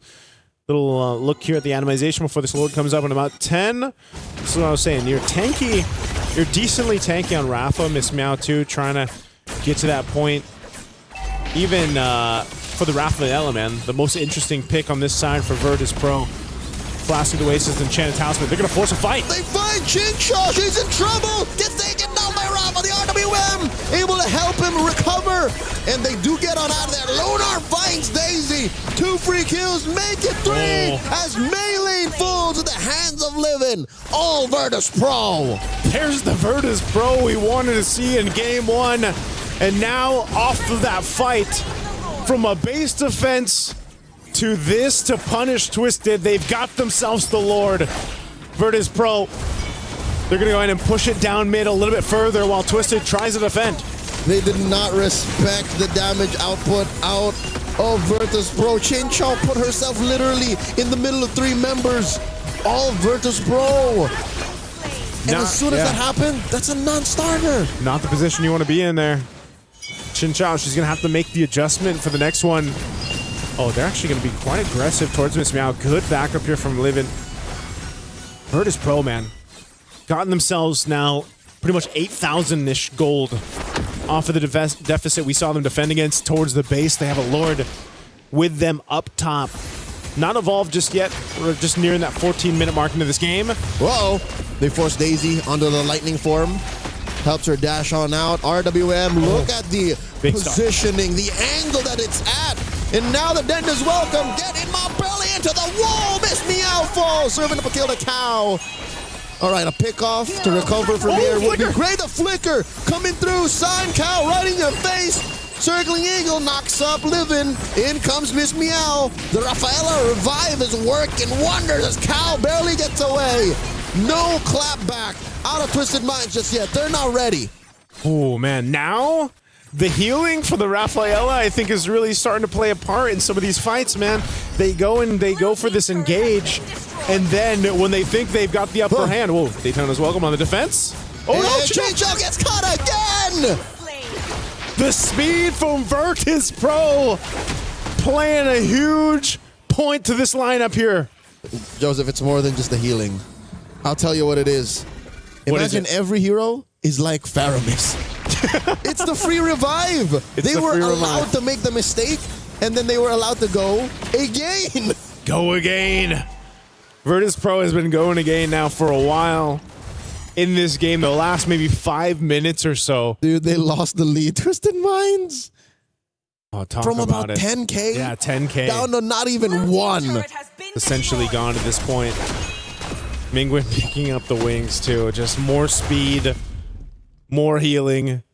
How do you fight against this? Whoa, Daisy jumping in, going to spot them out, just push them out of there, but they want to just take this tier 2 before that Lord's up in about 30. Okay. This is tough, man. Chinchaw get caught once, sure. A second time? Yeah. I don't know. Maybe it's, you know, this kind of this choice to pick up the Wan. I know you've got your own little kind of built-in cleanse of the needles, but I think once that's gone, you know, you just don't have as much versatility to get out there. You might have to be the one now utilizing your guiding wind from Cow. A lot of times it's been melee, but you might have to shift things over here if you're Twisted, especially when it comes to this Lord fight. It's going to be a slow one that's built up. Right now, Virtus Pro has control of the space, while Twisted is looking for their own angle. You've got Rafa up top, pushing up that wave on the top side. And this is going to be a slow one. But I guess the one plus side to this for Twisted is they got that long lane, that big wave pushing down bot that Rafa's got to deal with. They send her home. This should be the go signal. The minions will reveal that the Esmeralda started the defense. Circling Eagle, RWM, everything with the kitchen sink. Thrown over at Virtus Pro. Daisy gets taken down. Lunar with a quick burst down. And Miss Meow falls to the hands of Chincho. She fights two. Make it three. But Lunar pops the wind of nature. Sa shuts her down. And they're not done. Livin is in trouble too. Rafa takes down Chincho, but not before Livin goes. Rafa the only one left for Virtus Pro. So 4 down for Virtus Pro. Chincha, if she would have survived that could have been a game-ending push there, but they will get the Lord off of this. So Twisted Minds fought hard for this team fight, this objective, and they'll get it. Game's not over, and Twisted Minds barely got their wits about them. Put themselves in a position of power once again after back-to-back blunders. But I gotta say, if there was an MVP in this game, if Twisted Minds were to take us home in a sweep, I'm giving over to Sa. Look at the stat line on this Eve. Yeah. And watch about half of the RWM she drops. Works of art. They belong in the Louvre. They do, man. She's gotten how many multiple stuns when she's locked them down with the real world manipulation. Last minute, right? It's yeah. like, whoop. Yep. Saw definitely locked in here. Great to see, you know, the versatility from a Kagura to now the Eve that we've seen pop up many times, and now they're on the base, knocking on the door of VP. Another RWM underneath, tier 3 in mid, forcing a response out of VP. They use a lot of their ults to just try and defend safely. Mid lane inhibitor has fallen. Top lane inhibitor seems to be the next up on the docket. No minions, just a matter of time. VP will not be able to save their last turret. It's a bear base for the Grizzly Bears. In ice. Thin ice. They got back on their polar bears. Better ice for a bit, but then it's been stopped in the tracks, man. Why do I Twisted. keep thinking they're not polar bears? They are polar bears. They are polar bears. Yeah, they are polar bears. Oh, missed me out. And they keep going. Here they are from the back. From the back. Send which way? From Chincho and Daisy. Mean falls. So does Lunar. And that might have been it. They've cracked the code. Virtus Pro have lost their core. And now it's just Rafa and Livin left. Miss Meow has fallen. Another RWM. Rafa flickers back out, running to the safety of her base, but there's nothing left there to save her. Rafa down to a third of her health. Down to 0 now. As she falls, Livin the only one left to defend. Circling Eagle knocks her up. The base is going to be up next as Daisy takes her down. Twisted Minds with a sweep. Took them a little bit longer in this game too, but Twisted Minds with a sandwich play at the end collapsed down on the hopes of Virtus Pro to make it to a game 3. It was close. It was getting there, man. The Rafaela was a whole lot to deal with, but Twisted Minds figured it out. They dealt with it exactly how they needed to. Oh my lord. This one was closer to our first match, like the Aurora Team Ray kind of suspense. Definitely. But, okay, can we now say that we've met the Virtus Pro that we've been expecting to see? You know, I would say we saw the shades of it in this one. We saw a glimpse. We didn't see everything, but definitely if we go from game 1 to this here for game 2, this is the Virtus Pro. We saw shades of that come together, but it wasn't the execution to get them the win. Congratulations, Twisted Minds, ending the series with a sweep. Once again, bringing out the Matilda and the Barretts, being honest with it, and that little bit of decision-making in the draft, picking the Juice in instead of the Eve, when we were suggesting pair that Eve with the carry. Because of that, team fights were difficult. However, as you mentioned, that Rafaela and the Constant Revives were keeping Virtus Pro in this game. And I was surprised by it. I think that's when that's when we started to realize the value of the Rafaela besides the heal and besides the extra movement speed. It's just that you have a little bit more room for mistakes. Yep, the macro timing has changed. It's like, imagine if you live your life and you only need to sleep 4 hours a day. How much more productive would you be? You'd have so much time. Yep, and that's what allowed for Virtus Pro to kind of, in the late game, buy things back. In the early to mid, for sure, it was the healing and the movement speed. Yep.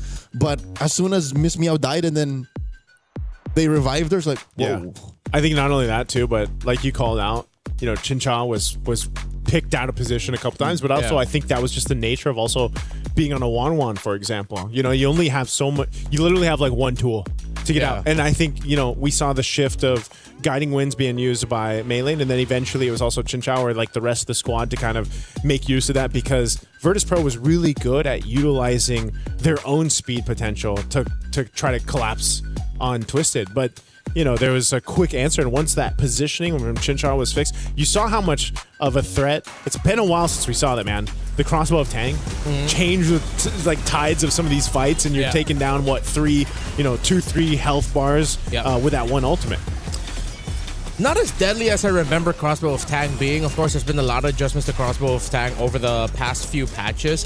Still something to respect when it happens, but it wasn't the instantaneous reward that I was looking for from before. Still though, Twisted Minds played this really well around their comp, and to be fair, so did Virtus Pro. Lord 2, when they were able to get that, it's because I believe this was Lord 2. Yeah, just watch Lunar here, even though it gets caught out a little bit, actually was able to sidestep, get stunned, but still able to free hit. Meow and Minun collapsed around their carry really well to add a little bit more bodies to help defend, and it worked out.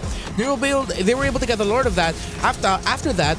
But every team fight after was just a reminder of how difficult it is to fight under the box of the Eve. Yeah. Leo said it, man. Saw's Eve here, just phenomenal. Multiple real-world manipulations, multiple stuns on multiple members of Virtus Pro, I think.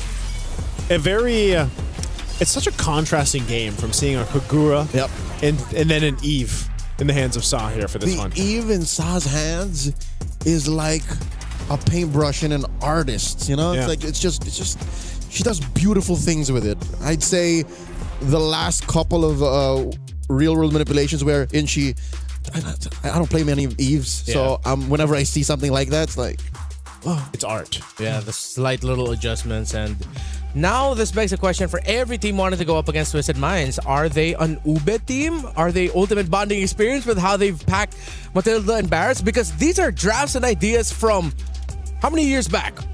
5 years. 4 or 5 years ago? If you're talking about like OG Ube, Yeah. it's been 5 years. Yeah, 5 years. And because of the shift of the meta that we've had recently, it's like, hey, we can bring back these old ideas. That's wild. We didn't even posit this possibility earlier. And this is perfect because the originators of the Ube, Blacklist International, the M3 World Champions, they didn't care when patches happened. They just always played the way that they played. They played their game. Yeah. And what I see from Twisted Minds are a team that are thinking the same idea.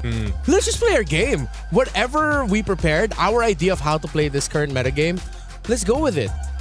I have so many questions for them, and hopefully Lefel gets to answer ask some really good ones. He's preparing our 2 ladies from Twisted Minds for an interview right now. But what do you guys think? Is this like a Twisted Minds identity? Is it too early to tell? Is it homework specifically for Virtus Pro? I think we're going to see more of the Matilda Barretts combo and more of if teams opt for Ube strategy. I think we'll see shades of it, but Matilda Barretts is going to be a thing, and that's why same thing when it popped up maybe once or twice in the wildcards, teams just started to kind of like ban out one of the heroes just to go ahead and cover the base of, okay, well, Matilda's not going to be there. So that kind of dealt with a lot of the setup that you see with the Ube strategy. I agree. If there was one more important than the other, it's the Matilda. Yeah. Barretts alone could be scary, but the fact that your whole lineup suddenly has an extra dash and you have out of the roam, good vision, good mobility, she's just too much. So I think moving forward, especially in the next round of the group stage, take care of Matilda. At least have her on a watch list. Yeah. So if we're going up against Twisted Minds, you have to watch out for that Matilda, and that might even just become a first phase ban on the red side or whatever side you're in. And knowing that you're going up against Twisted, you just take out the Matilda away from them. Red band 3. Red band 3. Red band 3. Let's see if how Twisted Minds this match are gonna go on moving forward with the Matilda now being showcased by them, and if other teams will emulate it. It's exciting that after what we saw from from series number 1 now into series number 2, it just opened up the possibilities even more. Think about how crazy that is, that today on day 1 of MWI we saw a winning Hanabi, a winning 1-1 now. What else won that's unique? Winning, definitely, I mean, those two alone. A winning Kagura.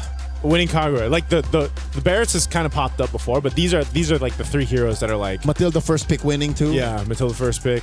That is kind of surprising. Like, it's working. Yeah, and I love it because that's how we set up MWI at the start of the day, and we've seen it just from the 2 matches. But still not done. We have 2 more matches ahead, and right now an interview on stage with Lefel.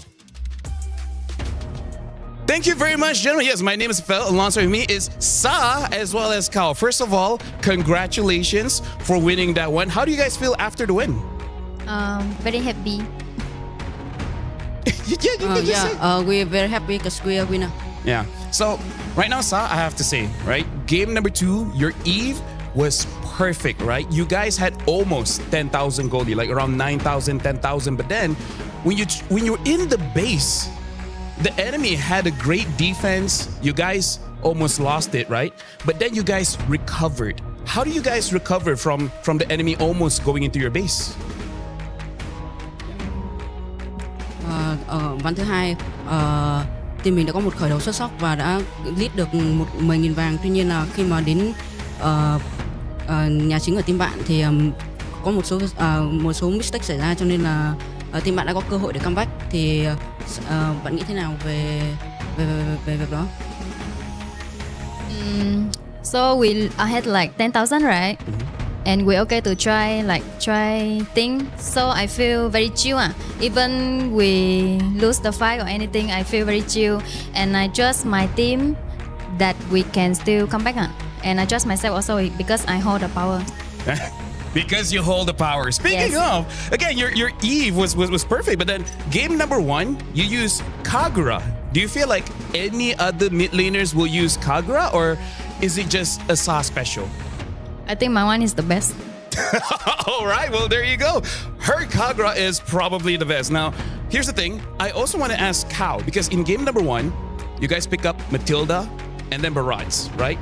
people watching the stream, they were like, wait, you're fighting against Gord. Gord might kill the Barats. Do you guys have any worry about the Gord? You're just like, yeah, we don't care. Actually, we don't. We it's in our plan already. Cause like that's why we picked the Kagura for, and her Kagura performs very well, right? Then that's already in our plan. Yeah. Thank you. Yeah, lovely to hear, because here's the thing, like a lot of things are developing here in MWI, and it looks like every team is super prepared. Now, here's the thing, very clean game just now, right? Next up, you're gonna fight either GK or GCT. Are you prepared for that? Is there any worry going up against either GK or GCT after this?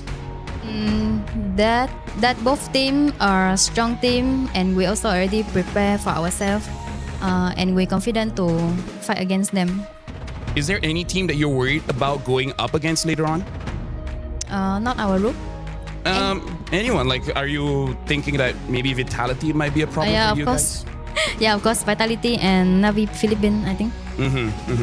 So now, you know what? I didn't give Chiboy this chance, but is there anything that you guys want to say to all of your fans watching back at home? Hello guys, please support us in this tournament. We're very happy if you guys support us and always follow our journey. Mọi người ơi, nhớ ủng hộ team của mình nha.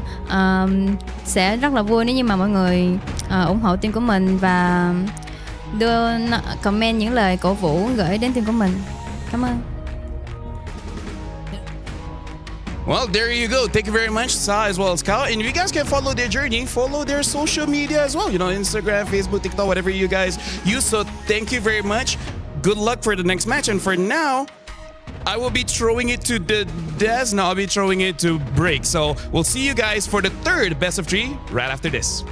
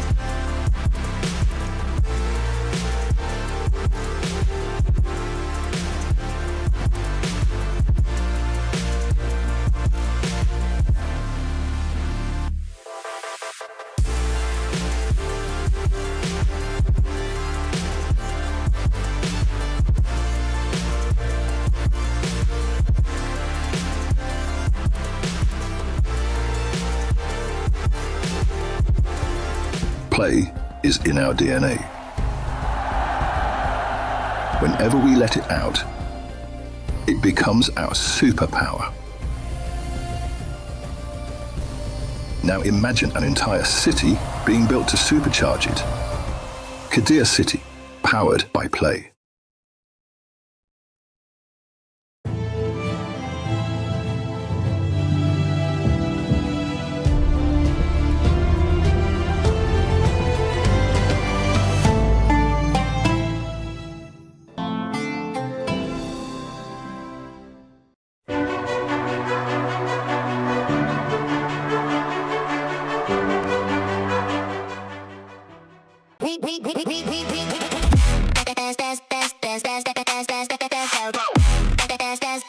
We book Esports World Cup up.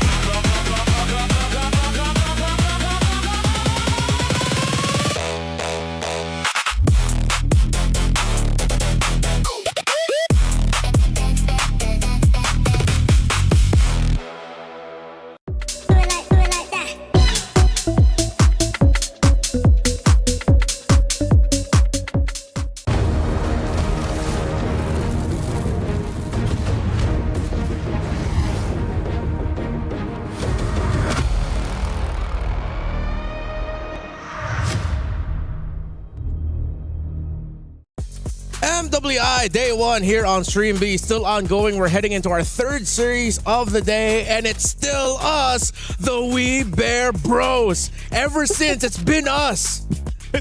Us three. Welcome. It's bear number 4. It's bear number 4. Let me just say, it's pretty nice being on this side of the table. Why are you talking about I this? rarely get a time here. Hey, that's true. Right? Of all the years we've worked together, this is the first time we get to share a desk together, and I'm panel hosting. Oh my goodness, that's true. Because I've always just been like, LaFell's always been my panel host, or we don't even get to work because we're just shifting. So, hey, thanks everyone. I forgot to introduce myself. I'm Renmar. LaFell, that's nice too. Hello, nice to meet you guys. Yeah, really, do they give me a chance to cast? They don't trust me because I usually say the wrong things. I usually say the wrong things, but it's funny though. I'd like to believe that you're a consequence of just timing. You say the right things at the wrong time. You know what? I'll take it away. By the way, can I just say it's fun interviewing the girls? They talk a lot. They do. They do. And they give a lot of good info. Sometimes too much, but that's good for me. They're very different from the male MLB players. Yeah, the dudes are always so stoic. Yeah, you know stoicism. Stoicism. Yeah, big fan of stoicism. I mean, not me. I mean, someone else out there. Sorry, that's a wild card joke. Yeah, I wasn't here. All right, so if you guys are gonna drop wild card jokes, I'm just gonna stand here and watch you guys. You know, I wasn't here. I was back home. We'll include you. I appreciate that. Lay down with me. We love you. Thank you. Out of all the men I've ever known, you are one of the ones that I love. Appreciate it. Yeah, thank you. So about this match, right? Yeah, you just started. You just started. Let's keep you on the desk for more than one day. All right, so this match. Oh, they don't have the team logo. So what did I write down again? Navi. It's Navi versus Galaxy Phoenix. All right, there Not we go. Ayanami, man. I'm looking forward to seeing her play. Yeah, it's Ayanami now. It's Ayanami now? Did she take out the knot? I don't know, actually. It's always changing. Well, let's see. Yeah. Where usually it shows up here. It's like I'm gonna try to pull it out. Should have been maybe Ayanami, just to confuse the opponents. That's true. All right, that's true. Because the previous meta is just saying not Ayanami, so it's like attack Ayanami. It's like wait, there. Oh wait, no, it is still not Ayanami. Oh, okay. It still is. It still so is. this is the World Championship winning roster from 2024, except with the addition of Rain and Rian. Of course, previous players such as Shino, not in the roster anymore. But if I'm not mistaken, like a good amount of this roster also experienced that heartbreaking loss against Team Malaysia in the Southeast Asian Games gold medal match. And ever since then, there were questions about whether or not Navi can keep it up. Oh, they've kept it up. It seems like they got angrier after that loss and just got even better. Yeah, I just feel like, again, this is for the people maybe that were thinking about who can get to the grand finals of MWI. Yeah. This would definitely be one of mine, right? I think that they can definitely... No bias? Yeah, no bias. Right. I'm just going to say, because they're very impressive, and I think even when you look at what they accomplished back in... Was this 2024? I know the 3 members there. Where they won that championship, and it was a sweep, if I remember right. Mm-hmm. It was, that championship DNA is still there in that team. who's to say that they can't accomplish that here in 2026 MWI? Yeah, I still remember back in 2025, they actually looked pretty strong, but then at I think the second stage of the tournament, they just seemed like they couldn't figure out the change of the meta that everyone is going through. Speaking of, this is like the beautiful thing about MWI. Everyone has their own pocket meta, and it's not. They're not shooting in the dark. They know the risk of picking these picks and then what the opponent is going to take, but they have counters for it. So I really feel like for this one, I'm really looking forward to Na'Vi, how they're going to shape their own meta, because having an EXP laner that loves diving to the backline really disrupt a lot of the female teams. And on the other side of the table, from a region that's known for wanting to bring their own identity and trying to make it work in internationals from Cambodia, it's Galaxy Phoenix, one of the few teams, or the only team in history made consistently of all women that played in MPL Cambodia. Yep, correct. Yeah. They in an MPL region. They had a tough time there, but I think they learned a lot. I think that to be able to go ahead and say we're the first female team to go through an MPL.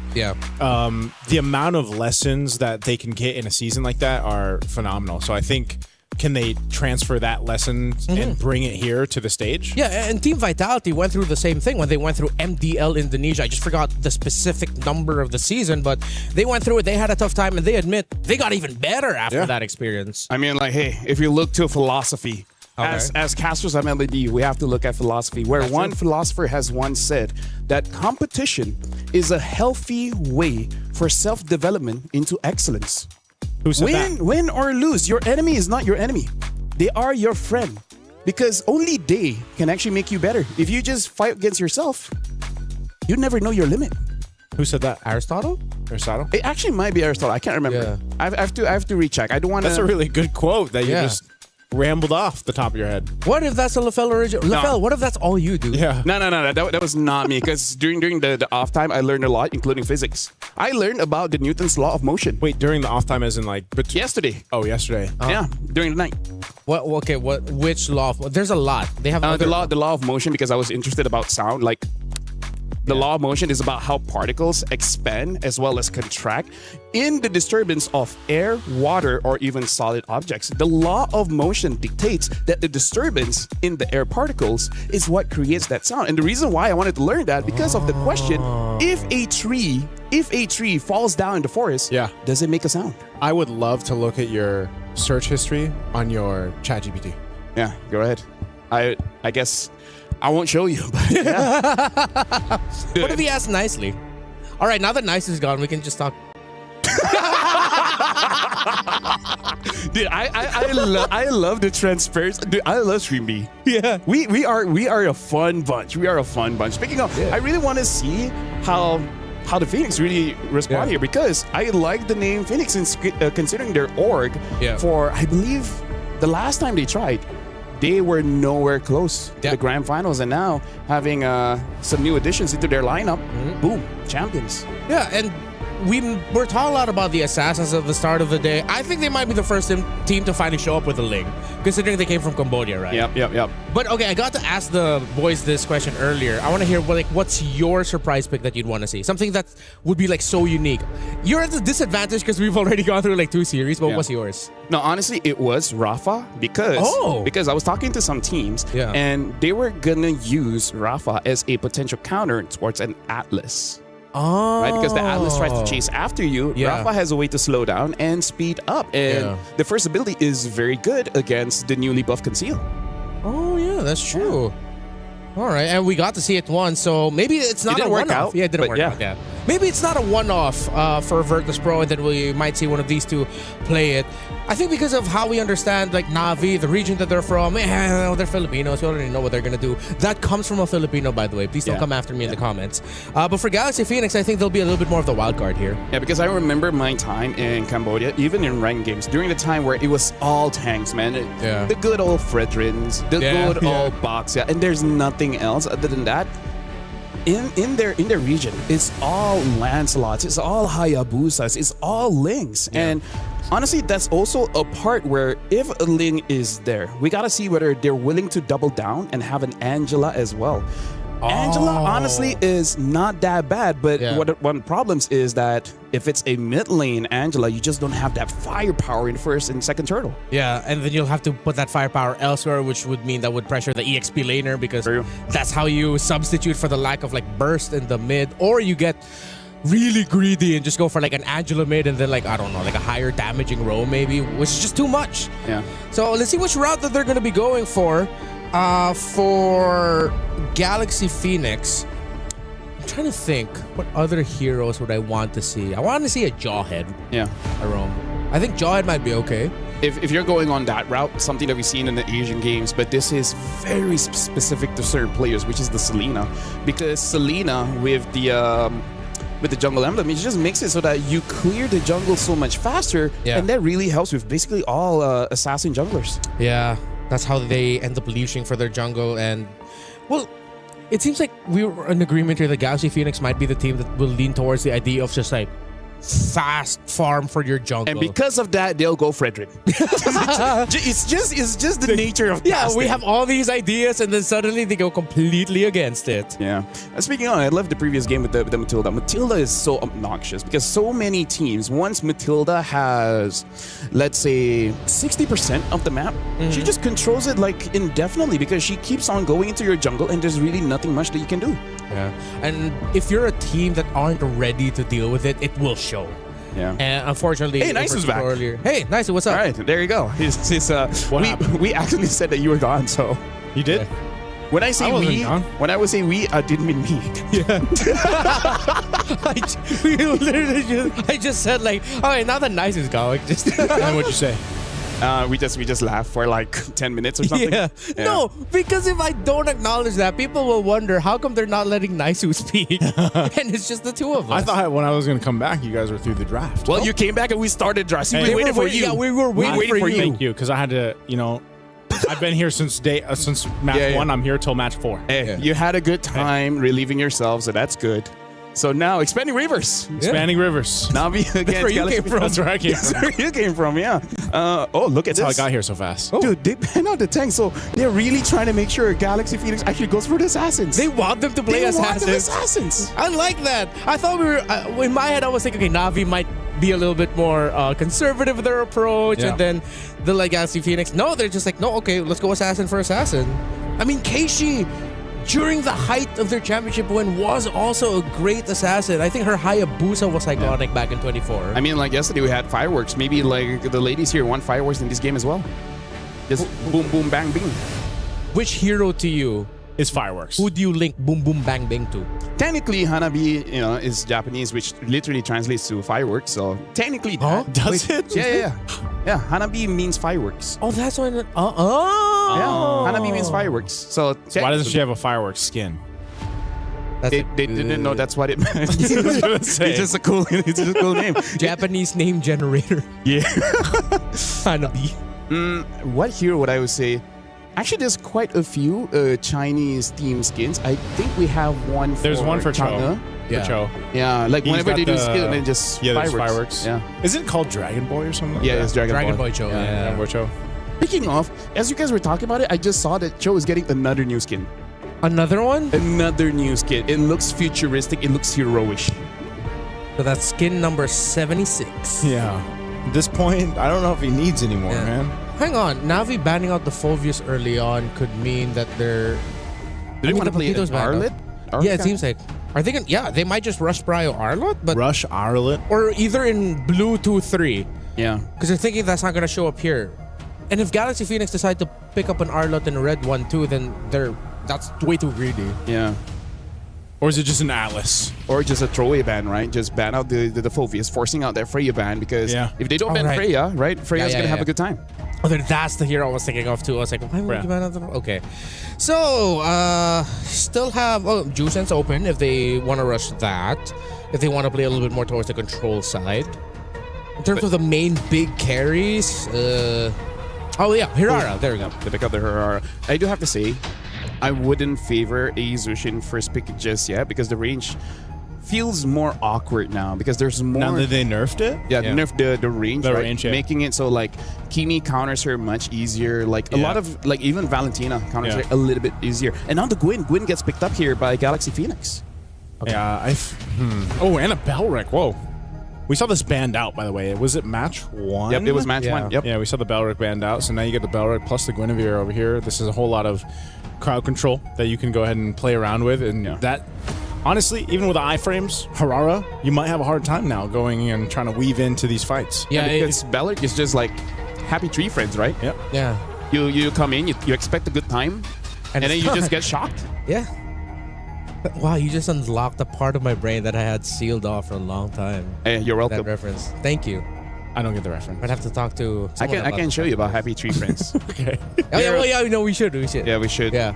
Don't ask us what that is. Anyways, Lilia, we should make control around the mid a little bit difficult here for the Belric if it's not paired up with a mid laner that can dish out the poke in equal measure. Eve, hello. Eve is available. Yeah, and the carry's already there. Might as well just go for it. Yeah. If they don't pick up the Eve, I will be perplexed. I would be flabbergasted. I would be confused. All right, there you go. Does that work? Hey, that's Oxford English, like Yes, right sir. there. Yeah, yes, sir. Honestly, like right now, Na'Vi, they have a pretty anti-tank kind of draft here. So I think, and they go for the Claude instead. So now Na'Vi, they can just ban out picks like the Eve and maybe even potentially the Farsa. Farsa doesn't technically has that big of a threat towards Na'Vi, but it's something you have to think about. Well, even more in recent games, I think Farsa sort of fell out of favor and more teams are just picking up the Zetian instead. But with the Farsa, I would want to see them consider that because Belric's too slow in my opinion. And to match the speed of the Guinevere, you need something in the mid to help match it. I felt like it'd just be a Gord. We might see a Gord ban. You know what? I agree. Yeah, maybe just a Gord over here. Because, you've got the crowd control to follow through, but you can also be the one to start up that crowd control if it's a projectile. So I almost just expect to see the Gord banned out from Na'Vi. Atlas is going to be one of the bans out here from Galaxy Phoenix, as the roam option has to be someone that is sturdy for this lineup from Na'Vi to allow, because think of how much damage is here on this damage profile of the first 3 picks. Honestly, Na'Vi, if they get a Cho roam here with the Lilia, I expect a very early first blood. Yeah. Very early. Yeah, I was leaning towards that too. Like you mentioned tanky, but there's one pick because of the Belric being slow, you could go fast and damage either the Cho or... Plus, Lilia is so obnoxious in the laning phase. Level 1, you already have both skills. You have your full combo essentially at level 1. Yeah, one of the most annoying mid laner I would say to deal with as another mid laner and a roamer. Arla gets taken out, so we're sort of torn here whether or not Navi's going to go for something tanky or for something fast and roaming. Oh, that's the other pick I suggested, Hilda, but are they trying to signal to Na'Vi that, hey, we know your options, you might go Cho? Na'Vi might not ban Eve here. I think Eve should be a ban. Because I don't know, I feel like with all the nerfs, Eve is top tier. She's the main lady. She's bigger than the universe. She is the universe. She's a queen. That is true. That's more accurate. Yeah, when I saw this, how huge Eve really is, whoa. Yeah. Wasn't it that Uranus is actually bigger than the Land of Dawn? Actually, quite a lot of heroes are bigger than the Land of Dawn, including Rock. Yeah. Valir. Wait, what did you say? Wait. Are they gonna go tanky for their EXP Terizla? Terizla, yeah. Other than Terizla, I don't think there's any other EXPs that's... Are they gonna go Hylos Roam? They could also potentially be going for a slower roam, exactly like a Hylos, but why? Just because you get that quick momentary stun for the Claude? That's way too much for just one hero. Hey, maybe they just want to win early, right? Maybe they needed the toilet. That's true. That's true. Yeah, in my time going to the back, I heard the players say oh, thank goodness we ended because I was getting hungry. We haven't seen a quick game yet, though. No. In the first 2 matches, we haven't had... We had sub 15, so that's quick-ish. Yeah, the quickest game we've had is 14-40. Yeah. Which is still pretty long toward... quick game would be 10 under. Quick game is you go to the toilet, come back, and it's done. Yeah. But yeah, Uranus. Huge guy. Yes. In terms of the roam, again, I feel like it's not a bad time for the Cho because, let's face it, what's a bad time for the Cho? Never really. It's rare to find a bad time. Oh well, I'm always the guy that would say, don't pick it into Marcel. I'm the don't pick Cho into Marcel. But the thing is, Cho players has this ego. That's true. Am I wrong? I'm a Cho roam main. Yeah. I don't have an ego. No, meaning like, dude, that picks counter you, and I'm like, I don't know. Let me show them. I don't think so, dude. Either ways, right now the glue has been picked up, and for now the mid is still available if they want to get cheeky and pick up a Faramis just to counter the glue. Yeah. You think the Faramis? But do you want to go that far? You know? Yeah. I still feel like the Eve is fine. If you do have the Faramis here, that's a stacked lineup from Galaxy Phoenix though. They might just go Lunox. If they need a little bit more shred. I don't like the lack of reach, but we saw Lunox and Sora earlier. Oh yeah, Still Eve. the Eve, yeah. Eve or I don't know about the Gord. Well, yeah, with the carry there. Actually, no. There's something about the composition of Navi that makes Eve for Galaxy look so difficult. Farsa. Yeah. One of the picks I call the Farsa because it's good against the Lilia as well as the carry, but other than that, it's like it's a toss up in the air. Yeah. Well, Navi got what they were looking for, which was a little bit more big control AoE-wise through the glue. Every time I see a Uranus game, it's always just the X factor of like either it goes really bad or really great. Yeah. I completely agree with you. So thank you very much, Renmar. We're going into the game. You kicked me out. Let me just say, I appreciate you, dude. I love you. Why are you kicking me out? The toilet is that way. If you want to go ahead. That's programmed in him at this point. Yeah. Since the draft end. Yeah. No, but thank you. I actually need it. You know what? You guys take over. I really need to go. Thank you very much. Ladies and gentlemen, this is me, LaFell, as well as Nice. You're going to cast this one, which I think we're in agreement that Navi has a pretty solid draft, a pretty strong front line, and everything else. I thought you were going to say in agreement. Good thing Renmar's gone. He hasn't left just yet. Well, ladies and gentlemen, we're jumping into the land of Dawn. And yes, now that Renmar is not here, now we feel free. America. Hey, look at him. Look at him over there. He's so cute. Let's take a look at these emblems, man, because this is... Oh, interesting. Looking at Lilia here, getting to pull yourself together for that Purify. Whoa, look at that. Oh, Sophia already has to get away. Yeah, Sophia burning that flicker early on. This is... Isn't this what we expected, LaFell? Yes. Like, the amount of early aggression and damage that you have with the Lilia, like we mentioned, not to mention, Murray here on the glue, you're not going to have a good time in the early, at least for the early game for now. So I feel like for Galaxy Phoenix, they got to go ahead and kind of keep things under control with that, because at the same time, what is Belric going to do right now? He's not able to do just too much, unless you catch them with the taunt effect from there. Yeah. At this point, Belric is just focusing on photosynthesis, getting as much punishment and try to giving it back. But now Keishi got caught. Should be fine. Now Ayanami is there. Oh, she's going to go back. What? First blood going to hands of Ling. And I think she wanted to go ahead and try to utilize the iframe there, but she got punished instead. Yeah. Maybe she just didn't slide it fast enough, or some players, they just put it like very, very close together.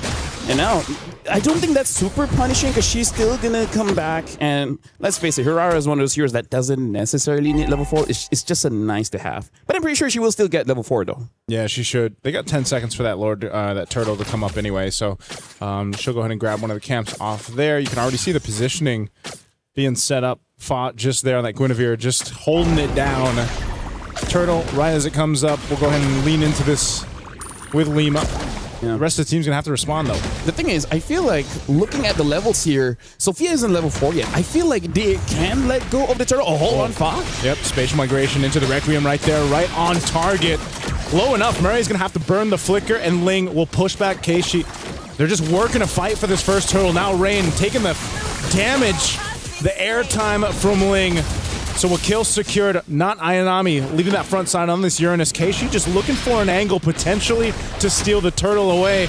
It's a quarter of the health here. She goes in, wings in, but not enough. A feathered airstrike dropped down too, but it's not Ayanami, and she'll survive. Galaxy Phoenix fought for the turtle and they got it.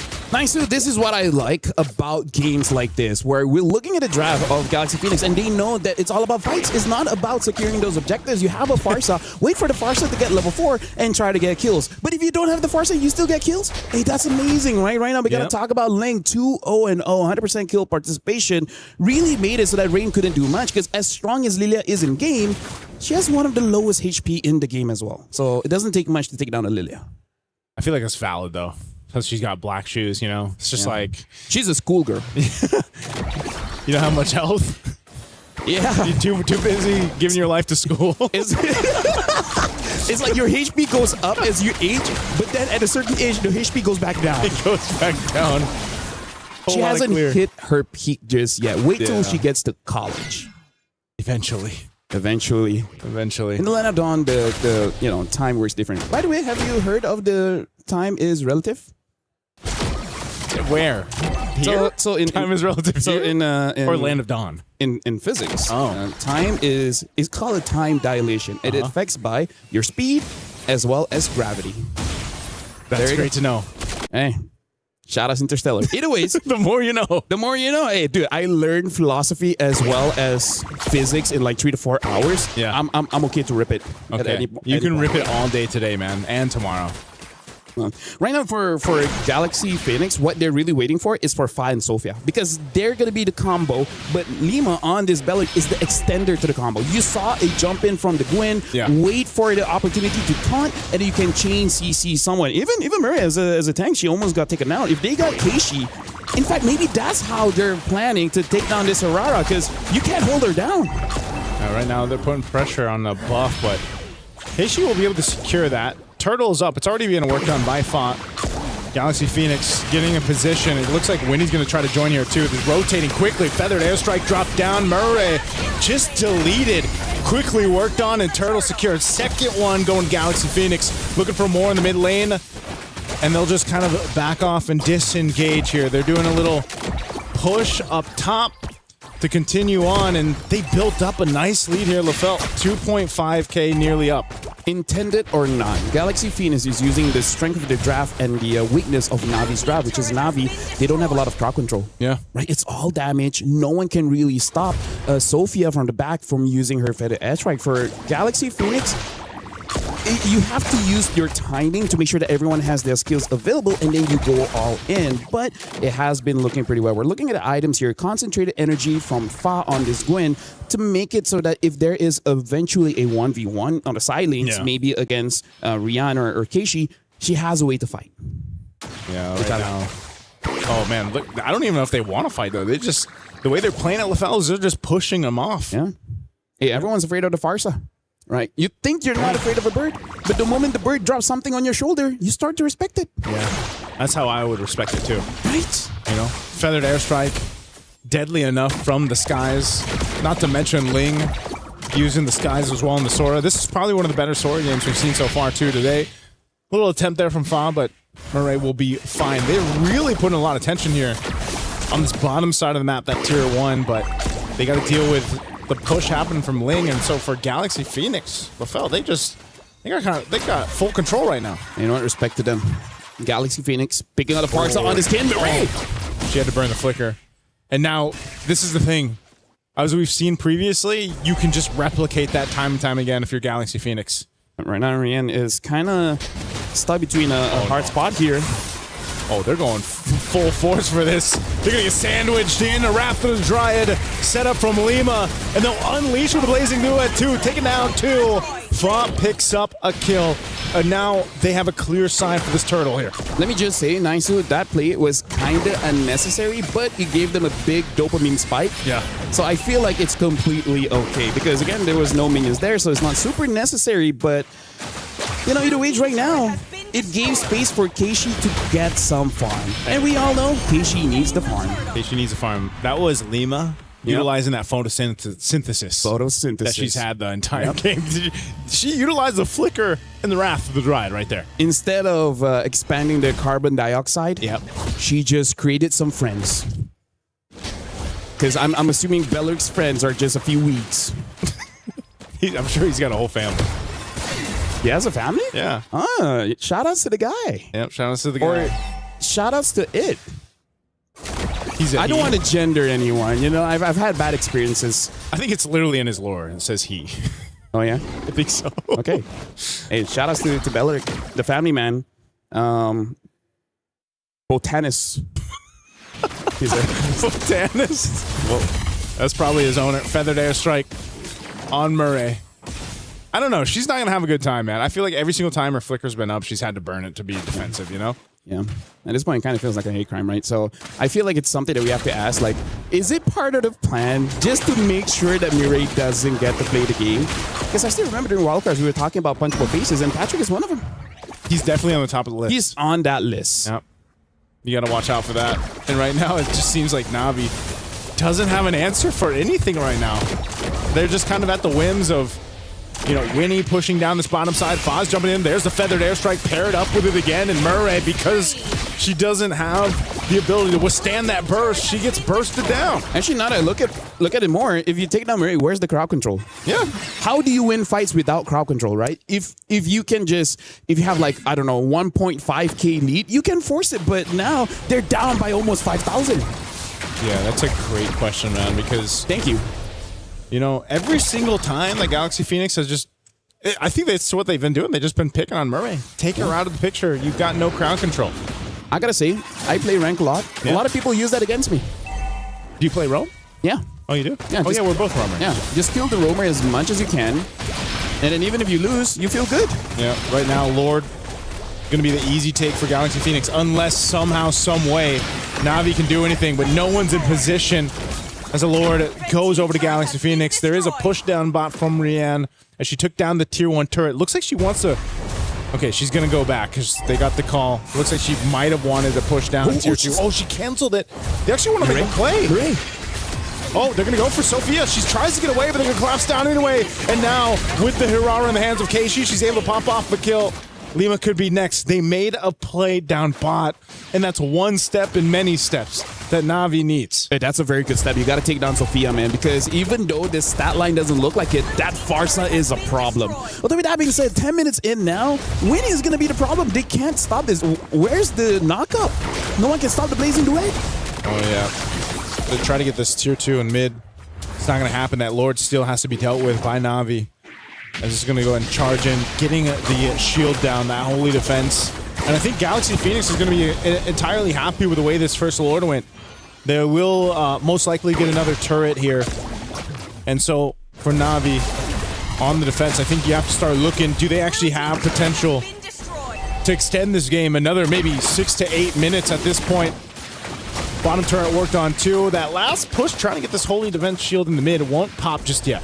I gotta say, even if it extends, you're really just hoping that Rianne can just hard carry the game, because in terms of the win condition here, I feel like Na'Vi, they got a high risk, high reward one, because looking at the draft, they win the lane, right? But the fact that they didn't win the lane hard enough so that they can get a good snowball makes it so that the strength of this draft has been muted, right? So I feel like for them to win, it really is on Galaxy Phoenix overextending, and the carry just has way too much damage that they do not expect. Yeah, this is... I think it kind of ends up being the case for a lot of the compositions that bring up the carry. You know, you almost go into this notion of, all right, let's just put it all on the shoulders of the carry, right? Let her get the itemization she needs, which, again, looking at it, she's got the Trinity. I would say it's good enough. Just, you know, just be careful of getting targeted first. I feel like if they're able to take down Sophia, that's a good enough opportunity for you to continue the fight. Like, get rid of the feathered airstrike and exactly. You're at least in a fighting position. You know, maybe if this wasn't a 6,000 gold deficit that Na'Vi's trying to work from, that might be even more of the case there. Yeah, look at the gold difference here. No big difference in terms of the jungle, but everywhere else, almost 1,000 each. The worst is in the EXP. Ling is having an MVP performance, 3-0-2 on this Sora, really controlling the skies. This really looks like they just took something out of Sun Tzu and being like, hey, if you can't find them on land, fight them in the sky. Actually, they have a lot of sky power with this line. A lot of sky power. So that's... Sora literally means sky. Yes. And they also have that feathered airstrike in the sky. Right now, this Lord is up.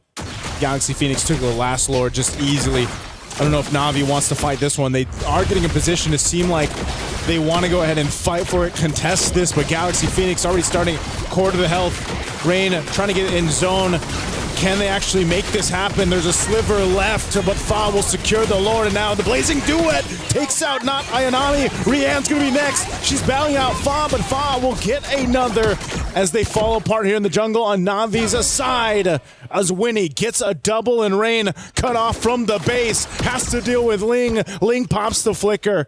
And now they're just trying to buy some more time off of it. Murray went down too, trying to delay the inevitable. But with a Lord secured, Galaxy Phoenix taking down 4 members of Na'Vi. They'll just march down this mid lane with a row of minions and the shield already popped in the mid base turret. They've got a clear sight for the win. A feathered airstrike dropped down. Not Ayanami's back in the game. 2 for now. With Na'Vi, they got to clear out the minions and prep for the Lord push. Yeah, right now the Lord is here and Ling is on the way. Ling can take down a big chunk out of Na'Vi, but looks like they're not gonna force it just yet. The minion waves aren't in the right spot. Oh, wait. Unless they try to make it the right spot. They're going to set it up here in the base anyway. A feathered airstrike comes down as well. The follow through from Winnie. Not able to capitalize the kill, but they'll just lock on the base with the Lord up. And they've got enough firepower to do it as Galaxy Phoenix take game 1. Yeah, honestly, right now, Galaxy Phoenix, I would say they're winning based on the draft, but more about drafting for themselves. They like to fight. So just fight. I like it when they understand themselves the most, you know? Like, we like to play late, so let's just get a draft that can play late. We like to fight. We have a lot of suppressed aggression, and then this is the healthiest way for us to express ourselves. Remar, do you have a lot of suppressed aggression? Yes. All right, good to know. I have a number for anger management. Thank you, Ashley. Actually, I don't. All right. Sorry to bring your hopes up. Now it's about to be very visual aggression. But no, it's okay. That isn't a threat.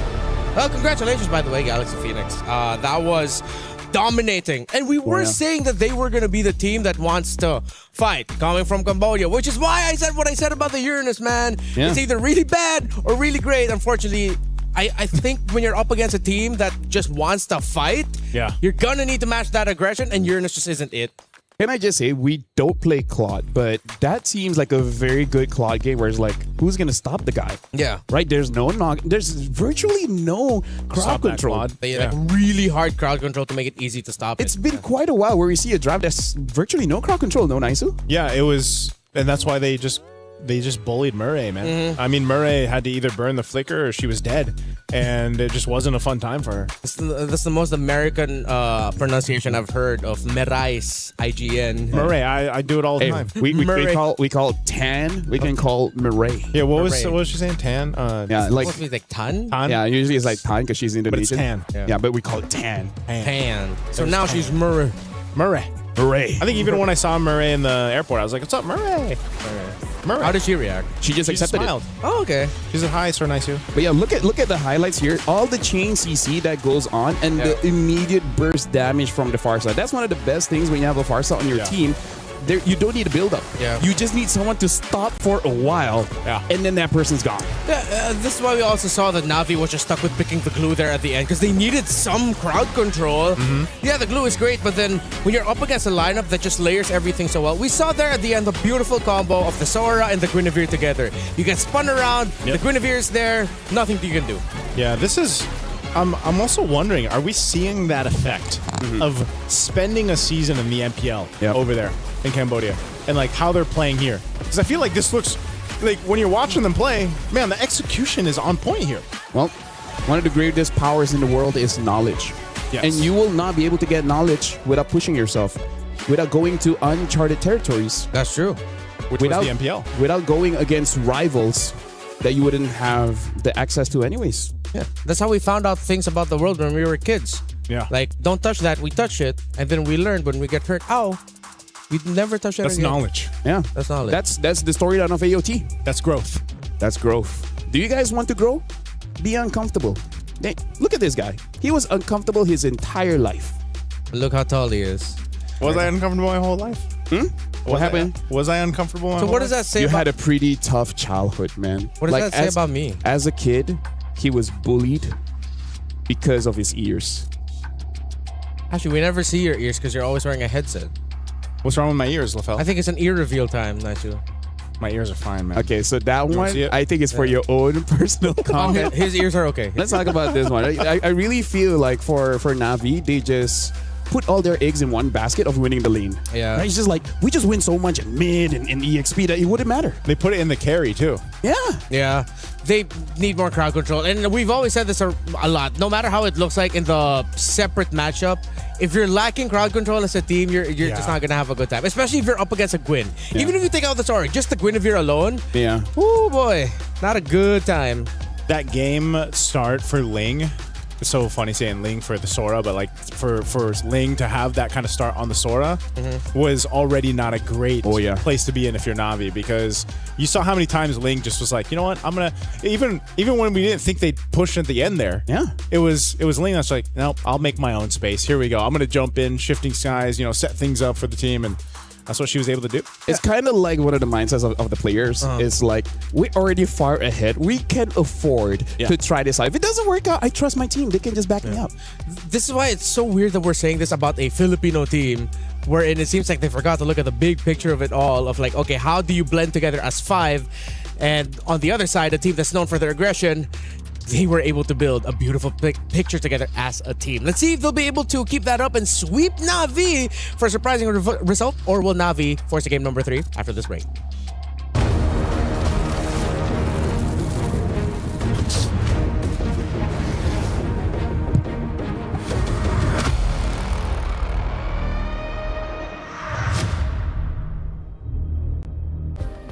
Play is in our DNA.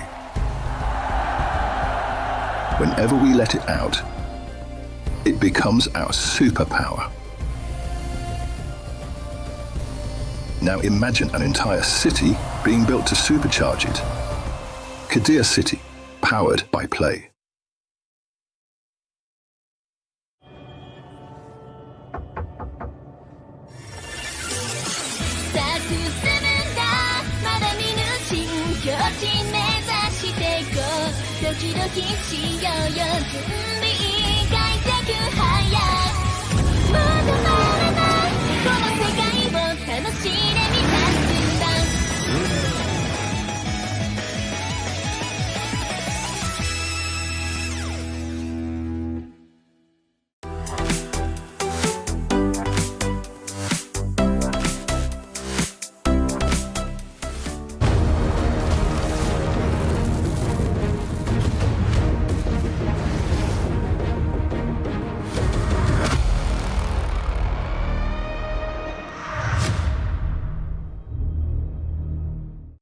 In case you missed it, Galaxy Phoenix from Cambodia has just taken a game off of Na'Vi from the Philippines in dominating fashion. And that's coming off of the fact that they first picked Belleric and Guinevere.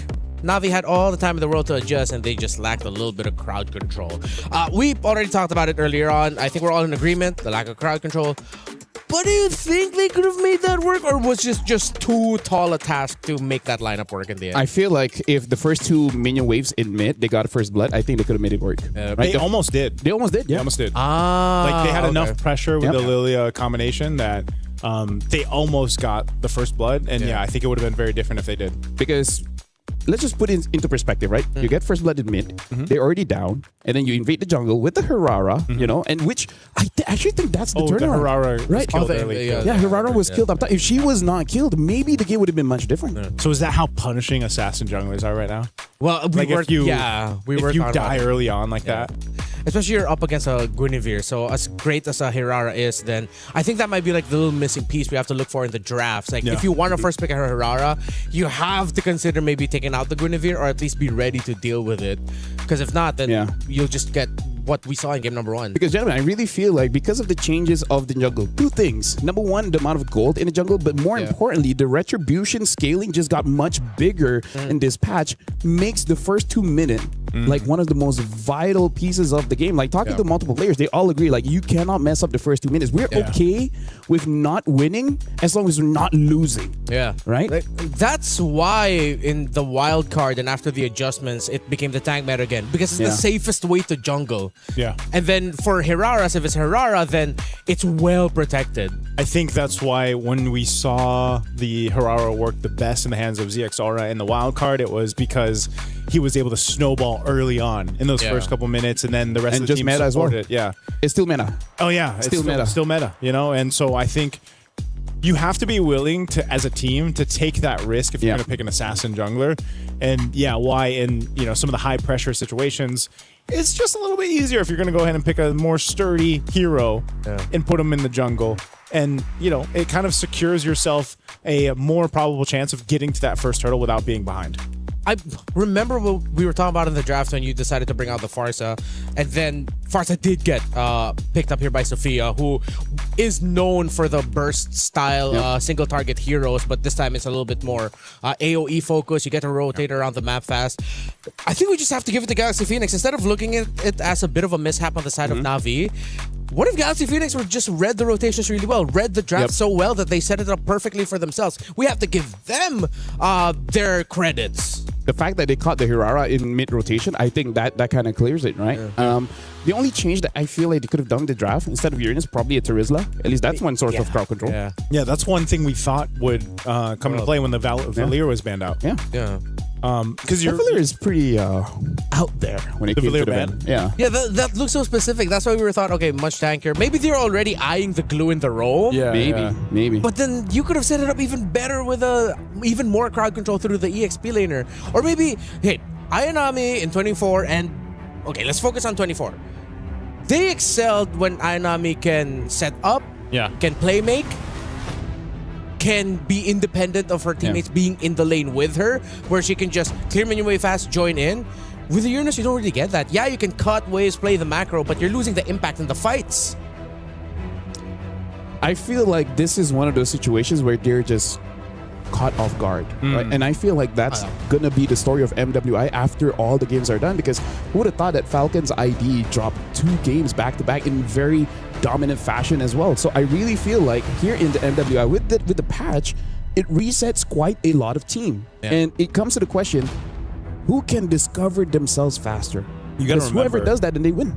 Yeah, because like on our, I mean, I'm not entirely sure now of the current update over on Stream A, but that matchup was quite a surprise. I think everybody probably reacted that way, but that's also the case of MWI. We had certain teams that were obviously contenders who have a bunch of this experience, and then you have this shift where these newer teams and these newer players and newer regions, I feel like, are catching up to that standard, right? The standard of what we've seen so far competitively for MWI. They're getting there, and so I hope whatever the result is, by the time we get to the last day, whoever ends up in the grand finals, we don't even know. Maybe it won't be Team Vitality that has that sure spot up there. Who knows, right? But if they do, whoever's going to be matching against them, I think will give them, hopefully get a full series. It's a best of 7, right? For the MWI series. So, because yes, the meta and the patch has been ever changing, and also you have to sprinkle in the fact that MWI is different itself. Oh yeah, for sure. Which I think I'm really going to have to agree with what you guys mentioned, where self-discovery is important. I'm not talking about life, I'm talking about MLBB. Growth. But MLBB is life. Growth. But it's you willing to take... Stream B is growing Stream. We are. We are. This is where you learn. Yeah. Well, that didn't really apply to me. I'm stuck at like 5'4". No, you're still growing. Centimeters. Tomorrow you will be taller. Don't give me hope and take it away from me when I wake up in the morning. We'll get the box. Well, I guess. Okay. Yeah. Also, I feel like something that we just have to address if we just want to keep it simple. Yeah. I really feel like fighting is so rewarding now. Yes. Right? It's like we were talking violence. about violence is so good. Like people say violence doesn't solve problems. They're just not using enough violence. In MLBB. In MLBB. I like that disclaimer from Renmar each time. In MLBB. Yeah. Because I really feel like micro in the first 12 minutes is super important right now. In MLBB. Micro again. Yeah. Micro and macro, man. You want to save me here, Emar? Yeah. Like what we saw earlier, when you miss your skills and you're not able to get the kill that you want to go for, and you've committed so much, you're not going to be able to get the start that you want. Drafts. Akai gets banned. Glue, Hirara as well. Paquito and Marcel. The Freya should be banned here because I think Freya is still dangerous. Yeah, Freya definitely. No, but with the Phoveus open, if ever Na'Vi rush the Freya, then the Phoveus may just get picked up. Oh, they opened both. It's interesting too that Navi is just like, yeah, we're gonna ban the Harara. We're also not gonna play it. Let's just scrim for a few more games, and then we see how it goes. Okay, that's a good choice. It's them telling Keishi, no. It's like, oh no, I mispressed it. Oh no, sorry, Keishi. But yeah, I really feel like Hirara is just one of those heroes. Like in theory, like you can get the whole kit like understood in a few minutes, but in application, it takes a while. It's so contextual, like the way that you're going to use the combos, Exactly. and kind of weave in and out. And I don't know, it requires an artistic mind. There's got to be some more time. Phoveus though, first pick blue side. It's going to be the first in a while. Yeah. I mean, with the Freya still open, super punishable by almost everything. Yeah. The Alice, the Valiers. The Valir that they banned earlier might actually end up showing up here now. The Guinevere gets picked up. I think, just for Navi, just make sure you have crowd control and really good amounts of it. And I think they shouldn't. I'd want to see them have like another carry, not just put it all onto the hands of Rain. Since their names are so similar, I forget. Rianne, like for the gold lane? Gold laner, yes, Rianne. Thank you. Especially with them rushing Belleric. You know what? I'd want to see them consider something like a Granger, man. Something that's just like skill based and not basic attack based, and then just get your damage elsewhere. I think taking the Claude wouldn't be that bad as well. Yeah. Into Belleric? But into Belleric though, this might be a. Okay, it's not a sure thing that the Claude will struggle. We have seen games where the Claude will be fine against the Belleric. They still want to go for the carry. Wow. It's probably just because it's also supplemented differently now. Yeah. Like you've got the carry, but even the Phoveus, and let's see what ends up being in the Roam. I think Navi wants to go ahead and just kind of give it another go on this one. But knowing that you're up against this Guinevere Belleric pick, okay, Jushin. Now you've got the amount of crowd control you wish you had in game one. But now Keishi definitely needs a hard carry that can deal with anything in the first, I would say, 9 minutes of the game. Yeah. Right, you got to give time for this carry. So a Suyo. Yeah. Right? Yeah. Something like a Suyo. Yeah. Damage, crowd control, can pretty much do a lot of everything. Not really the tankiest in the world, but difficult to take down. Yeah. Suyo would be great. But when you mentioned the Jushin earlier, you also brought up something like Kimmy being really good against it. I think Lilia would be good also here for Galaxy. Which would mean that is the Jushin too early? Could they have considered other options instead of picking it right away? Even the Gord is good. Yeah, even the Gord, as you mentioned earlier. So it seems like Galaxy Phoenix, they are a step ahead, man. I think they're a step ahead because, again, they just know what they want to do. They want to fight at any time, right? So it's like, okay, whatever you pick, can you fight the moment a Gwyn gets a pick off? Can you fight the moment Bellary gets a taunt off? And it's like, yeah I can. So, all right, pick it up.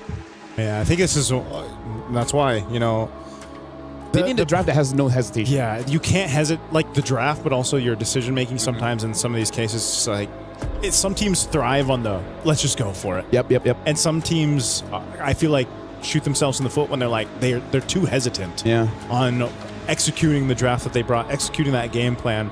And so maybe that's going to be the change of course for here. Yeah, have the mentality of like, what's the worst that can happen? Yeah.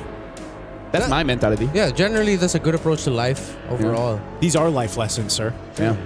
Hey, you came here for the games, and you just get life lessons. We're showing our age. Knowledge. We're showing our experience. Our knowledge. And our knowledge. Yep. The stream is just memes and trends. 6-7. Stream A, man. They're a different level. They're different. Let's put it that way. Stream A is... And we're the fun bunch. There's nothing wrong with being different. That's right. There's nothing wrong. We're all different here, right? Yeah. I want to say in MLBB. But I was like, no, I can't. All right. Well, Sora has been banned out here. Other than that, I wonder if they want to respect an Alice. Because Alice can make Phoveus womp sad. Yeah. And then also just keeps on dying. I mean, like, carry counters the Alice pretty hard. So maybe that's why they would just want to leave it open. Yeah. I think, though, it would be risky if they left it open. Because then you're waiting for the carry.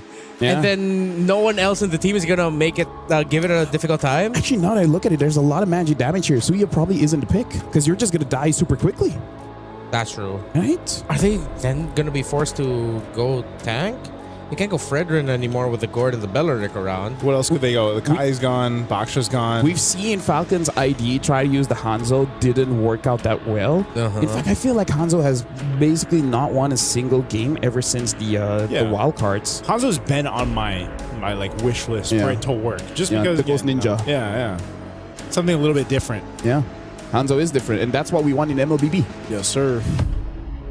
Oh, what does Gata Kacha say? Unity and diversity.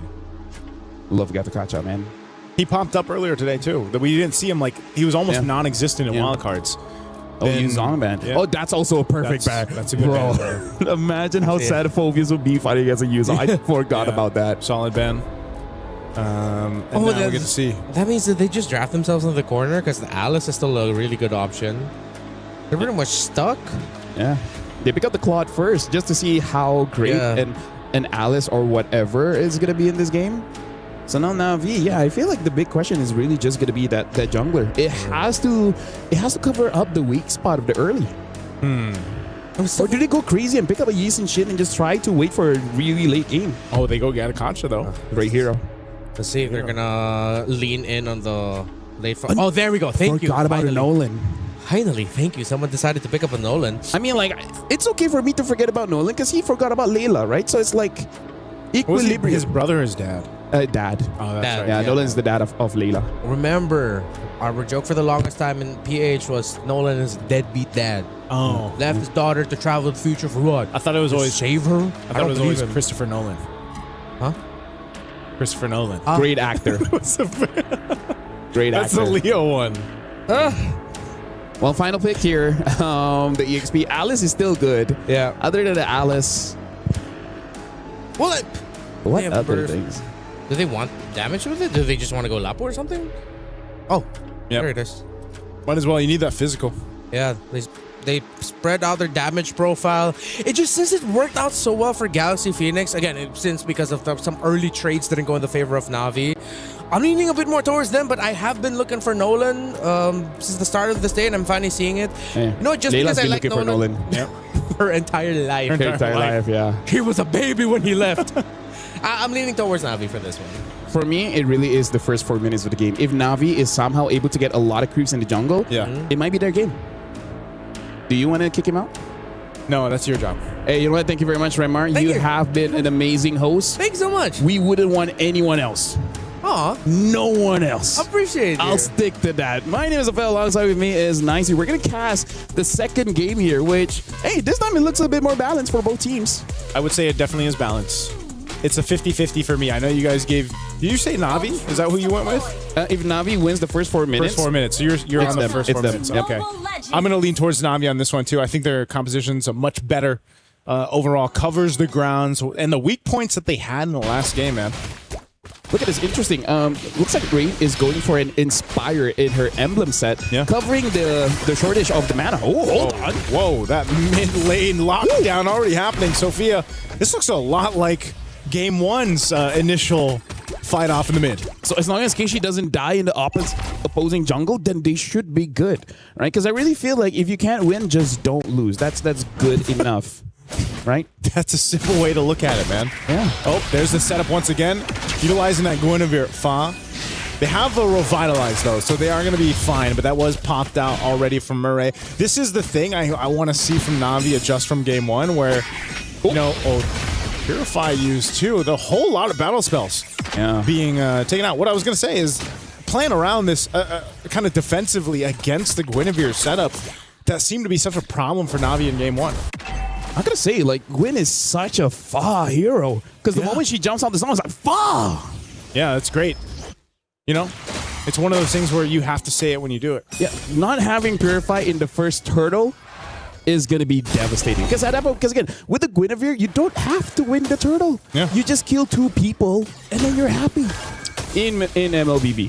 Yeah, this is one of those cases where if you get overloaded with the crowd control options that Galaxy Phoenix has, it's going to be really difficult to approach the objectives. Yeah. Because right now, I feel like for Na'Vi, they just have to remember what happened in game number 1, where basically they get picked off. It's even the same bush. Look at that. They're just waiting in that left bush in the mid, trying to wait for someone to go through. Oh, but this time, Keishi on a different hero will be able to try to go for Ling. Not going to happen, though. Ling also, she's got her bravest fighter, so she's fine. A little projectile into the Gush. They're going to look for this pick off here with the Requiem, not Ayanami. First to go down, first blood over to Galaxy Phoenix, and now Turtle for the taking here. A jump in from Ling just to zone out the rest of Na'Vi. Bravest fighter bringing Keishi low, but the Lantern under the turret as Ling gets punished. But Turtle secured for Galaxy Phoenix. Yeah, still a positive for Galaxy Phoenix because they're able to get a kill as well as the Turtle. I'm sure they would prefer if Ling doesn't die there, but I feel like it's still okay because you're going up against Phoveus. Phoveus isn't going to punish a Lapu that much. Yeah. So Ling should still be able to get a farm. She's got to be the brave one, right? So that's what she went for. You got to remember, too, there's a Jushin across from you for Rain right now from Na'Vi. But I think off of that, if you see a lot of those little minor exchanges in terms of what Galaxy Phoenix can get, they compound throughout the game. Speaking of, Ling, it's actually having an advantage in terms of the gold. So it looks like Ling was able to deny not Ayanami in some minions. So even though she did die, it really didn't punish her that much because it doesn't look like she really missed any minion waves. So now for Galaxy Phoenix, Na'Vi has to understand their whole idea is Fa is going to pick off someone. Yeah. And then Sophia is just going to follow up, right? It's rinse and repeat, rinse and repeat. At this point, they're like, who's going to be the sacrificial lamb? Someone has to die, and then the rest of the team has to get an advantage somewhere. That's why you pointed this out previously, the fella, that concentrated energy early item for Fa is just so valuable, man. For any of the Guinevere's that are picked up here. Na'Vi, at least, in a sense, you know, Keishi got an early kill. She's able to go ahead and scale up on the Nolan. I'm just wondering, is the Nolan scale going to be enough to contest what Galaxy Phoenix has? I feel like the skill is going to be good if you can get Sophia, right? Because I really feel like it's not what you have, it's about how you use it. Yeah. You got the damage. Yep. But if you can't kill Sophia, if you can't kill Winnie, then there's really no point to your hero. Yeah. Sophia's the key for Na'Vi to get to game 3, man. At this point. But Sophia, playing like the way that she did on the far side, now you don't have as much mobility to kind of get out of those dangerous situations. You're really just relying on either getting that little minor stun in with a projectile or just flickering, right? The athletic flicker, as I call it. But right now, the second turtle's up. Galaxy Phoenix, very minor lead. Nothing too crazy. This is something that Na'Vi can still take and bring in their favor. Fighting for this turtle. This is going to be a full-on fight, too. 5v5 for this one as everyone's around this. No setup there with spatial migration. This might be not Ayanami going for this. Dark Wave is already used, too. Here's the engagement, though, and Revitalized used. She's trying to get away. Winnie once again with the Blazing Dude on the backside will be able to take her out. They go for the trade right now, ignoring the turtle. Rihanna joining the fight on Winnie. She's going to be pushed back, but here in the mid lane, a Lantern will take out Lima, bringing her back to the turret. And now Murray could be the one in trouble as she's going to be the trade again. It's a 2-for-1 as Galaxy Phoenix can now take the turtle. I gotta say, Nancy, this is very unfortunate because Na'Vi, they're missing quite a lot of abilities. The most obvious one is the Avatar of the Guardian. Yeah. Because here's the thing, they gotta figure out how to take down Fa. And Fa has been perfect so far. Rian in trouble. Projectile already got stunned too. She's going to pop the ultimate. Tries to get away and she dodges and weaves, but Ling won't let it happen. Catches her under the turret. And Sophia there dropping down the ultimate. That Mystic Gush just to keep her safe. I gotta say, Na'Vi is trying to fight fire with fire, but the Phoenix just has too much fire at this point. Fire. And Fa, looking for more. Fa found another. Not Ayanami trying to survive with the Infernal Pursuit, but Galaxy Phoenix picks up another. I feel like Fa was talking to her coach and be like, oh no, Frederick got nerfed, Akai got nerfed, Baxia got nerfed. We still got Gwyn though. Still got Gwyn. Oh. Hey, I think we're going to see a whole lot of Guinevere, man. Oh, yeah. If not just in MWI, but just a lot of bans. Because that's oppressive. Anytime Fa just sees a target, she goes for it. And again, never punish. Never punish. I think that's the big problem here, Naisu. Right? Na'Vi hasn't punished anything from Galaxy Phoenix. From game 1 to game 2, now Na'Vi trying to figure out how do we deal with this crowd control steamroll that Galaxy Phoenix's lineup has given them. And you're almost wondering, you know, what is that? What is that going to be? Is it eventually just going to fall into that same position where it's like, all right, is Rian online? Does she have the Trinity? Are we ready to fight here? Once again, up top, they're going to drop it down. Rian is gone out of the picture, and now Murray, after the Avatar of the Guardian, she's going to be going for more. Finally, Fa's going to go down too. Not Ayanami, pops the Sophia's flicker. They still going to look for more. Sophia has a stun, gets over the projectile. They lose Fa, but it's a trade though. You're gold laner for the jungler. Yeah, at this point, it's kind of like good news, bad news. Good news, we're able to take Fa. Bad news, Fa does not have a shutdown. She only had 1 kill. And now Ayanami's here finding Ling. Ling should be able to get out of here, but now with Rian. Oh, can they get Ling? Okay, Bravest Fighter. Flying Clouds, though. Again, that is going to be something to consider. How fast they can bring themselves back to a base defense or into a defense of the fight if they have to with the Flying Clouds. This last turtle is going to be up. 2 already went over to Galaxy Phoenix, and now they're in position here with nearly a 3,000 gold lead to take 3 for 3. A Mystic Gush would drop down from Sophia. There's an Avatar of the Guardian. They're going to try to cut Sophia off as she's trying to get away. She's still alive. Good Wrath of the Dryad to cover the fire, plus the Blazing Duet on the backside under the turret. Winnie will get back with the BMI and 2 down for Na'Vi. We understand the idea, but again, the execution just wasn't clean enough, and this is one of the reasons why Beleric is so prio, because it's a very good anti-dive comp, right? It's just like, whoever comes in, I alone can basically disperse everyone. He's enough of a deterrent to stop things from happening. Half the time you see her just use the flicker, Wrath of the Dryad combo, and it stops things from even pursuing any further. It's just one of those things that just prevents any kind of action, because damn if you do, damn if you don't. If you don't attack me at all, we're just gonna take things for free. Yeah. But then if you come and attack us, you have a toll to pay, right? You're not gonna get out scot-free. Yep. And this is interesting too. Looking at the items, you see Sophia has the Genius Wand herself on the gourd. Yeah. And then that's actually what allows them, whether it's her, whether it's, you know, utilizing this Guinevere from Fa, they work in conjunction with each other. Look at this. Rain also looks like is going to go for the Sky Piercer. I think even she understands that they need some kind of miracle here. Yeah, they need something to happen. Again, Na'Vi, they've got to find themselves in this kind of space of surviving. Again, a spatial migration, even with the Revitalize just gone in an instant. Murray, she's dealt with this now from game 1 to game 2, and it just seems like Galaxy Phoenix has her number. Lord's going to go ahead and charge in on that top turret, taking out the Holy Defense. Right now, Galaxy Phoenix is just, hey, we have one combo, right? Gwyn jumps in, and then the Gourd ult. Yeah. It's so simple. They've been executing it time and time again. As great as Sophia is, Fa, man. Fa has been relentless on this Guinevere. Like, the stat line is like 117. It seems like whatever, man. But look at this game. She's gonna make a name here in MWI, especially against Na'Vi. Yeah, I that's the thing, man. That's why I was asking. You know, that experience, that veterancy they got from competing in an MPL. Even if they didn't get the results that they wanted, I think that was enough to go ahead and give them this kind of confidence, this kind of synergy that we're seeing them execute just even here in this first series for Galaxy Phoenix. Like, they're playing as a team. They have that synergy. They have that call.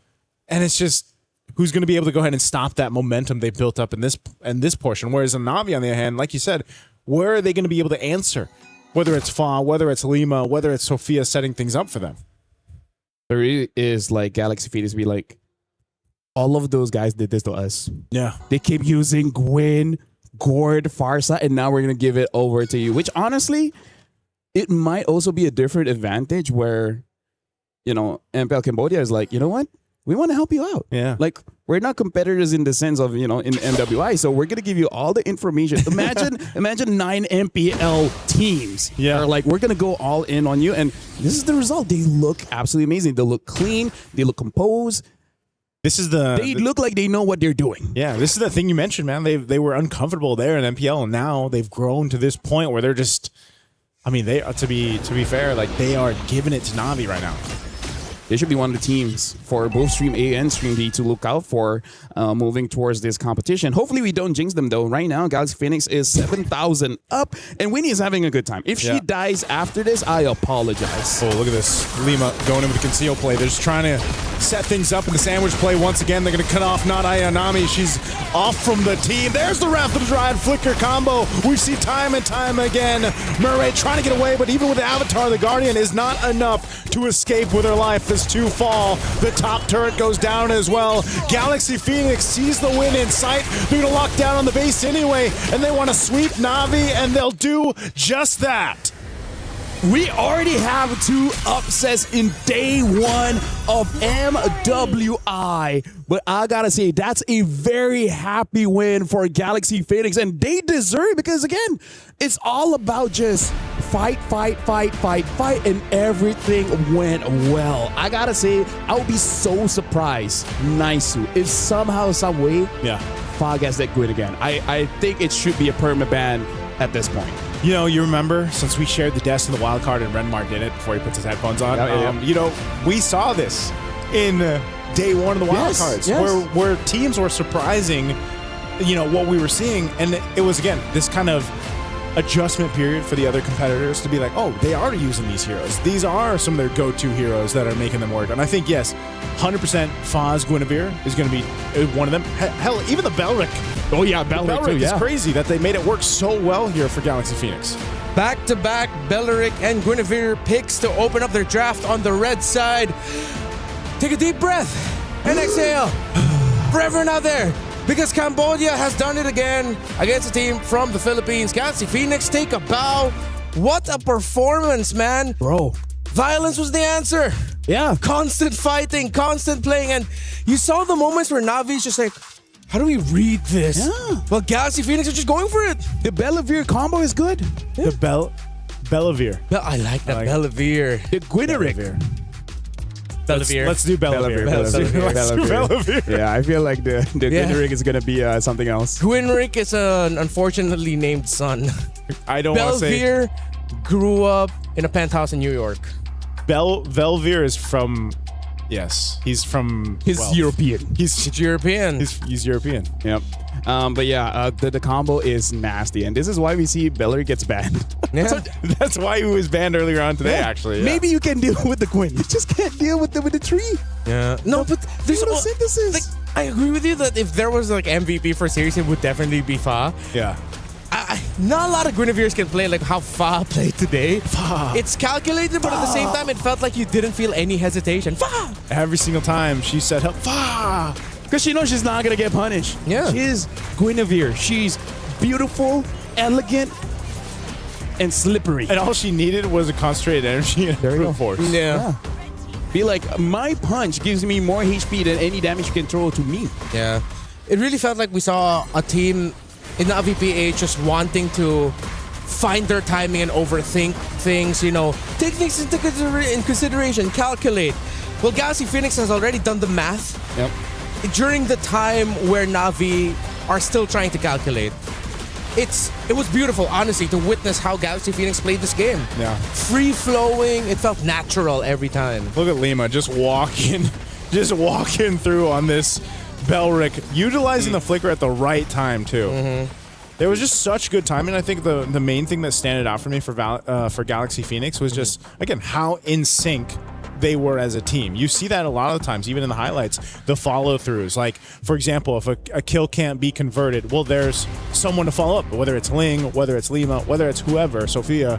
They're just really good at covering each other's, sixes and everything else, keeping things in pace. Even when you had to disengage in the early game, game 1 and game 2, where Sophia almost died, they protected her. And so I think they just played really well as a team. See, that's why I'm glad you guys are the experts, because the only thing I have here in my notes is out-executing and playing faster. That's literally all I have to say about Galaxy Phoenix.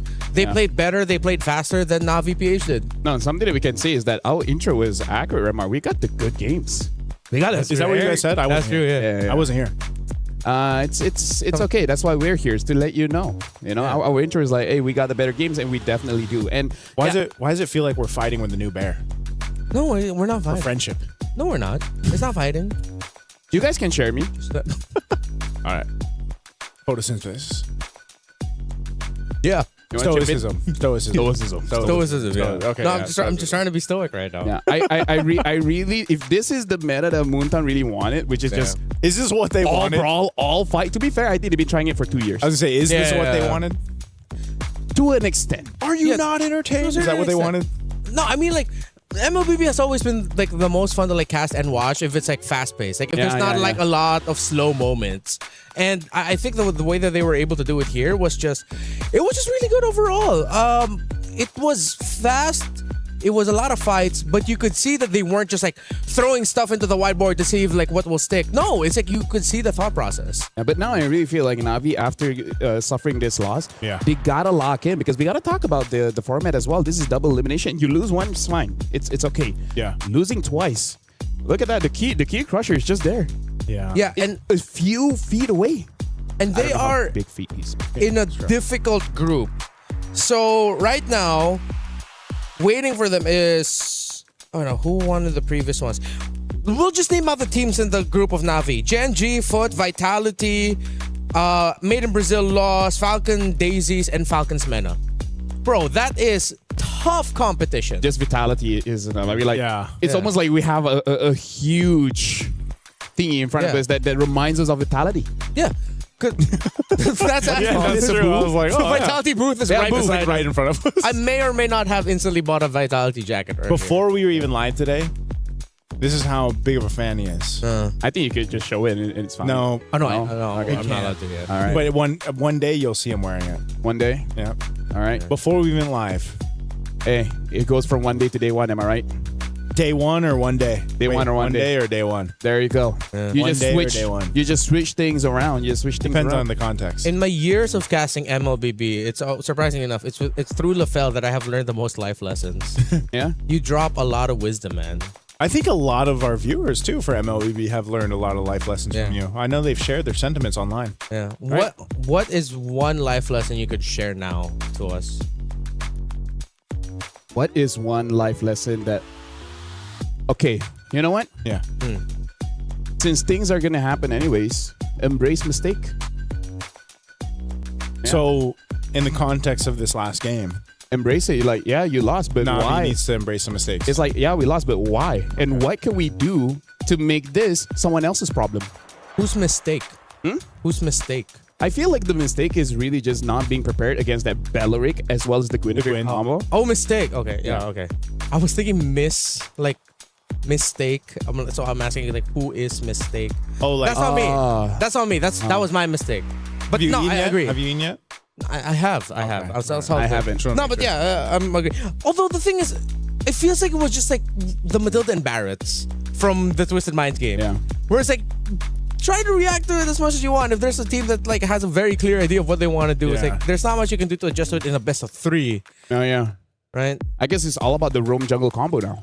Yeah. Is it just roam jungle? Like all the matches we've had today, roam jungle. Yeah, it was Ever Matilda since- Barretts. Yeah, Matilda Barretts. Even ever since wildcards, actually. Yeah, Belleric Gwyn. Wait, was it also the same during the MSC wildcards? Yeah, I mean, so we always had a mid trio kind of thing, right? Yeah. Now it's got to the point where even just the duo, right? Yeah. Like the mid, you can just switch out with anything. We used to say that mid. That's true, yeah. We used to say mid trio all the time. I don't even think it matters. Yeah. I think it's just the duo.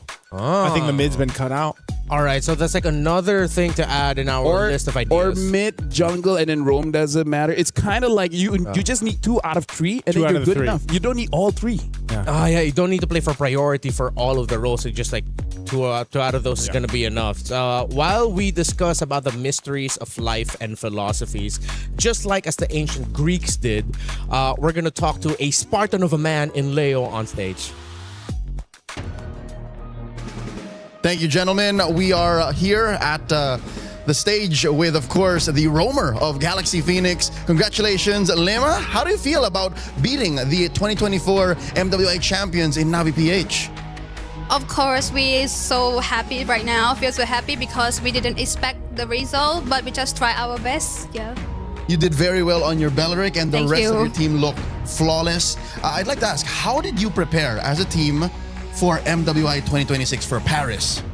For the preparation, maybe we just keep on trainings and try to spend our time together. So what we call the chemistry will go well. That's all. You have great chemistry, we can tell. Watching the games, you were rotating around the map very well. You swept Navi PH. Your next opponents in the next round of the group stage could be Falcons Mena or Falcon Daisies from Mena or for Myanmar. Who do you want to face? I would like to face Falcon Daisy because I have a friend there. Yes. Who's your Starsoy. friend? Starsoy. Starsoy. Jungler. Yes, the jungler one. Okay, if you have a message for Starsoy, if ever, for her next match, what do you want to say to Starsoy? Good luck, my friend. See you tomorrow. That's all. All right. Again, Lema, I'm sure there are a lot of fans from Cambodia watching right now. What's your message for all of the Cambodian fans and your new fans all around the world?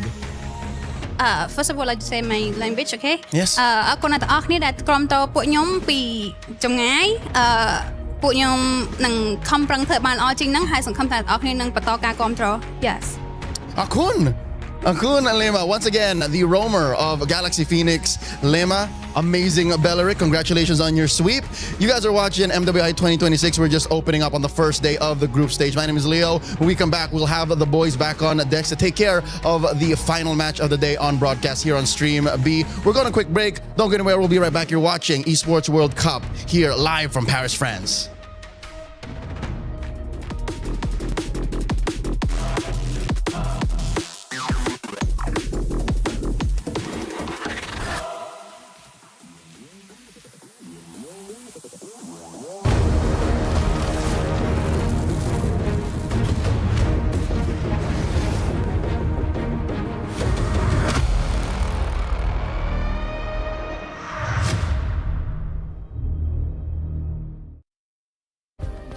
Play is in our DNA. Whenever we let it out, it becomes our superpower. Now imagine an entire city being built to supercharge it.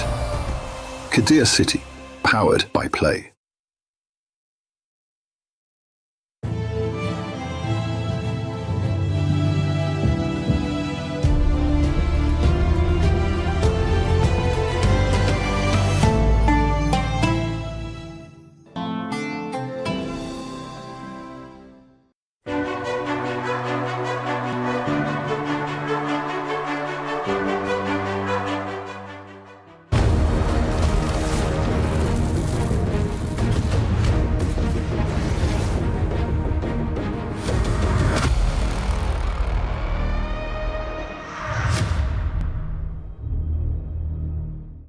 We have had an interesting day of women's MLBB action. Surprising results, surprising picks, surprising that we've seen all sweeps today, but it's been a terrific day to open up MWI 2026 here at EWC. Live from Paris, it's Renmar, Lafel, and Naisu. And I have a question for all of you. Yes. Wait, for us or the audience? I forgot what I wanted to say. I was in anticipation, man. Yeah. Suspense. My question is, are you happy with what you're witnessing today? Let us know in the comments, because I'm pretty sure that the women of MLBB has surprised all of you, and I'm sure that there's going to be a lot more surprises for this one. It's a Falcon fight. Yeah. Except that it's a different Falcon. It's okay. The distinction is there's a red Falcon without an S, so that's Falcon. Okay. There's a green Falcons, and this one's from Mena because we also have another one from ID. And yeah, it's a Falcon fight. A lot of Falcons. I guess the fun fact that we can say is our entire time here in Paris, France, we've seen birds first, then cats. We have not seen a single cat here. Oh, we've seen a lot of dogs. We've seen pigeons, but we have not seen a single cat. That's actually a valid point. I walk almost every morning outside. Yeah. And I don't think I've ever recalled seeing a cat. Oh. You know what? We're going to have to get to the bottom of why that is the case. Yeah. But right now on your screens are the members of Team Falcons, Mena, Nocturne, Nana, Searings, Noichi, and Names. I think are the two more familiar names for most of our viewers who have followed women's MLBB. Nocturne from Turkey, joining an Egyptian squad of Nana, Searings, Names, and Noichi. Some of these members are from the Egyptian national team. And of course, they qualified through the Africa qualifier. Falcons, this Falcons team from MENA, I feel like they've always been the team of like on the cusp of doing something really great. Yeah. But whether or not they're a victim of their own like surprising choices or because of meta shifts, I really hope this is the year where we see them rise above expectations. Yeah, I remember one of the first glimpses of seeing them compete on a stage, back in actual Africa. Of course, their qualifier leading to this point, I think they dominated the qualifier actually over too. So you're talking about a team with a ton of experience, a ton of knowledge, the way that they've competed together, even though, yes, you have now the new additions. And yeah, they've always almost kind of made it. So hopefully it's different for them in the MWI, because against them is the Falcon Daisies here. Yeah. The members of Falcon Daisies, a little bit newer to me, so I'm excited to see them play. I believe Star Soul is just one of the few ones that really the ones that I can remember or has stuck with me memory-wise. But now I do not know a lot about them. I mean, like personally for me, like as an analyst liking the drafts, I really want to see for both teams what's going to be the combo, right? The combo of the duo, either mid roam, jungle. It seems like roam is like one of the bigger parts that really activates a mid laner or a jungler. And right now, I kind of feel like for this one, I don't know, everything is up in the air. The only thing that I'm pretty confident on is the Belleric. The Belleric has to be the one you have to respect. And what's interesting is our last match. Thank you. What's more interesting than that, though, is both these ladies' teams, were sitting front row to the last match that we just watched. And, I'm sure they've taken note of the Guinevere-Belleric combination that has been wrecking things right now. And I think even looking at this, there isn't a ton of information, so far for our two teams here. So this one, more so up in the air, other than, of course, for Falcons MENA. But for Falcon Daisies, if I remember right too, Arya is Filipino, right? Like she's brought in. So this is again one of those cases where it's like this team with multinationals, multinationalities, and then you have this kind of mix of even play styles that comes with that. Can I just say one of the advantages that they were there watching is that even if there's no speakers, they can hear everything. We're pretty loud. Yes, it is. Really? I'm pretty sure the other games can hear us talk. They should be able to. Come watch MLBB. We're at this period game. It's only day one. We've got plenty of days. Well, for Stream B, I think we only have a few days, but we got plenty of days of MWI. Yeah, actually, for the viewers to understand like what the setup is like here right now in Paris, it's sort of like a huge convention hall. Huge. Where if you have like a ticket to MSC, not MSC, MWI. for Esports World Cup. Oh, there you go. EWC. If you have like an Esports World Cup ticket, you can literally just hop from like stage to stage, see what's going on. And it's cool. Like I'm seeing a bunch of people who would pass by the MLBB and say, "Oh, what's this game? Oh, that's MLBB. Cool." Yeah. It's very nice. And we had the whole, I could hear it from over here, the whole band of Team Vitality. Yeah. Over on Stream A, yeah. That's the chant. I wonder what the results of Stream A has been. I haven't gotten a chance to look yet. Based off of the chanting, Did you get a chance to look? It's been quiet so far, so maybe Vitality already won. Like I mean, the Vitality fans were pretty loud earlier, so maybe Did you sneak over there earlier, or no? I didn't. Oh, you didn't? Yeah. You've been here the whole time? I've been here the whole time. Who cares about Stream A? This is the place where it's popping. You go here. This is where you get a chance to win. What is it? 50,000 diamonds? Yes. Maybe Actually, it's there too. No, oh, it's not you know there. what? That should be our. No. This is our marketing for Stream B. If you want a chance to win 50,000 diamonds, you watch Stream B. If you want to be a bear, there's a lot of steps, but watching this one is step one. Yeah. Hey, there's a lot of context that you can learn from Stream B. Yeah. If you just missed last match, a whole bunch of knowledge and wealth. I mean, like in terms of philosophy, there's actually a challenge to the philosophy of how competition is healthy. Because I think the eastern side of the world, they challenged that idea. What? Didn't Sun Tzu make Art of War? That's true. That's true. That's true. Yeah, but it was an Eastern philosopher that basically said that the inherent structure of a competition is inherently toxic. Where are you really doing it for self-improvement, or is it just you abusing your talents to make yourself feel good against inferior people? It's the reality of the world, like philosophers. It's been such a long time since the 1200s where. So I want you to wrap that and tie it to this matchup that we're about to watch. So between two Falcons, right? Why are you fighting? Are you fighting? Yeah. So that you will eventually become a champion. Yeah. By going through all your different rivals to make yourself the strongest that you can ever be, the best version of yourself, or Are you doing it here simply for selfish reasons to show that you are the best? You don't care about the results. Here's my philosophy. If you want to be your best, $150,000 is pretty good way of being able to do that. That's true. Yeah. That $500,000 prize pool. Yeah, and that it's like it is not toxic to be of one. Speaking of, we even see that philosophy in football or in soccer. Blue line. You mean football? Football, yes, but football. For the NA fans, a couple of heads just turned towards their way. Have you guys watched Blue Lock? No, I haven't. Okay, so it's basically a football anime where it's all about a bunch ego. of Brunos. It's all about not passing to your team, but you yourself get the goal. Shout out to Norway. Something just happened. Shout out to Norway. Yeah, Norway. Yeah, and I think so. It applies even in 2026. Yeah, and for this matchup specifically, you shouldn't pass on your chance to win by making sure that you don't hesitate. Just go for it. I feel like Galaxy Phoenix taught a lot of the teams here in MWI who get to watch your game something very important. Something that LaFell has been saying for a long time. What's that? Violence is good in MLBB. You don't hesitate. Half a second is such a long time. Yeah. It's weird because that's the nature of the meta right now. Yeah. Just fight. Yeah, as long as you don't. Well, okay, it can't just be like you're fighting for nothing. You have to be at least fighting for something. Yeah. Because everything the Galaxy Phoenix did in the last one, they were fighting for something. Fighting for advantage, fighting for an objective, stealing away. Even just stealing away a camp meant it was a fight for them. Actually, it's just getting Marie. It's like, why do we fight? Fighting for Mirai. I was like, okay, that's good enough. Right. That's good enough. If we're going to be following that line of thought from the previous series, then Nana from the side of Falcon Smena and Falcon Daisies, Star Soy, who is a veteran already from the MWI field, I think they're going to be the ones that are going to be eyed out by the two teams. Yeah. You're going to have to protect your jungle. That I would not be so mad if both of them just decided to like hunker down and pick some tankle. Those tankle heroes.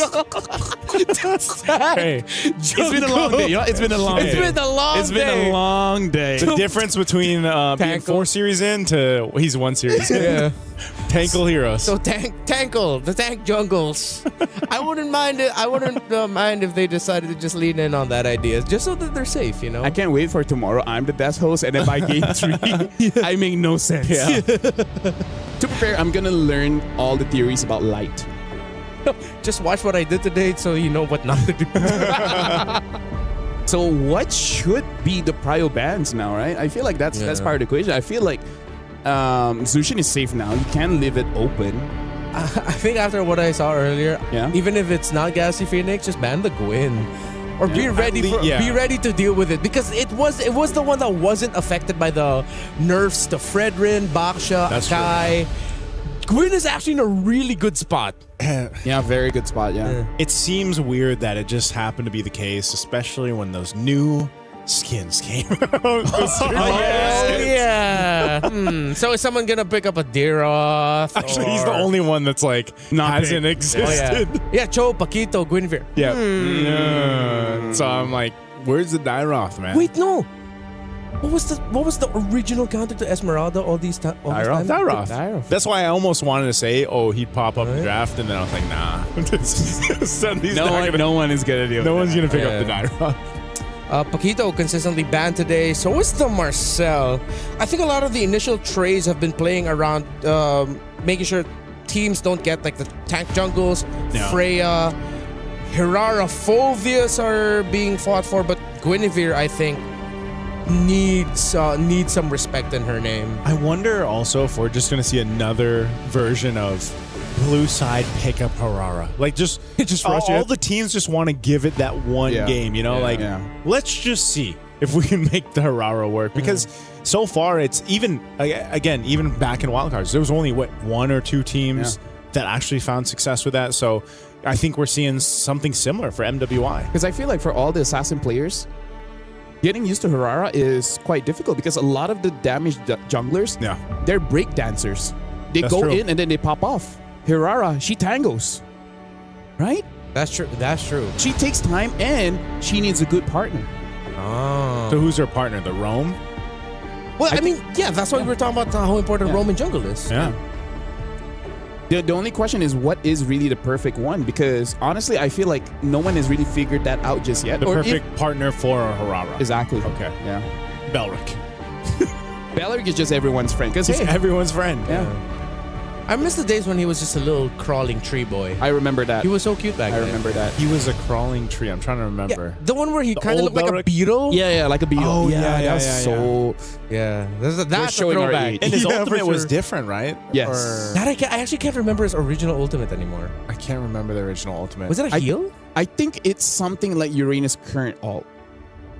I think it was like Seed of Life or something. Yeah, because I think actually now that I think about it, I think he healed himself and someone close to him, something like that. I could be wrong. Yeah, I could. Speaking of, I remember Uranus having a suppression alt.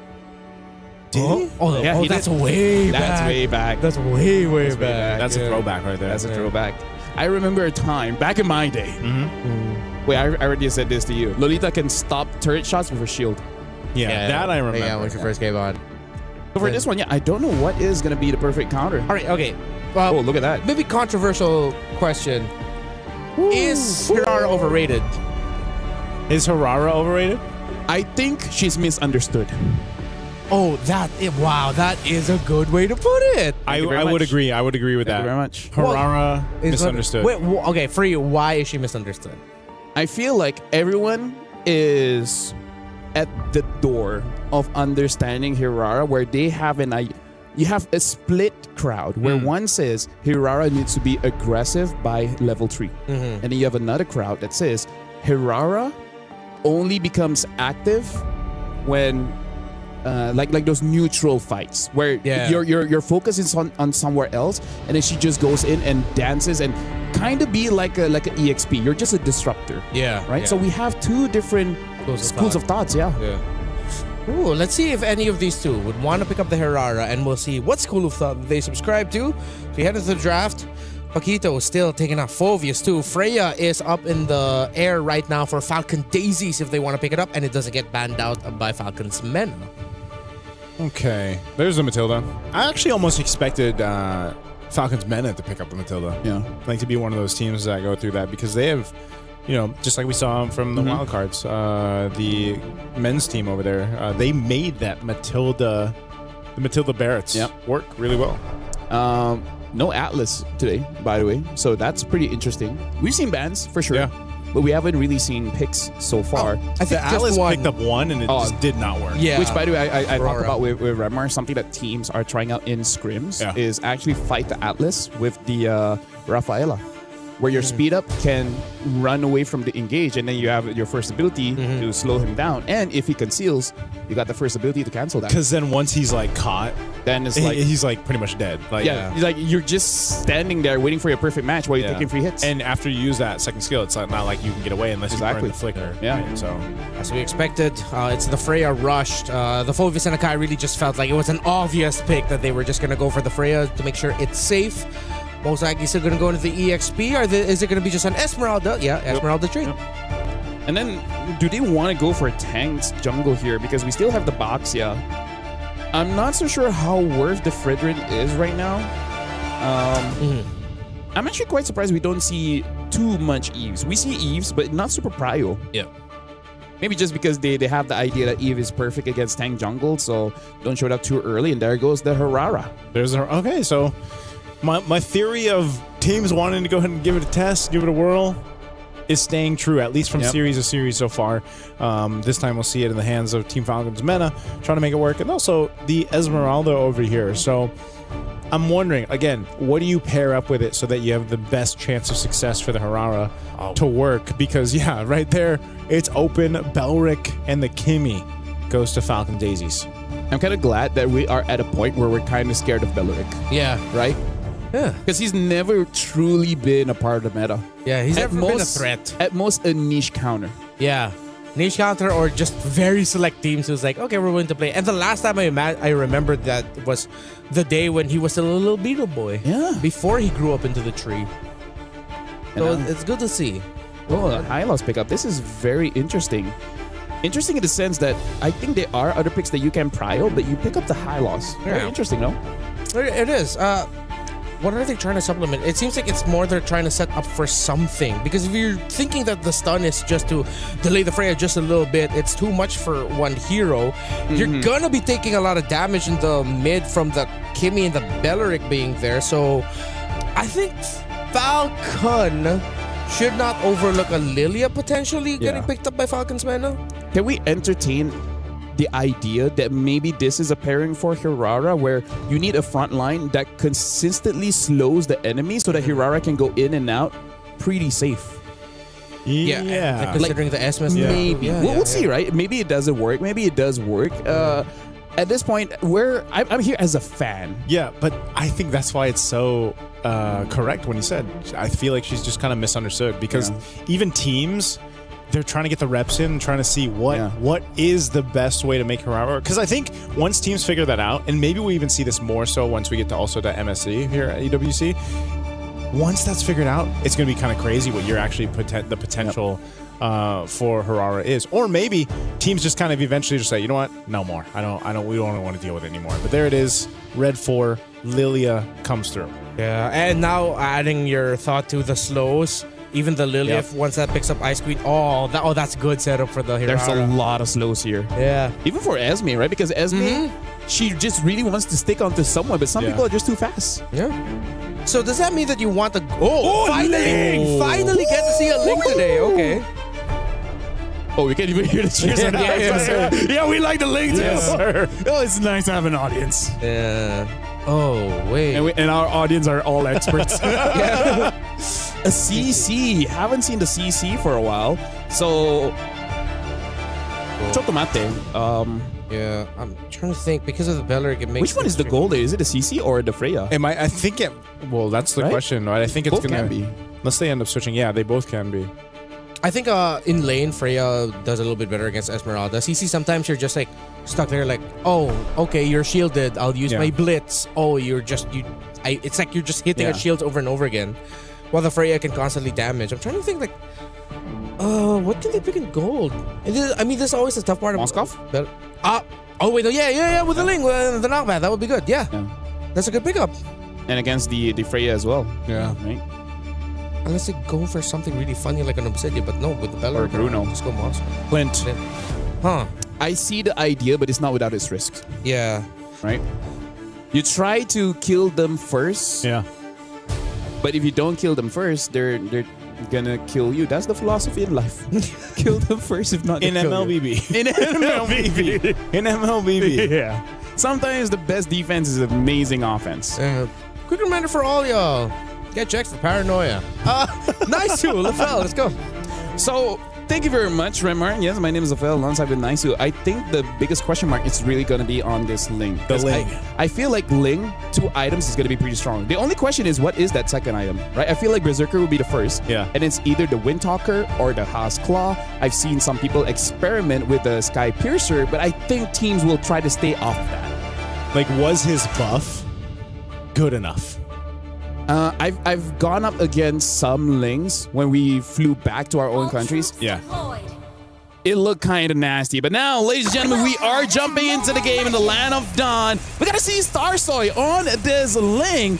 Can she make it work against the Hirara being used by Nana? And then we go for a pause. All right. We're going to have to wait a little bit longer. You know? But yeah, I think, looking at the emblems too. Fatal for the Ling just to have more crits. A little more, the crit. Which honestly, it's less about the Ling buff and more about the Berserker Fury buff. Now that's nasty. Yeah. You have physical damage, you have crit chance, you have crit damage increase, and then you have true damage whenever you crit. That's quite a lot of on-hit bursts. So this is going to answer the question too. If you're stalled out early on an assassin jungle, right? Yeah. How punishing exactly is that? Because now that you have two assassins against each other, who what context does that bring into, let's say, first turtle even, right? Whoever gets pressure, or is it going to be the case where both the teams just don't even put pressure there? They just let their assassin junglers build up the way that they need to in a natural process, and then you fight it out full power for your first turtle. Because if you think about it, Hirara versus a Ling in general, it's a very different. They're both going to be looking for that opener. Yes. So it's up to the rest of the team to secure the space that they need for that to happen. if I was a coach, the thing that I would do is do what Phoenix did just now, which is select one target and then keep that target down indefinitely. And with that, you have more jungle control. So instead of taking down the jungler directly, you just take their farm away. And that's just going to be enough, especially if you're the Ling, because you can take their farm and then immediately go back to your own jungle. And then that snowball is just going to be too much for anyone to really deal with. Yeah, so who is the main... Who was there? The Hylos. The Hylos, yeah. If you kill the Hylos enough, they have no forward momentum. Yeah. That's the unfortunate life of a Actually, roam, wait. though. It's Ling against a Lilia. Lilia does not have a lot of HP. Yeah. The Ling needs no items to take down a Lilia. Yeah. As soon as you hit level 4, you're maybe even before. Yeah. You know how many times we've seen almost a first blood happen in the first minute? Yep. But let's jump back into the game. This is what we were talking about. We'll see exactly what happens here. But yeah, the Lilia with the Hylos. You have across from them the Belric and the Kimmy. So one thing's for sure, no one goes down in that first minute. They just go to the default, secure what they need to. It looks like that's going to be orange start for Starsoy. Yeah, let me just say, Naisu, as roamers, we can kind of tell how the team is going to play based on the boots that they buy. Because after the buff of Conceal, basically everyone went Conceal, right? Yeah. But look at the Hylos. He actually went for Encourage. So I feel like Falcon's Mena, they're going to be more reactive and kiting back instead of being super proactive in their fights. That's a very interesting choice. We haven't seen Encourage for a while. It's basically been all Conceal. It's funny because I just, I actually prefer Encourage. Yeah. But I just know Conceal is the way to go. Yeah. Especially because, at this level of play, that's exactly what you need to be able to do. You need to pop that Conceal, kind of surprise the enemy or opposing team with it. But yeah, this could be a change of pace anyway to go ahead and start into this game one. You can see exactly what we were talking about too, where both junglers are pretty much unbothered in the early minutes of the game. So this leads into that first turtle, right? First objective. They both got the level 4s that they needed. This is pretty much as easy as it gets for jungler pathing into your first objective take. Looks like it's a ladies' tree where they're just like, you don't bother me. Yeah. I don't bother you. We'll just get whatever's free. Ladies' agreement. So, gentlemen's agreement, ladies' treaty. Ladies' treaty. I like that. First turtle, fight for the space here. Nucci holding up that front side. She's still got the revitalize, so they've got plenty of time to go ahead and deal with this. Half health on the turtle right now. Kiko joined the fight too. I think they just want to fight it out. Valkyrie's set going to be used. She jumps on in. They're crashing down. Nucci going to be first. Double for Kiko. Name's now joined the fight. She's going to go for it too, but she gets catered down on here right under the turtle. And Names goes down. 3 kills for Falcon Daisies here, plus the turtle. It's unfortunate because Names had her flicker. Yeah. And I really don't think Names should have been there in the first place. Maybe just stayed in the gold lane. Exactly. You're a Clint. And it's against a Freya. So I really feel like Falcon's Mena, they dropped the ball there. Like they try to fight fire with fire. But your fire is like a... It's not there yet. It's an ember at this point. It's from a lighter. Yeah, it's an ember. It's just this. Exactly. It's not a flame yet. Not a full force flame. It's a Charmander against a Charizard. Oh, that's what it feels like. At this point too, in this kind of composition that Team Falcons Mena has, it's one of those ones, like I said, if you are to delay this Harara, you might be in a bad position, and you can see them. They're staying bunched up together. I think they just want to try to get a kill and convert. Wrath of the Dragon going to be used. Oh, Attraction Pulse too in there. Starsoy joining the fight. Tempest Blaze already going to be used. Looking to pick up a kill on Nucci, but they will be able to escape. But you're already seeing the potential here. Yep, you can see how Ling just, I think 2 hits almost took down Syrinx, but yeah, it's a good thing that she was able to get out of there with the black shoes. And now looking at the goal difference here, it's not much just yet, but look at Freya being almost like 800 gold ahead of Names. That's trouble for everyone from Falcons Mena. Yeah, this is one of those things again where, right now it doesn't look like too much, a bit of a lead for Falcon Daisies, but this has started the momentum that they need. With this kind of lineup that's built to snowball, especially with a Ling. Remember, when Ling was a menace, before he completely fell off the face of the world. I remember MSC 24. Yeah. Like, the snowball potential for him is what's so scary. Now, after the bit of a buff that he's had, we're going to see if it actually works out. There's Berserker's Fury, like you mentioned. The go-to item, especially rushing it in for Starsoy. Yeah, if you really want to be fast, you pick up a Windtalker. If you want to be able to sustain, you pick up a Haskell. At this point, I feel like Windtalker, man. Oh, they're going to find it again. Wrath of the Dryad going to be able to lock down Syrinx. She can't even get away. Nucci could potentially be next. A jump in from Nocturne. They're going to go for it. Afu gone. They're fighting back here. Team Falcons in the mid lane. Nucci falls for get the turtle. They want the kills. And now after 2, Falcons Daisies will go for the turtle. And look at how nasty that was between Era as well as Jay. Multiple ways to lock down the opponents. The moment the curtain call hits onto anyone from Falcons meta, you can see that they have no idea how to respond to that. It's been a while since we've seen CC, and you just can't get used to it. Oh, Kiko just threaded the needle so close. Burns the flicker. Names goes in with a shield. Will keep Kiko alive.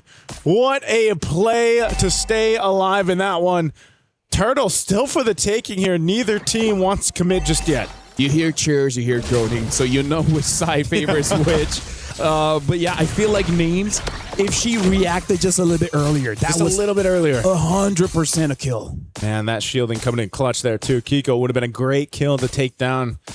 Now that she's got a couple kills for her, but they're going to fight for it anyway. A lockdown coming through, and now Nocturne jumping on forward. They're going to fight for it anyway. Traction Pulse going to bring Nucci back, and now Kiko once again. Tempest Blaze going to be used, and he'll chase down Nana. Starsoy picking up a kill, looking for another as she finds Nucci. And now Syrinx cut off from the team. Kiko just unleashing hit after hit with nowhere to go. Kiko's on a killing spree. Whoever gets the early game nice, it becomes so unfair so fast. Like, even though it's a 2,000 gold lead, the fact that Starsoy got her Berserker Fury super fast, she don't care if you're tanky. I have 2 damage. That's not something you can say before. The Berserker Fury buff, it's life-changing for all the crit heroes. And Starsoy just having a hell of a game. She's on fire right now alongside Kiko. And this is just so much that you can utilize. I mean, even the traction pulses, man, have done a great job at either counter-engaging or engaging. Look at how crazy this is. Sky Piercer and Haskell. It's kind of like, how much do we want to extend our lead? Yeah, it's like, Yes. There you go. I like that Starsoy, like, going for the Windtalker is going to be cheaper, but at this point she's like, I don't care.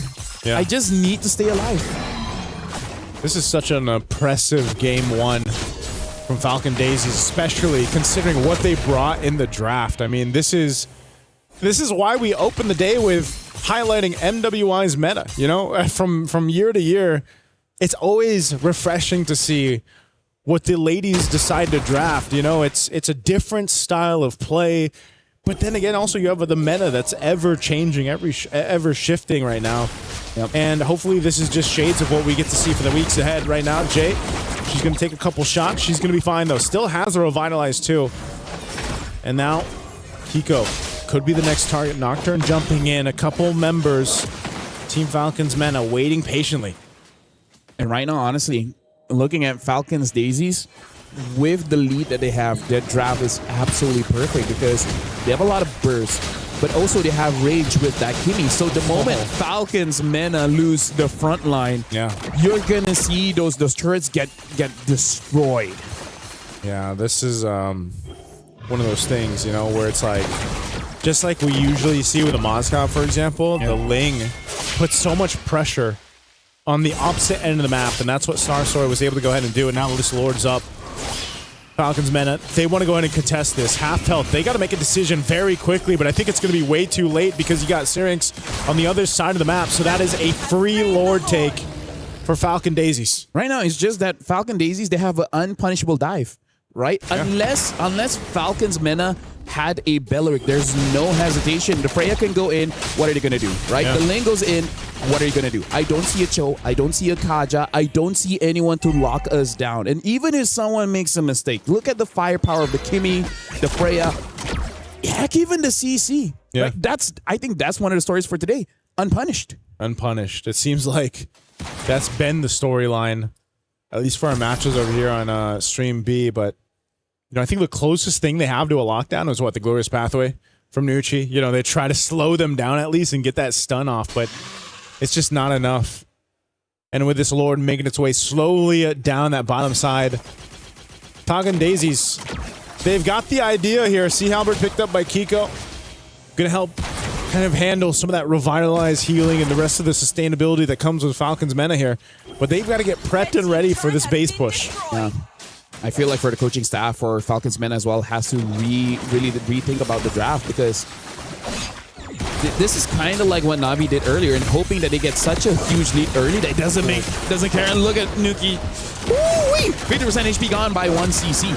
Yeah, traction pulse used as well. But the Lord was cleared up. Still just trying to get that Holy Defense Shield. Top one's going to pop as well. Good push there from Starsoy. Falcons Mena have to figure something out here as they're trying to hold on desperately. The last bit of turrets that they have. They're going to go for this stun. They've got some damage on Jay. She's going to be fine, though. Pop of the Revitalize, and she's able to get out there just fine. Tier 2 turret down and taken care of. Falcon Daisies take what they want. I feel like at this point, it really is on the mistakes of Falcon Daisy, because I don't think that Falcon's Mena has a comebackable draft. They have quite good wave clear with the Lilia, but then you're hoping for names to have enough burst damage to really take down Falcons. Look at the items right now. It's not looking good. Endless battle into the Malefic Gun, and that's part of the reason why Clint really needs a very good early game. Your items are just expensive, which I really feel like that's the biggest mistake that Falcons Mena did, was the fact that Names tried to join Turtle 1 against a Freya, against a Ling, against a Kimmy. Should have just stayed in lane. It's one of those things where mistakes cause objectives and objectives cause games, right? That's what we're seeing built up here. And here's another one. A team fight's going to break out in the jungle. Here's Starsoy off the backside, but Syrinx will go down first. It's a double for Kiko. They burn the flicker. They find it. 2 pickoffs easily. Just cutting them off for Team Falcons Mena. Unless Falcons Mena can stall the game to 90 minutes, I don't see them having the firepower. I really don't. Like, as much as we got to give hope and everything, we got to be realistic. With the draft that Falcon Daisies have, it's a rough game. It is a rough game. It's one of those things where there's almost just too many ways for this compositions from Falcon Daisies to pick what they want. Yeah. That last team fight, that last little sandwich play was exactly what we're talking about. And Falcons Mena just keeps going for it. Now Nucci going to be in trouble too. Locking down once again. Glorious Pathway on the defense. Starsoy will join the fight. Goes in. Syrinx down once again. They still have the base turrets, but without Syrinx, without a Revitalize, without a Glorious Pathway, what kind of defense can Falcons Mena have? Nice. So today I learned, right, if Hirara gets tied down with the current call, even with the iframe, she can't move. She can't move. They're going to have to try to figure a way to move through this. Bottom turret already down. Nucci going to be next. She is deleted and gone. Looking for more. Lord still up. Tempest Blades just for some finesse. And the base is going to be locked on as Falcon Daisies look to end the game. They're taking so much damage, though. They still have to respect the damage coming through from Names, and they can't end the game just yet. Not yet, but here's the thing. Like, Falcons Mena, I feel like most of the damage came from Syrinx, so I think that's good. Looking at the gold difference here, it really doesn't matter that much, except when you look at the jungle. Almost 4,000 difference, and this is one of the scariest things about the Ling, is that the Ling is so fast that a 200 gold lead will eventually feel like 4,000. So with the endless battle as well, the on-hit damage from Starsoy, like, imagine if she jumps down and that just so happens to be a crit. It's going to be a crit. There's going to be true damage, and then there's going to be true damage on the Endless Battle as well. Endless Battle, as well as Hasclaw, as well as the Berserker Fury, has so much physical items there, so the scaling on Ling's first hit is going to be enough for it to be like, yeah, you don't want this smoke. You don't want this. You don't want anything to do with this, and that's kind of been the nature. That's why I'm so surprised that we continue to see Falcons Mena just be like, yeah, we do want something to do with this. Like, they've been showing up in the jungle every time, like, hey, and imagine like they go in and say, that's all you got? That's all you got? That's how it's felt. But some of us are still up. LaFell, I think at this point too, they might be just looking for that kind of Hail Mary, just trying to make something where they either get a massive shutdown, a ton of gold in the right target here. But at this point, it's almost a wish up into the air. You got 20 seconds for this Lord to come up. You already lost one of your base turrets. The shields are down. This is where that decision making comes into play for Falcons Mena as well. Do we contest? Do we fight? Do we just hold on in our base? What do they do here? I'm going to bring a counter argument to say Falcons Daisies. Yeah.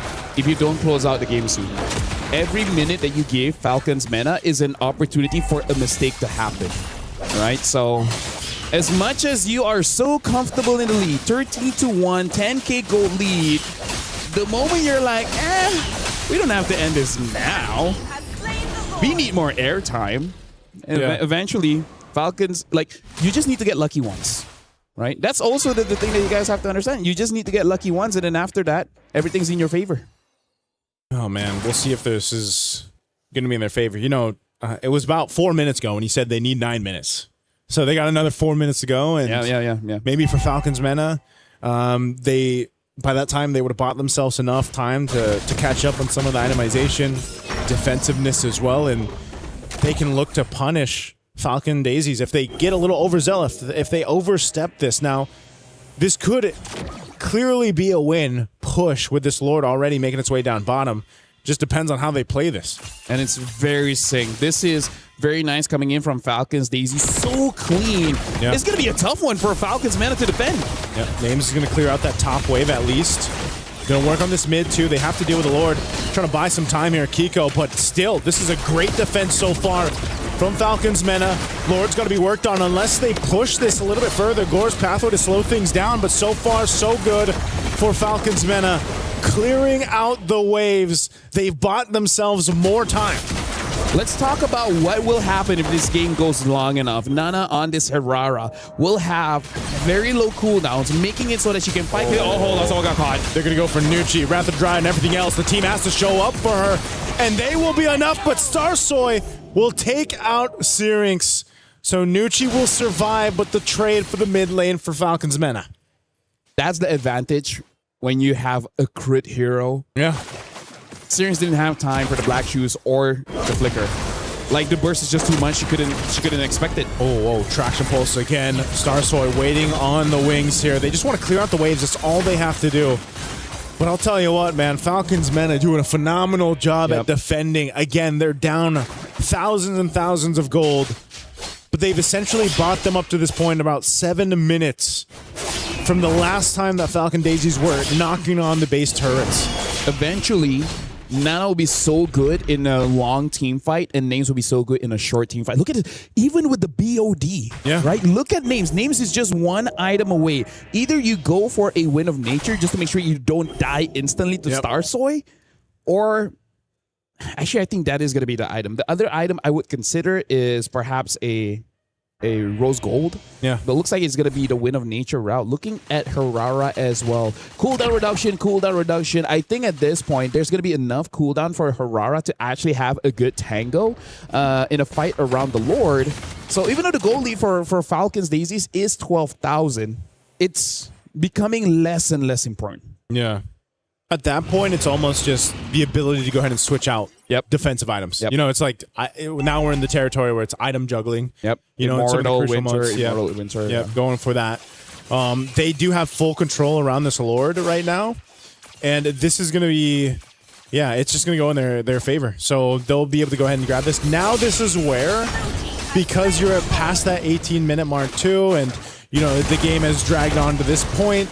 Now you got to deal with defending against an evolved Lord. Now you got to be able to go ahead and juggle this out better. Now, I will say, Falcons Mena has bought themselves the time where they're actually capable of making that happen. I think they had a short discussion where they said they're the strongest inside their own base. Right? There's just no way where Falcons Daisies can go in without taking damage. So I think they took a calculated risk and say that this is going to be a tough Lord to defend against. But if we can defend it, we win. Forest Pathway drop down mid lane. They want to hold out as long as they can. That's a lot of damage on Jay. She's going to be careful here too. Nana goes back to heal up. Mid turret finally goes down. Lord's at half health. They're going to be able to clear this out. Jay, though, isn't a part of the fight. She already popped the Revitalize, too. So once again, Falcons Mena will successfully defend against an Evolved Lord nearing that 20-minute mark.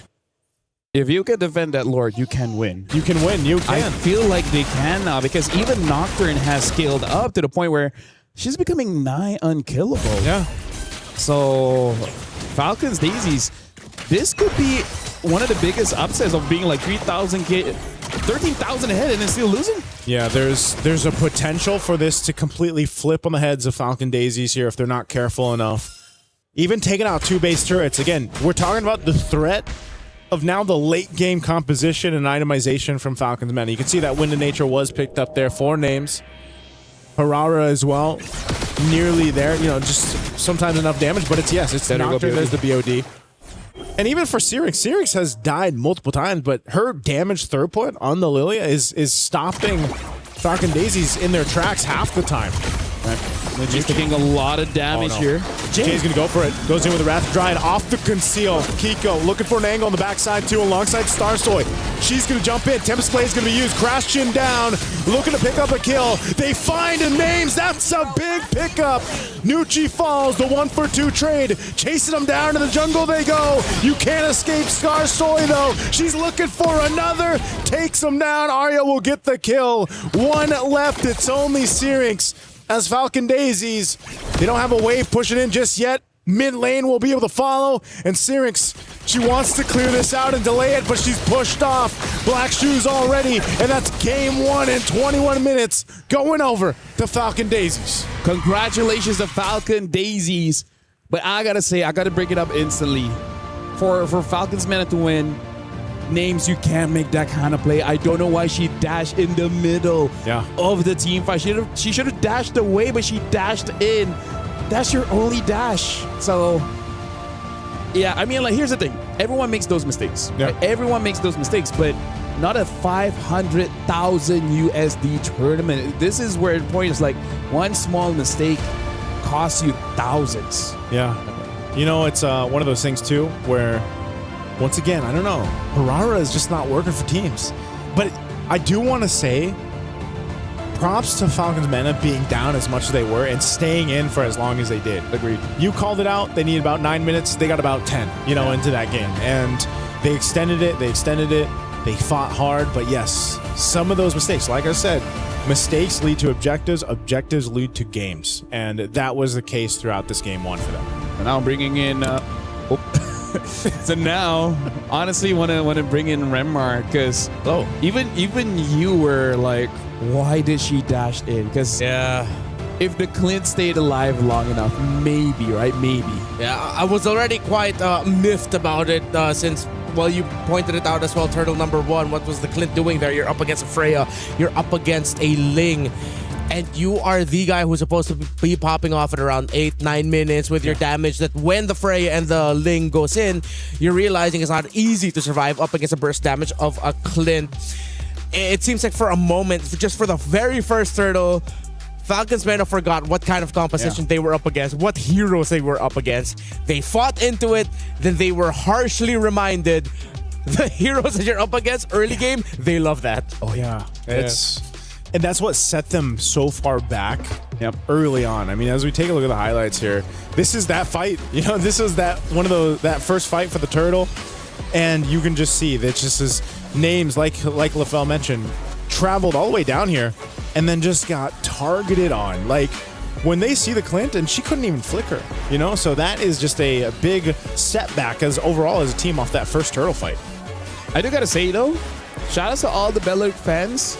Because at this point, I think they're going to make a petition and be like, hey, another skin. We need a Beleric skin, Some kind of a MWI skin exclusive. Because Beleric has been popping as much as Hirara hasn't been able to work. Beleric is having the time of his life today. But yeah, I just feel like we don't want to target any of the players, but Names really got to make sure that she plays Clint perfectly because the team needed that. Honestly, it's times like these where I'm really starting to miss Cho, man. Are you? I'm really starting to miss Cho. Those fast rotating, has the damage, the constant vision. should open things up a little bit more. I think it was warranted that we hyped up the potential combo that they had to help set up for the Hirara. Yep. But at the end, it was like when you're up against an actual wrecking ball of a composition. It's like, what can a poor lowly high loss do against a Freya and the Link, which is gonna tear through everything? And even not just those two, CC did their job. We mentioned the Link, Kimmy. It seems like it was just perfect out the route for Falcon Daisies. Yeah. You know what I would call this draft? What would you call this draft? The debt collector. The debt? Debt collector, yeah. Debt collector? They're relentless. They keep on chasing it, and it's like, what are you going to do about it, right? Yeah. The Freya and the Link, that's it. And it's just like, there's no way for you to run. It's nice to see the Ling work. Yeah, the way that Star Soy was able to make it work, because she just did a great job. But yeah, Kiko, I mean, all of them. I think, again, as a team, Falcon Daisies made this work, and it was great to see in game one. And I'm very happy, of course, for the members of Falcon Daisies. Specifically, well, Ira, Afo, Jay, and Kiko, specifically the members from Myanmar, because they have been grinding out, trying to make it into MWI for the past 2 installments, but they always just fell short. They were either stuck at 5th to 8th or 3rd to 4th. This is them finally making it to the stage, and it's so good to see that they started off their campaign this year with a dominant win against an experienced team, against a team like Falcons Mena, who has danced in this hall for multiple years. Hasn't that been the case today so far? Yeah, that's and true. then day one, where it's like, you know, you have these teams with this amount of experience, this veterancy, and then you have some surprises too of where teams are taking them down. Can I just say, experience can be your biggest enemy. That's true. When you have to unlearn and learn new things. Yeah. Right? And every year or every season, we always have to unlearn and learn new things when we enter Rhino Day. And if you want, there are exclusive brand new interactive effects for our Rhino Day now available. Check it out and join the celebration. You have these unique emotes that you can use. Go ahead, do that. Happy Rhino. Well, Rhino Day has passed, but I am very happy that they have finally started calling it Rhino Day. When did that happen? Like, when did people start calling it Rhino Day? I don't know. I've always just said Happy Rhino Day. Really? Yeah. Can we go to a short break? Sure. Let's go to a short break. We'll be right back in just a bit.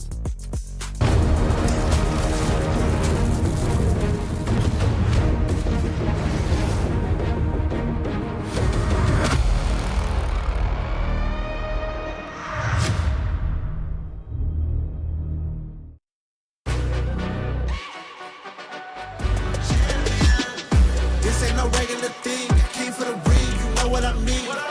You see my name in the lights, better get right, I'm champion.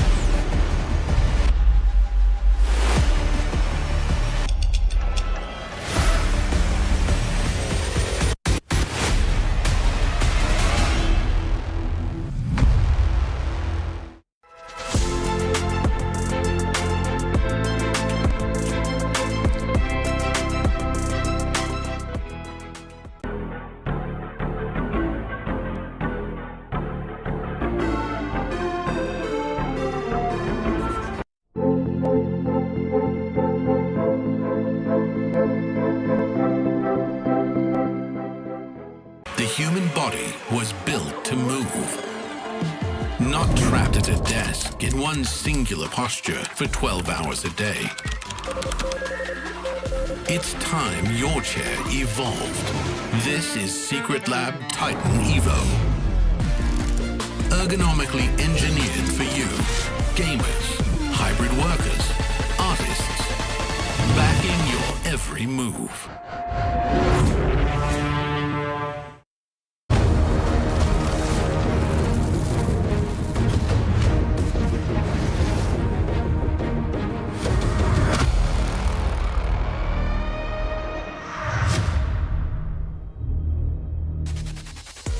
In MLBB, there are only winners and losers. In game number 1, the winner was Falcon Daisies, and they did so in emphatic fashion, dominating an experienced team in Falcons Mena. But I'm pretty sure you can see on the screens right now, the members of Falcons Mena, they're not letting it get to their head. Yeah. They're laughing, they're enjoying. That's what matters, having fun. Actually, it's nice that he brought up the MLBB. There's only winners and losers. I feel like in my career, we had base races, and we legit don't know which one broke first. I think I experienced that one time in international. Yeah, it was one of the most hyped things because they literally broke at the same time. So you couldn't. You're just waiting to see where the camera goes. We just waited for Moonton in production to confirm to us which one broke first. Cool. That's like one of those things where it's like you got to take a timeout and like, you got to review the gameplay. Yeah. You know, timeout. I mean, I guess the screen would tell you who won, but no, not even. Like you'd have to wait. And I'm pretty sure it's like back end, like, oh, which camera do we cut through to show the victor? Because like, hard to tell. Well, imagine how crazy it would be if you brought up that story and game number 2 ends like that. No. God, if that happens, there's no. That's the caster's either curse or bliss. Caster's manifestation. Caster's scripting. Yeah. Yeah. Hey, we would be amazing script writers. We would. Yeah. Caster's. The only problem with us is that it will maybe not be approved. if approval already takes a while, imagine if it was the casters. This is why we're in front of the camera and not the people thinking the more important things behind the scenes. That's why we don't ask for approval.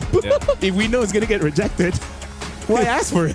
What's that saying? It's better to ask for forgiveness than permission. There you go. There it is. Another life lesson. Hey, you guys are learning quite a lot. You guys want to send some gifts over? But I feel like the life lessons I'm sharing are not that great. Yeah, I don't know. I mean, it depends. Depends on how you look at it. I learned a lot from you watching MLBH. Really? Yeah. Oh, I appreciate that, man. Thank you. I learned a lot from you when you're on the BM broadcast in MPLA. You know what's funny? I'm not on the BM broadcast. Wait, no, don't you show up at the BM broadcast sometimes? Not anymore, no. For this season, I've been there once or twice. Yeah, exactly. That one or 2 times. I've never watched that. And you know what? I appreciate the honesty, man. Damn it up. I'm like, I'm going to see him eventually. Well, Falcons Mena is going to be the first pick, as well as Falcon Daisy will be the second one. Bellary gets banned. The respect, well deserved. Respect. I think we've set a precedence now of like, Bellaric, no thank you. Maybe Bellaric's a counter to Hirara. Did we ever consider that? He could be. Because it helps with the, like, even if she iframes, technically, I think she's still in the Wrath of the Dryad, depending on where she goes through. Or when she comes out, she's like immediately taunted. Yeah. And it might be just a blue side ban now, man. Oh, this is such a 2021 pick. Esmeralda Rush blue side first pick. Where you just know, okay, that's going to be a Uranus in the XP lane. Yeah. It's one of those things. Crazy the thing, not a lot of the players have been here since 2021. One of the only ones here is Jin Chao. Yeah. Yeah. She started her career in 2021 and she's still here in 2026. Good for her. Actually, majority of like not all of the Vitality players. Yeah. A lot of them are very experienced, but like not going back as far back as that. Look whose turn it is to run the Hirara. Hey, no Bellaric, am I right? Yeah. Oh, yeah. If they lose. If they win, the theory is solved. That Bellaric is the counter. Bellaric is the counter. Yeah. Wait, but are they really going to pick Hirara with Guinevere still open? Oh, that's right. Well, what if they just don't pick it up? Yeah, that could be a maybe Gwyn is just, like it depends on the player. You like it or you don't.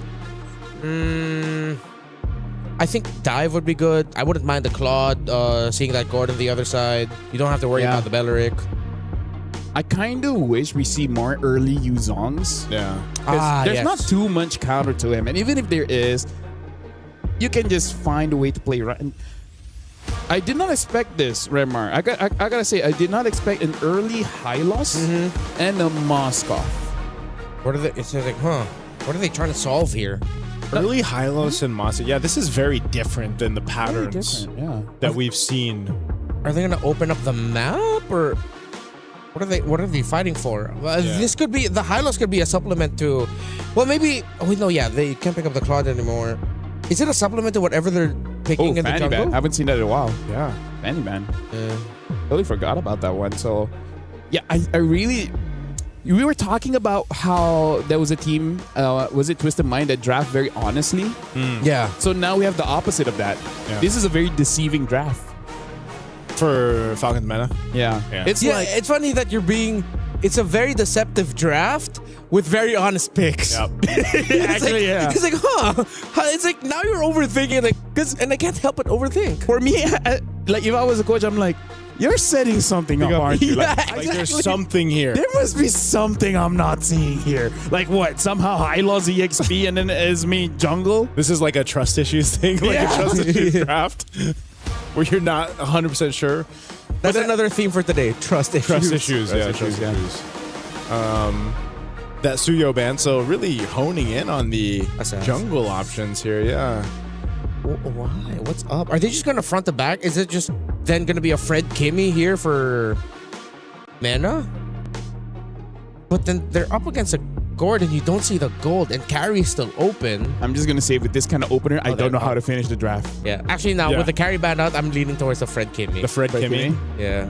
Yeah, I can see the Fred Kimmy working. But then you're really relying on either just your durability in the team fights and then playing for the Moskov. Yeah. Actually, maybe it's better to go for Baxia Kimi so that you don't have to rush the glowing one and go straight for Sky Piercer. Or what about the Juice? Actually, yeah. I think the Baxia's utility is still something that we should respect. The clear is still very slow, but you know the anti-heal is very nice to have. Yeah. To be fair to Falcon Daisies, they're reading into the potential of a utility jungle with a CC pick. Yeah. What about Juice and Fred? I'm worried not enough damage. Yeah. Unless they somehow miraculously rush Sky Piercer on that Juice after Which I you guess get the you can. gem. Yeah. But that's like that's such a demanding. Yeah, that's very thing. demanding. Yeah, I'm with you on that one. You're just telling Cyrix, hey Cyrix, can you get like 3-4 kills early on? Yeah. Could you like do everything? You could do everything for us. Crowd control, damage, and looking good while doing it. Yeah. I like the discussion that we saw there, a glimpse of it from Team Falcons Meta, because I think the last 2 picks are so. Wait, hold on. This is important Akai Rome, right? Yeah. It registered in my head. It does a Harara. Okay, Yisishing is picked up as well. Kadena. Dude, that's a flavor, nice. I thought they'd go like. And Hanabi. Then the Hanabi? So we saw Hanabi 1 earlier today. Yeah. I've never thought I would ever hear someone say Hanabi 1 with the split push. Yeah. Yep. With the back door. Quinn with the moves. Yeah. That is only something that would happen to us in our ranked games. But hey, I'm glad that we got to see something as crazy as that. Okay, one thing last thing I'll say here, Kadita, funnily enough, when she has items, can completely negate all of the shields of the Hanabi, leaving her wide open. Even if you don't land your combo to crowd control her, you can just burn through her shields. That's it. I'm gonna pass it back to you guys. Thank you very much, Remar. This is LaFell as well as Naisu. He just dropped his pen. I'm pretty sure you guys can hear that. He's been dropping a lot of things today, by the way, man. I mean, not just today. Remember the ride here? The moment we all decide to go bear. Hope you have that insurance. Well, going into this game. Sorry, it's called care. Hope you have the care. Going into this game, ladies and gentlemen, we're jumping into the land of now. We gotta see whether Falcons Meta with this very interesting draft, will it really work? I love Kadita, but you know. I love Kadita too, but I think this is a revenge game for Syrinx too. I think she really wants to burst down Falcon Daisies here because she had a heck of a time. Nice little flicker out there. She had a heck of a time in the Lilia in the previous game. So already a battle spell down? No, that's going to actually be a trade. Nocturne had to burn hers, so some battle spells going out. Something to note here is that Nocturne does not have any movement speed in her emblem setup, so maybe sticking onto targets won't be the easiest. And we're looking at Syrinx here. Oh, hold on. Hirara. Oh, little iframe utilization there. Starsoy will actually be all right, though. But she's going to work on her purple. I'm wondering if, I don't know if they're going to be able to continue to put pressure on her, so she'll be able to secure her buff. Meanwhile, mid lane's still going to be the focus. Yeah, as I was saying, Syrinx has the pull yourself together as well as the rupture. So the moment she gets four either kills or assists combined, it should be pretty scary because that Petrify is such a game-changing spell. One of the reasons why Yuzog is so terrifying. right? I think the decision is because, like Renmar was saying, you know, just as a little side note, you can get rid of the shield from the Hanabi there for the hands of Kiko, but it's like you could also just delete the gourd. You know, and if you honestly anyone, anyone. That's the power of the Kadita, right? But there's very few teams and professional players that will pick up the Kadita. Even over in the men's league, there, it's one of those heroes. Like, you know your job, you know your assignment. Once it's done, if you haven't killed someone, you're kind of just waiting. Because the window is quite small. Yeah. Right? If you're able to do it perfect, then you're all good. But the moment you keep missing your opportunities, you're kind of a sitting duck, especially because her wave clear isn't really the best. Yeah. So once you lose, you're kind of not helping your team out that much. See what happens here. That's exactly what we're talking about. Vengeance gonna be used. A good usage of the Mystic Gush, and now the engagement. They're still gonna pull off here though. Revitalize, keeping them healthy for Falcons Mena. They're gonna be able to take out Jay. First blood going in the hands of Nocturne. Yeah, that was good. The extended team fight. Honestly, for both teams, the extended team fight is going to be pretty tricky because both mids really rely on their cooldown. So if they've used everything and no one dies, they're like, oh, basic attacks. Yep. It's one of those things, too, where this time around, Names stayed up on that top side of that gold lane, and I think she got a little bit of that extra gold off of the turret. So Nana will secure the turtle. So good first objective take here for Falcons Mena to get things going. But whoa. A kill in the mid lane. I guess they got the lockdown on Nucci. Oh, whoa, no, that's pretty aggressive. Haven't seen that for a while. Just because we haven't seen the flicker or not. That's right. For a minute, my brain lagged. And I was like, wait, okay, can do that? Usually, it's the retribution. Yeah. Oh man, it's been a while since we've seen a Kai in the roam. It's been such a long time. Good attempt. Maybe it's just practice, right? Like, I will fail now, but trust me, when the Lord comes up, it will be the best flicker ult you've ever seen. Not how many heavy spins you do, it's about the one that counts. Oh, he got caught? Oh no. And runs away. Oh no, you can't get away from this. So slow with Glorious Pathway. Jay goes down. She tried. If only she had the flicker. Unfortunately, that's the punishment from Falcons Mena. If I was a poo, I'd be like, I told you so. I told you don't use the flicker for that, but it's like, well, there you go. Yeah, right now, Falcons Mena, again, like I said, looks much better this time. And I think part of it is because they're not taking as much risk. Yeah. And Belleric is a good counter engage, and they don't have that. Jay on the Sakai can kind of do it, but not as easy. Like Belleric is literally press and pray. Akai press, don't move, pray. Yeah. There's a different approach to it. I mean, Belleric, that's why we saw in the last game where it's like Lima's the previous game where you were able to just walk up. Yeah, and also with the way Lima played it, it's just like you just walk up, rather try and flicker if you can. And so Jay is going to have to go into this kind of phase 2 where depending on how she builds the Akai roam, just because, again, we haven't seen too much of it, is something that can be said. Oh, Mystic Gush are going to be used. Gets the rough waves through, so a lot of ultimates already thrown out. Turtle's going to be up here. That's what they're going to fight for, though. Now Arya, she's half health. She's being focused down. Mount Shock are going to be used. They're going to go for the mid lane, too. Jay getting knocked into the air. There's a Starium. Goes in. Wow, he had to burn the flicker. She's going to be fine, though. Sliver of health. Nucci goes down once again after burning the Revitalizer. Now still fighting in the mid lane. They're just duking it out, but Falcons Mena, hey, they won that fight. They'll get themselves the objective, it looks like. And if this is going to shape up as all the team fights moving forward, we got to highlight a lot of Star Soy as well as Nana, because these long extended fights, oh, hold on. Oh, okay, Nocturne, tanky enough. She's going to be fine. Has all the shields in the world that we're going to work with. I don't think Falcon Daisies are willing to fight just yet against Nocturne on this Esmeralda. Honestly, like for me, my worry was actually the mana, because she was running quite low. A good thing she was still able to survive. As I was saying, it looks like it is going to be a pretty prolonged team fight. So, Naisu, are you ready for another 17-minute game? 17? I think we're going north of 20, man. Yeah. I think it's going to be one of those cases because it's just both lineups. I mean, even so, like Kiko on the Hanabi, she's going to pop off later. She has been able to go ahead and just pretty much try to farm up, but right now Names has that lead against her. Oh, Conceal's going to be used. Where's Jay going? Starsoy's here. Looks like they want to set it up. SOD was already thrown out too. Heavy spin goes through. They burn the flicker from Names though, so I think they're happy with that. I would be happy for that, yeah, because the conceal is only like 1 minute, so it's really not that big of a deal, especially because, you know, around the turtle, you don't need it just yet.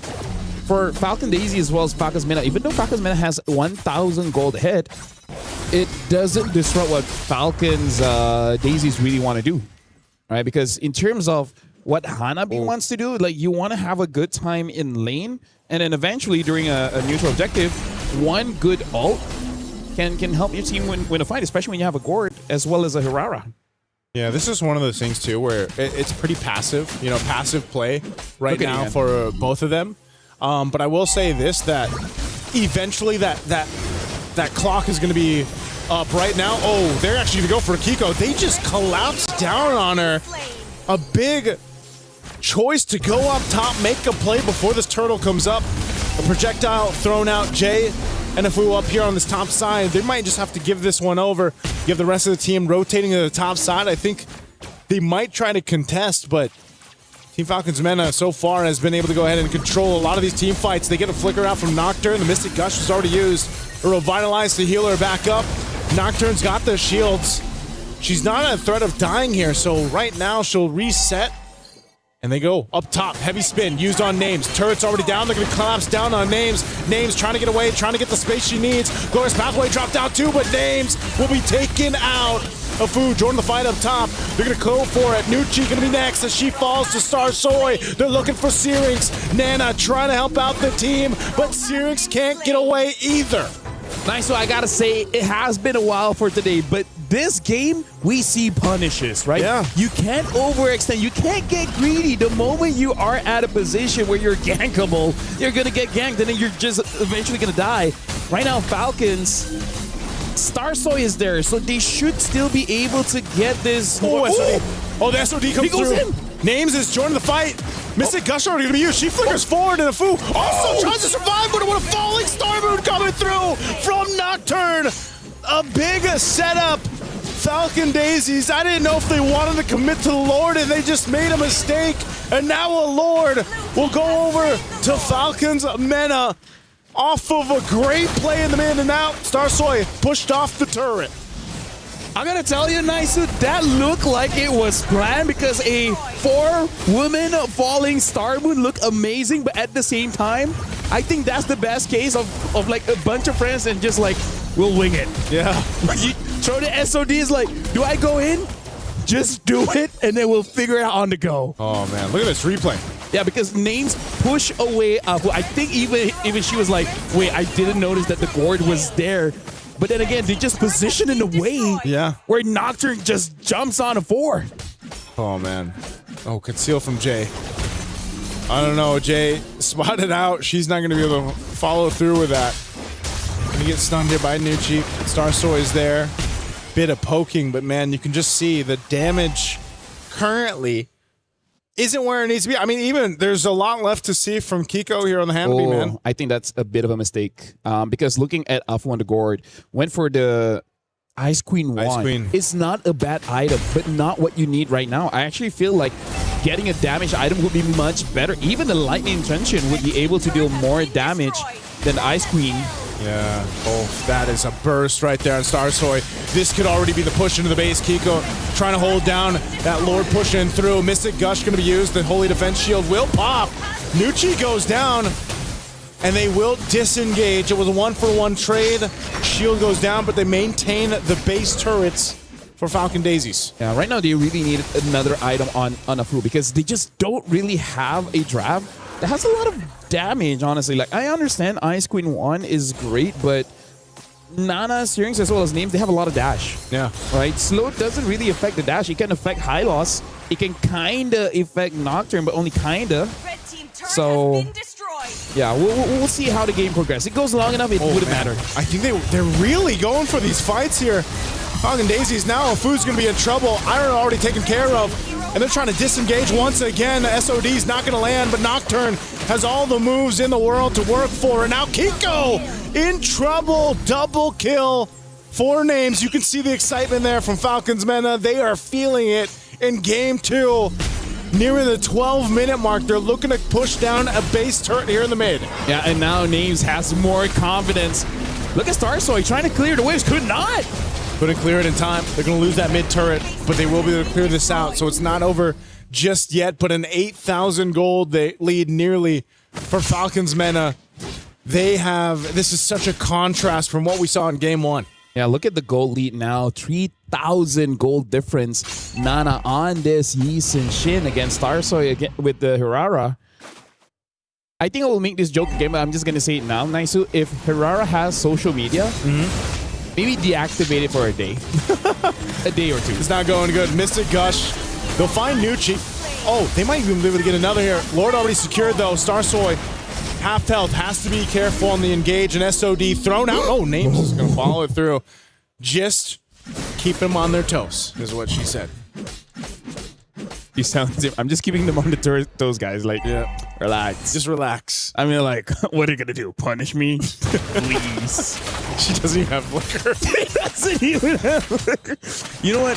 That's the best showing of self-trust I've ever seen. And how much of a lead you have. Yeah. Because that's what they have. This Lord is going to be worked on really quickly, though. Nocturne charging up. Falling Star Moon. She's going to go for Arya. Arya's going to be fine, though. She'll work on the Lord. Lord's going to be cleared out. Minions still pushing down to the bottom side, but so far, so good. Falcon Daisies on a successful defense. Now Falcons Mena, they might have just had to go ahead and reset. What this is ultimately doing, though, is buying some of that time that they needed to get the items over here to Falcon Daisies. Divine Glaive, though, for Sirens is going to be great. If she can find the right target, burst someone down, that's a big advantage. Mount Chakra going to be used. They're going for Jay. She's trying to hold up on that front side. Falling Star Moon on the back. Kiko is gone. Jay as well. 2 down. And now Falcon Daisies looking at a full force of Falcons Mena. They don't have a wave just yet lined up. They'll wait for the mid wave. And it's going to be 5 versus 3. Falcon Daisies, they got to clear this out. They still have a Mystic Gush. They could throw it down in that mid to clear the wave. And Arya popping the Vengeance. There's the Mystic Gush. They're going to focus on the base anyway. Starsoy trying to help them out. Here's another wave. This should be it as Falcons Mena take us to our first game 3 of the day. Isn't that crazy? The final game to close out Stream B. Stream B goes to 3 games. Like, this is an amazing day. The only way, nice, so I gotta say, for this day to be not so great is if you have like a media day after this, like some kind of interview or something. Like, imagine, right? Like, imagine if you do 4 best of 3s and then after that you just have to like do some kind of content. Yeah, that's gonna be rough for whoever goes through that. Yeah, really, really rough. But hey, who's that? I don't know. At least we're getting some quality. Very quality MLBB action today. You know who's not getting quality? Hirara. Yeah, I think at this point I feel vindicated and very heard. Yeah. Hirara, I'm done with you. I don't want to blame you anymore. I don't want to blame you anymore, but it hasn't looked too good, Hirara. Yeah, again, if she has social media, she'd be like, you know what, guys? Yeah, I'm going through a rough patch. Yeah, please support me. I'll see you all next week. The typical what if I deactivate? Yeah. I'll see you guys later deactivating. I am seeing all your comments and I just want you all to know that you are being heard. I am understanding of all of your sentiments. But what if I deactivate? Or there's trick number 2. What? You don't deactivate. You just have a black DP. That true? Especially on WhatsApp. Yeah, that's true. All right. But you know what's sad about that? Isn't it the default one though? Like yeah, but you know what's sad? When you do that and no one still texts you. So it's just like, hey guys, I'm back from my media break. You just get a haha react. Yeah. You come back a day later, you're like, no, actually, I'm back. If anyone cared. Like, oh, you were gone? Latest MLBB hero, by the way. First one won. Yeah, that's true. Yeah, it did. But then I think throughout the day, I feel like we've seen teams who have now put Hirara at the top of their list of, all right, how do we make sure that we stop this hero from doing what it wants to do. And then whether it's a specific pick, whether it's you play a specific way, I think Hirara has been shut down for at least for today. Because maybe the Hirara mains are suddenly gonna come back tomorrow and say, hey, this is how to play her so that it's not so hard on you. But it's been a really tough time for Hirara. Yeah. Very tough time because, again, her playstyle is just something that might take a while to get used to, you know? Yeah.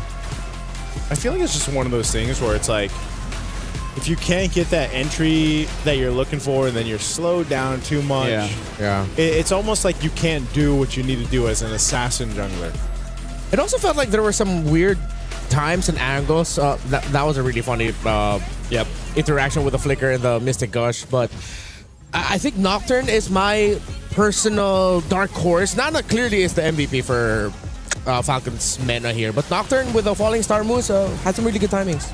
Yeah, I really feel like Esmeralda won quite a lot in this patch. You know, more HP, more shields, really make her super viable. Especially because apparently some of the EXP laners here, they actually really do like using Esme. The only reason they don't is just because she's not part of the meta. Now that she is, they're having quite a good time. But also, let's talk about how Falcons Mena, the way that they just came back. Like, yeah, we had a pretty rough game one, but now we just bring the heat. Yeah. Again, when we came back from the little break that we had after game number one, when we saw the little nice shot of the players over there, the members of Falcons Mena, they were laughing. They were still having a good time. It didn't look like that the loss from game number one got to them. It seems like they already knew what they needed to fix, what they needed to adjust, and then just like, let's just apply it. Let's just have fun. And then even the way Name celebrated, that was like, Her and Nucci both. I mean, you saw the celebrations on there because I think that's what's important too. You know, if you have a rough game, you go back into game two, you kind of have to reset mentally. This is something we always talk about too on these international tournaments. You got to be able to reset really quickly, and you know, to see them have their smile on the face is good to see. Yeah, these are players that have been very uncomfortable when they lost. And now they've slowly gotten comfortable with it so that it doesn't bother them anymore. That's probably the best thing about experience, right? Because if you're inexperienced, you lose one and you feel like it's the end of the world. But if you step away, it's like, no, it isn't. You still have chances. That is another life lesson for you. If you fail, don't be afraid to fail again. Because if you fail 5 more times, you're not a failure. You're just a loser. But every loser eventually becomes a winner. There's a whole lot of life lessons today alone. Yeah. If you can do something about it tomorrow. What? Yeah? Oh, no, that's it. Oh. Okay. Well, I was ready for the second part. I just wanted the awkward time. With great responsibility. Yeah, with great responsibility comes unlimited power.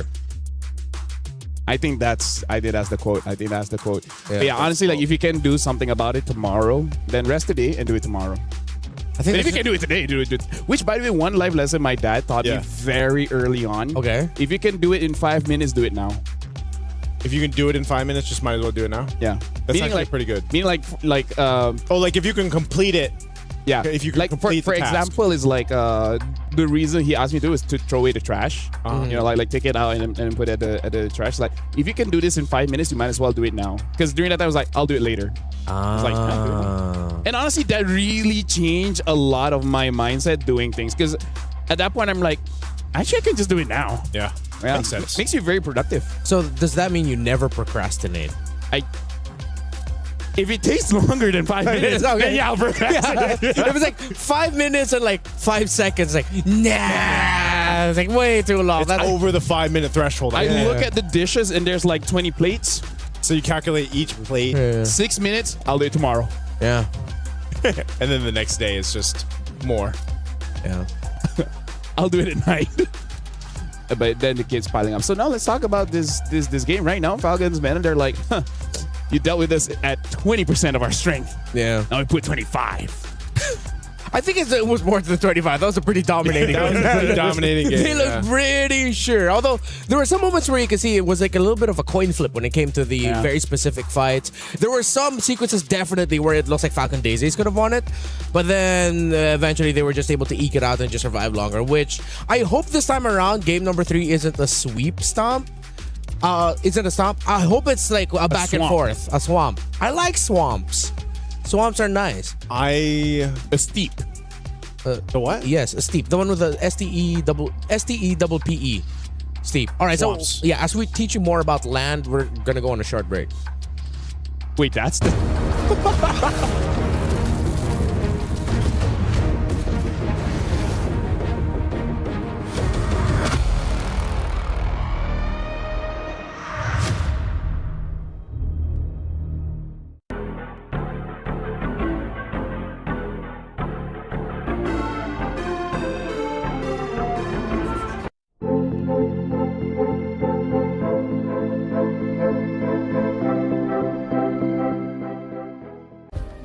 Play is in our DNA. Whenever we let it out, it becomes our superpower. Now imagine an entire city being built to supercharge it. Kadir City, powered by play.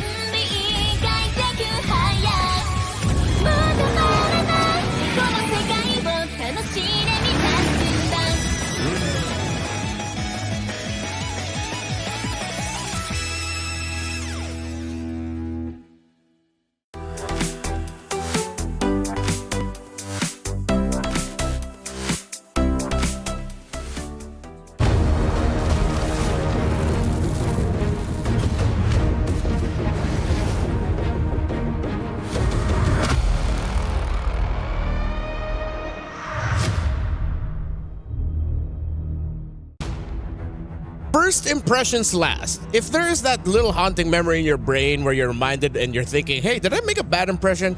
You probably did. But the women of MLBB today definitely made a great impression to everyone here with the unique picks, the unique action, and now we're going to be closing out what has been a fantastic day here on Stream B for MWI 2026 with our very first third game. I didn't expect this. Well, Hirara made a bad impression. Yeah, she definitely. Wait, no, funny enough, she made a good impression. She started it off with a win today. But then it's like she catfished us. She catfished. That's the best way you can describe it. She catfished us. Hirara's like, look at me, I'm such a great hero pick. Look at me excel. Nope. Well, now we're jumping in the draft here pretty fast.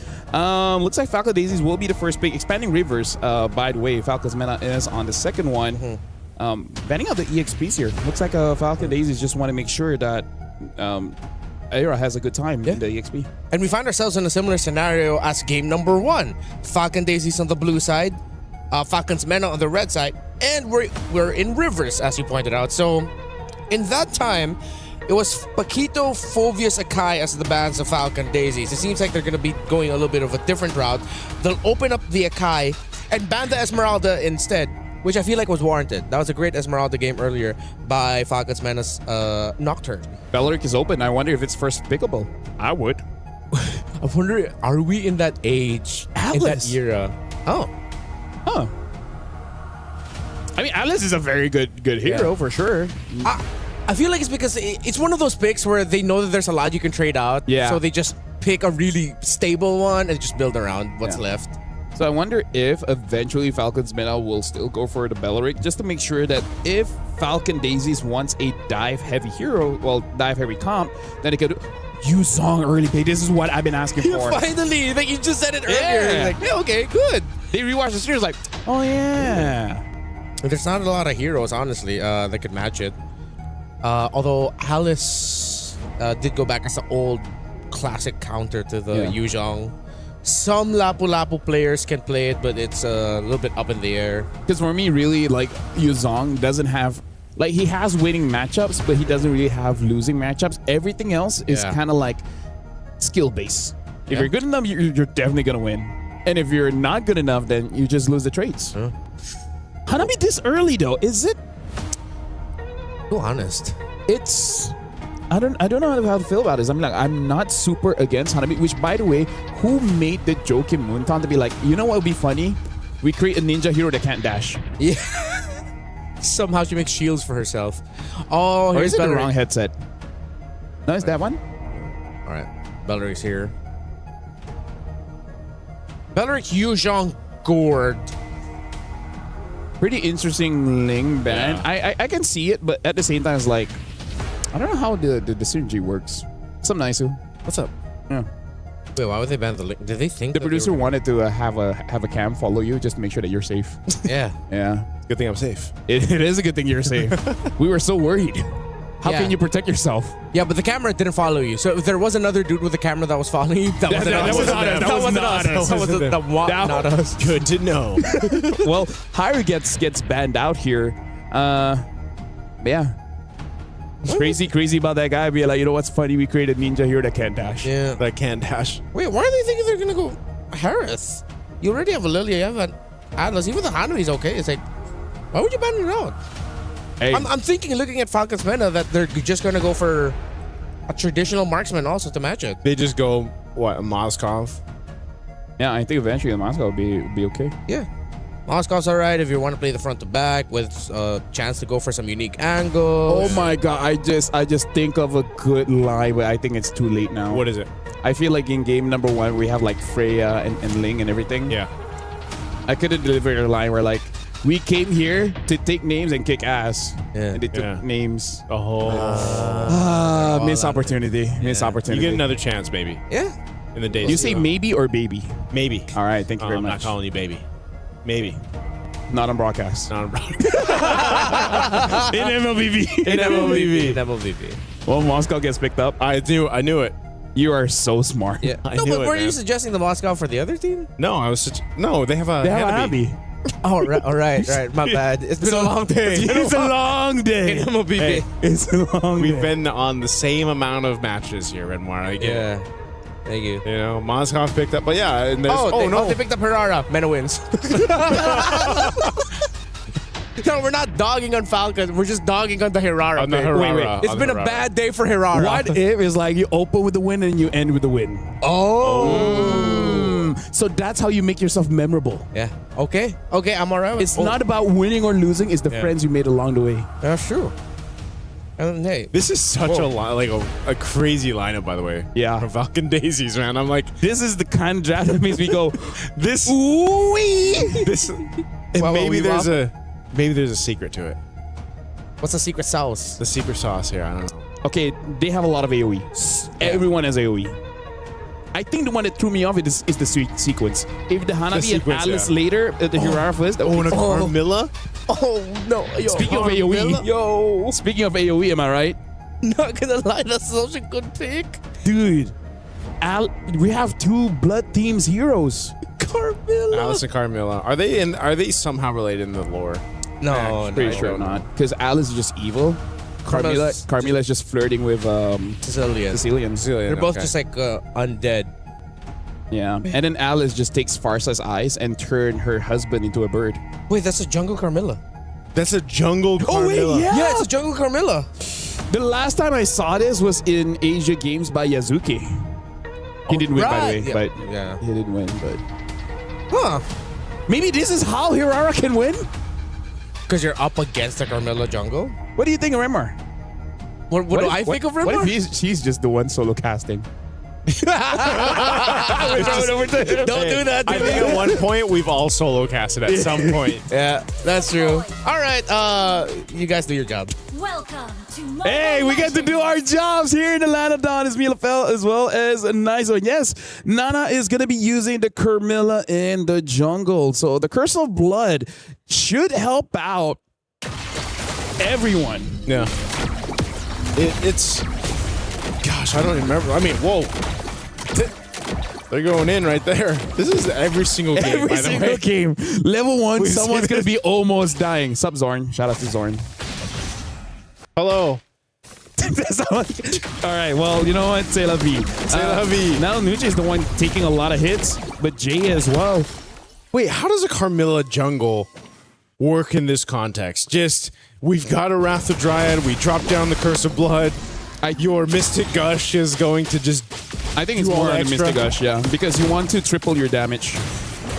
That's a fun way to use the Carmilla. Oh man, that's quite deadly. I mean, look at this. Whoa, Flicker burned already. Jay, she's gonna burn that. Oh, they're gonna hunt down Nucci though. Nucci able to scoot on away. So, no, I almost thought that was gonna be a first blood on either side, really weaving through things. But yeah, burning some battle spells. Good projectile by Syrinx to make sure that Starsoy doesn't get through. But yeah, I feel like it's good for both teams just to fight fair around the turtle and then see how it goes.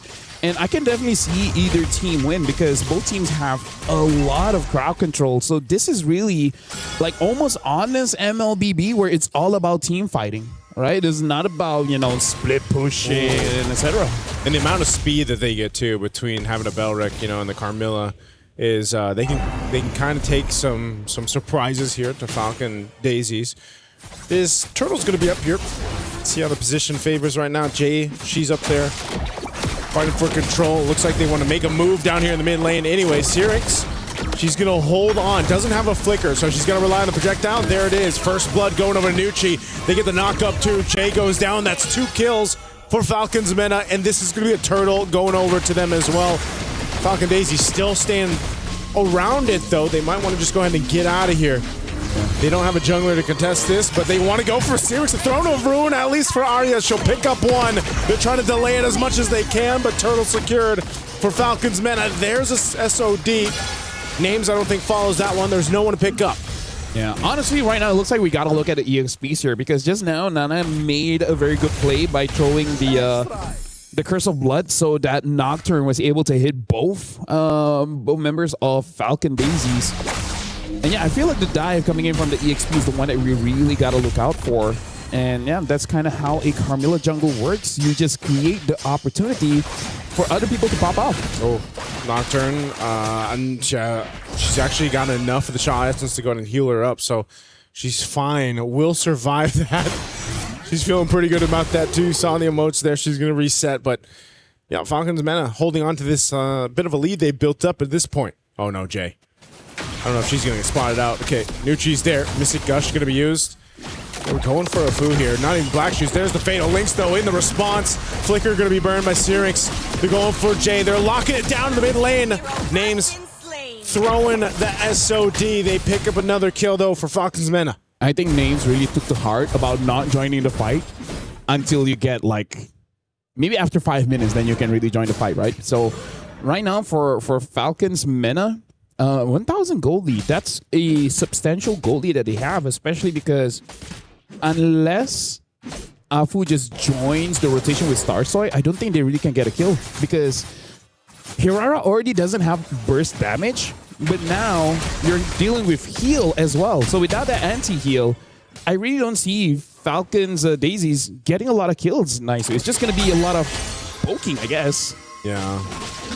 I don't know, man. It's one of those things again around that. Actually, both teams. Pick. Yeah, both teams. But I think the threat is there. It's scarier for if you're Falcon's Mena to be able to utilize the setup that they have, especially around the Mystic Gush combo that we're talking about with the Carmilla, the Wrath of the Dryad. It's scarier for Falcon Daisies to deal with, at least for now, until they're able to go ahead and compete in some of these team fights. And like we've seen for the Hanabi from the previous game, it might take a while for Kiko to hit that point, hit that point of contention. This turtle's up, second one of the game. They're gonna have to fight for it anyway. Just scoping things out. Black Dragon form gonna be used. The turtle's reset though. Falcon Mena, he let the turtle go. So that's also a crucial ultimate that's down now. Names is gonna go ahead and push down that bottom turret. Fighting for the objective. Throwing a ruin. Not gonna land on the targets they're looking for. They're gonna fight for it anyway. Fatal Links Names though picks up the kill on Jay with the SOD. She'll join the fight. She's gonna be looking for more. Starsoy trying to get out. Arya trying to get away next with the Gleam, but it won't be enough as the Shaw Essence picks up the kill. And Falcon's Mena just took a whole lot of that team fight. I gotta say, Falcon Daisy's right idea, wrong execution, because they were trying to play around the Black Dragon form. But the thing is, you were able to dodge the Black Dragon, but he was still in the Black Dragon form. But then that was the moment that Jay tried to engage. I'm like, no, you gotta wait for that to expire, and then you guys can really go in, because in the ultimate form, then larger AoE, more damage, easier for you to get the shot essence. So the idea was there to play around the ult, just badly executed. Yeah, and you're already seeing too, Syrinx really pumping out the damage of the Mystic Gush here, able to get the Black Shoes out from LeFou. So they're holding down in this mid lane. They want to start knocking down this tier 1 mid turret before the next objective. I mean, they already took care of a couple turrets here. Falcons Mena looking for their next target.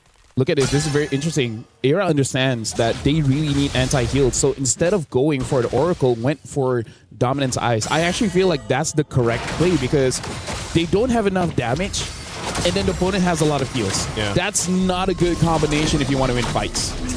Yeah, a lot of that. Plus that Revitalize that they're working against. It's just, it's weird. It's one of those cases again, just because you haven't really been able to see Starsoy utilize this Harara just yet. You know, she's kind of weaving in and out of the fights, but there just isn't enough damage. And at some point, as you can see, even Kiko, when she attacks Nucci, you know, it's just like a sliver of HP that goes away. So it's one of those things where it's a lineup, a composition that needs some time to build up. Well, nicely, let's talk about this, right? All right, let's talk about it. Herrera, what she wants to do is she wants to get maybe Syrinx, maybe Names, correct? Yeah. How you going to do that going up against a Yuzong, Carmilla, and a Belleric? You're just going to be locked down. Right? So I kind of feel like she wants to do something, but there's just so many ways to deny it. They want to go for Names right now. She's got the Fatal Link. She's popping the Purify. She's going to be fine. They wanted this turret, and they got it. Falcon Daisies will get an objective. Now, in the mid, Arya goes down.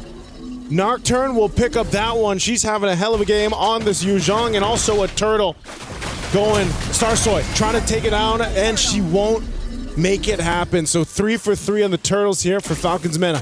Yeah, it's just unfortunate. I just feel like the synergy of the draft of Falcon Daisies really isn't there in ISU.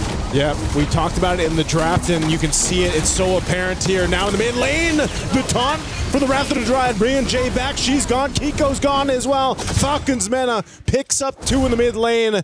They can't get the turret just yet, though. There's a sliver of health left.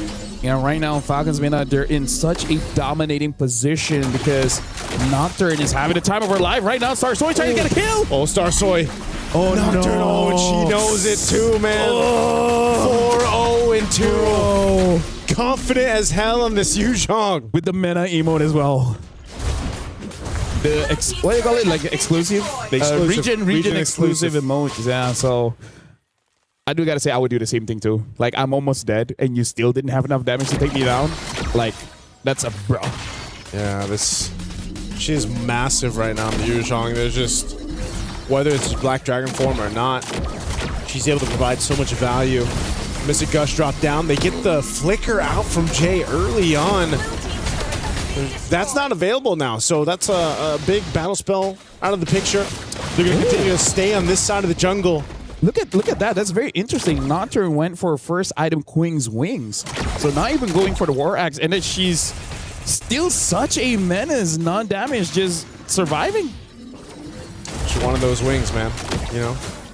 Dragon wings weren't enough. Against Alice, like, I will take your wings. I need my own. Technically, That is her item. That is her item. Those are her wings. It's like the War Axe to the Alice. Yeah, that's true. Yeah. You know, look at that. Look at the build, too, from Nocturne. Yeah, like, again, just focusing on the defense, because Queen's Wings is still a very good first item just because it has a lot of stats and it makes it so that, say, the first 8 minutes of the game, you're very difficult to take down because during that time, there's not a lot of ways to reduce your heal. Yeah, right now, too, they're looking for another pick in the mid lane. A Mystic Gush dropped down. That's actually a big ultimate not available for Syrinx. But still, the Fatal Links are there. There's no flicker for Jay. Falcon Daisies, how do they want to approach this? Do they actually want to fight? Jay might have to be the one to look for a potential pick, but you have a Purify on names. They're relatively safe. Half health from the Lord. It's going to go for a reset. I got to say, Aira and Starsoy, they need to team up. Be like, let's dive and kill someone. There to use the Black Dragon form, too. Now they're going to be sticking on Starsoy. Nocturne's cut off from the team. They're going to try to blitz this Lord, and Nocturne holding on. 1v3! Fatal Link's going to be used, but not before she takes someone out with her. Lord's still going to be worked on. Jay's gone. The trade is 2 for 1. Nocturne knew the assignment, and she got the team the Lord. So I'm going to be looking at Naisu as well as Remar. You guys just give a thumbs up or thumbs down. If we had an MVP, Nocturne. Yep, there you go. Thought so. So now, Aira does have the Oracle, but at this point, you kind of need a Chastise Pauldron. Right? So losing by 6,000 gold at this point, looking at the items that, oh my god, that's even a Sky Piercer from Starsoy. She's really trying to create some kind of miracle, hoping that she gets one. And then another, maybe like 3 stacks with Hirara should be enough. It's just, you're seeing it in the team fights, man. I think this composition from Team Falcon's Mena just doesn't even give them the opportunity. You know, the opportunity to get in range. Even if they see Starsoy get in range or someone from Falcon Daisy's get in range, you have so many tools to deal with it. Wrath of the Giant alone has been devastating. Nucci has pretty much just been able to post up, drop it down, revitalize as well. Lord's going to go ahead and get this charge up on the top side. Pop in this last shield up. There it is, top turret. They still have that bottom one. It goes down as well as it's pushed down by Names. She's going to work on this turret too. She has no fear right now. Names trying to get some distance, pushing back Jay. There's the projectile. They want to fight under the turret anyway. A Mystic Gush used as well to clear out the turret. Nocturne will get away with 1 HP. And right now, Falcon's Mena will go ahead and take down 1 base turret. Yeah, Falcons right now, they're struggling to make their heroes work together, right? Yeah. Because again, that's what it means when there's no synergy. It's not that the heroes are bad, it's just that as friends, they don't cover any of the downfalls of the other heroes, or they don't even complement the advantages that other heroes really have. Like for example, Jay can get a big setup, but then the follow-up isn't going to be that great. And then for Starsoy, you want to go in and then you want to assassinate someone, but then I don't know, there's no one there to help you, right? So the draft just not that synergistic. Yeah. That's why. Yeah. Oh, Arya's going to get dragged back. Tries to get away here. Black Dragon form 2. They're just going to force it under the turret. I mean, they don't have minion waves here to push through with. So I think they just want to go and potentially force a fight. So Falcon the Mena won't be able to get anything off of that. 30 seconds for this Lord to come up. What I was going to say is, you know, it just feels like at this point for Falcon Daisies, if they want to turn this game over, they need a whole lot to happen. A lot of that has to be Kiko too.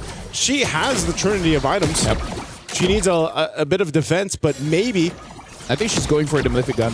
Yeah, she needs that range. That's what I'm saying. It's so difficult for them to actually get into a team fight and get through that kind of wall that's set up by Falcon's Mena. I would say in a prolonged team fight, maybe Falcon Daisies has an opportunity. Apu, I saw that she has the Enchanted Talisman. Yeah. Right, cooldown as well as, more importantly, the mana regeneration. So in an extended team fight, maybe they can do it well. I feel like they gotta force a mistake from Nocturne. If they're able to do that, they have a chance. Well, she Black Dragon formed. Malefic Gun was picked up by Kiko too. Goes in with a Petrify, trying to lock down the target. Names thrown out the SOD, but Nocturne's gone. A quarter of the health on the Lord here. It's going to be secured up by Names. Flicker forward with the Fatal Links. They want to win the team fight. Mystic Gush is going to be used. Starsoy locking down Syrinx. She's trying to hunt her down. Meanwhile, another fight, but Names is still alive. Names is going against Arya, trying to gain distance, pushing her back. Names has all the space in the world. She picks up the kills. What a move from Names. 3-0-4 on the Moskov, and that is what we wanted to look out for. Falcons Mena looking to punch in the win here. I feel like Names heard us talk about Nocturne and she took that personally. She took that a bit too personally. But yeah, that was... I feel like Falcons, they had the right idea, right?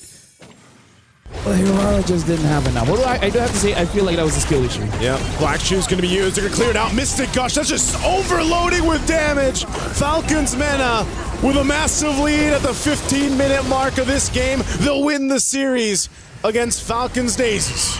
And again, I feel like maybe that's why they were in such a good mood, because they immediately understand after game number 1, it's like, yes, we lost, but it was our fault. We made one mistake and never again. And hey, this just shows that the veterancy that they have, calm under pressure, and then execute when it's really needed. That was a really good series to go through. From game 1 to game 2, and then that last one, that game 3, where it just seems like they had made the adjustments they needed. Now for Falcon Daisies, they'll have another opportunity. Again, they are, they lose this match, they get another chance down there. Again, it's the teams that need to go forward. They need that 2-0 to go to the knockouts. If they go 0-2, they are out for contention. But there was good promise on both sides, but I think it's still the same thing, man. Hirara doesn't seem to be the way to go, at least for now. Yeah, started off the day with a win, but ever since it's just been L after L for the newest hero in MLBB. Meanwhile, Falcons, Vega, Mena, they had to recover, and they did after a surprising result to start it off, getting dominated early on in the series in game number 1 by the Daisies. But then you mentioned the veterancy. I feel like they all stepped up. Syrinx, Names, and Noiji had to lead Nocturne, had to lead Nana in their first international tournament appearance, major international tournament appearance. They led the way, and they did so really well. Gentlemen, this is going to be a bit unfair, but after today, we're going to need a Hirara win rate and a Belleric win rate. Just to see the contrast, right? I mean, like, we're a professional tournament. Doesn't the fans deserve this kind of knowledge? We can request memes, right? I would want to see a meme of Belleric's head on Hirara's body. Yes. What? The real Hirara is Belleric. I have a wild imagination, but I can't see that. I cannot. All right, what about... No, it has to be Belleric's face on Hirara. I'm okay. I'm not saying it's a bad idea. I'm just saying it's a long day for me. Okay, for you? Hey. It's been a long day for him too, man. Oh, that's true. For all I had of to cast 2 best of 3s, okay? For all of us. And he was on. It's a long day for all of us. That's true. That's true. Yeah, but it's been a long... For some, it's longer than others. That's true. That's true. That's true. It's been a great day of MLBB action, and just when we thought we'd be seeing another surprise to end out the day, sometimes you just gotta go with like what's the usual results that we're used to, and it's Falcons Mena being able to get the win over a relatively younger team, and I want to say inexperienced, but a team that is, of course, here on their very first. They're going through growing pains right now. Yeah, growing pains. Yeah, both of them. Yeah, for sure. But it seems like Falcons Mena got to recover a little bit faster, while for the Daisies, at least it's happened. Yeah. At least you got to get a win. So you could at least go into the lower bracket portion and at least have a lot of things to be proud of, because you were able to get that win. You know that you can play really well with a dominating lineup that likes to bully. So why consider Hirara? No more Hirara. I'm good with Hirara. I want to see them with like snowball, aggression, fast pace. So like, right now it's like good news, bad news. Good news, you're not eliminated. Yeah. Bad news, you can never lose again. Yeah. That's true. That's true. That's the way to look at it. And maybe, I think maybe, I don't know, bring out the Ling, bring out something else. Yeah, their Ling was great. Ling was great. The Ling was great. Well, to be fair, Falcons Mena started taking away the Freya after. That's true. That's true. Yeah. Because I feel like now that was back-to-back games losses for Hanabi, for Kiko. Yes, it was. Yes, it was. And I just feel like Hanabi, even when it was played by Quinn earlier today, it's like it was doing okay, but they won because it was a split push, right? And it was a decision for a team fight that happened before that. But Hanabi just hasn't been working in terms of like how long it takes for the Hanabi to build up to that power spike to actually be utilized in some of the team fights. And also, yes, Belric just seems to be the little thorn in the side of a lot of these heroes right now that have been tested in MWI so far. Because I feel like Hanabi wins, but they didn't win because of Hanabi. Yeah, right? That's It just so happened to be there. Yeah, it just so happened to be there, and I really feel like Hanabi's strength isn't actually the late game. Her strength is really just the laning phase because you just get good trades. Yeah. And then maybe in pushing. But again, that's the kind of gimmick that will eventually phase out. And the thing is, other heroes can do the same, but sometimes better. Yeah, you really have to build around the Hanabi, and then you make sure that it has a strong front line, which is what Team Rayong was able to do earlier. They paired it up with the glue in the roam, and they were able to hold down a strong front for it so that the Hanabi can just freely hit, which is why Quinn ended up with a really good KDA. I think close to 10 kills, less than 3 or 4 deaths, and a great handful of assists for her also. Because that's what we were saying in the draft. Like, in order for the Hanabi to most likely work, like, you need that certain condition, and which is like everyone's gonna protect her and give her the space where she can shine. And it just felt like, you know, in these matchups, this case from game 2 and 3, we didn't see that for Kiko. And it was a very different game for Kiko when she had the Freya in game 1. Well, we didn't. It's because I think. I'm sorry to really keep pinning it on the Hirara. But poor Hirara. It feels like playing 4 against 5. Hey man, when Team Rayong won with the Hanabi earlier, their jungler wasn't Hirara, it was a Lancelot. Their roam was a glue. So that's a lot of space creation. And then Lancelot can be independent. While Hirara, sometimes again, you mentioned about the 2 different schools of thought of like when to play Hirara. I feel like that's like sometimes that can be a little bit of a decision overload. Yeah, like, I agree. Do I wait? Do I go now? While Lancelot can literally just go. Yeah, he gets the dash resets anyway. Yeah, it's like he can be self-sufficient. Yeah. It really does seem like Hirara right now is like when you pick it up, it's like a missed opportunity. Like it's a slot that could have been something else. Yeah. That whatever you wanted to do with Hirara could be achieved with a different hero, and either it's easier or just straight up better. Yeah. I wonder what we're missing though. Like why are or maybe it's a day one thing. Like why are teams, because we saw this in Wildcard too. Yeah. Why are teams really trying to make the Hirara work? Like is there something that just isn't clicking? I have an answer. What's the answer? It looks good in scrims, but somehow in stage it doesn't. Yeah, that's what I was saying. Like, is it just a scrim happen. thing? Yeah. There has been a lot of moments in MLBB history where in scrims it's good. Yeah, scrim results great. Whether it's a team, whether it's a hero, and then once you get onto the stage, for some reason it just something doesn't add up.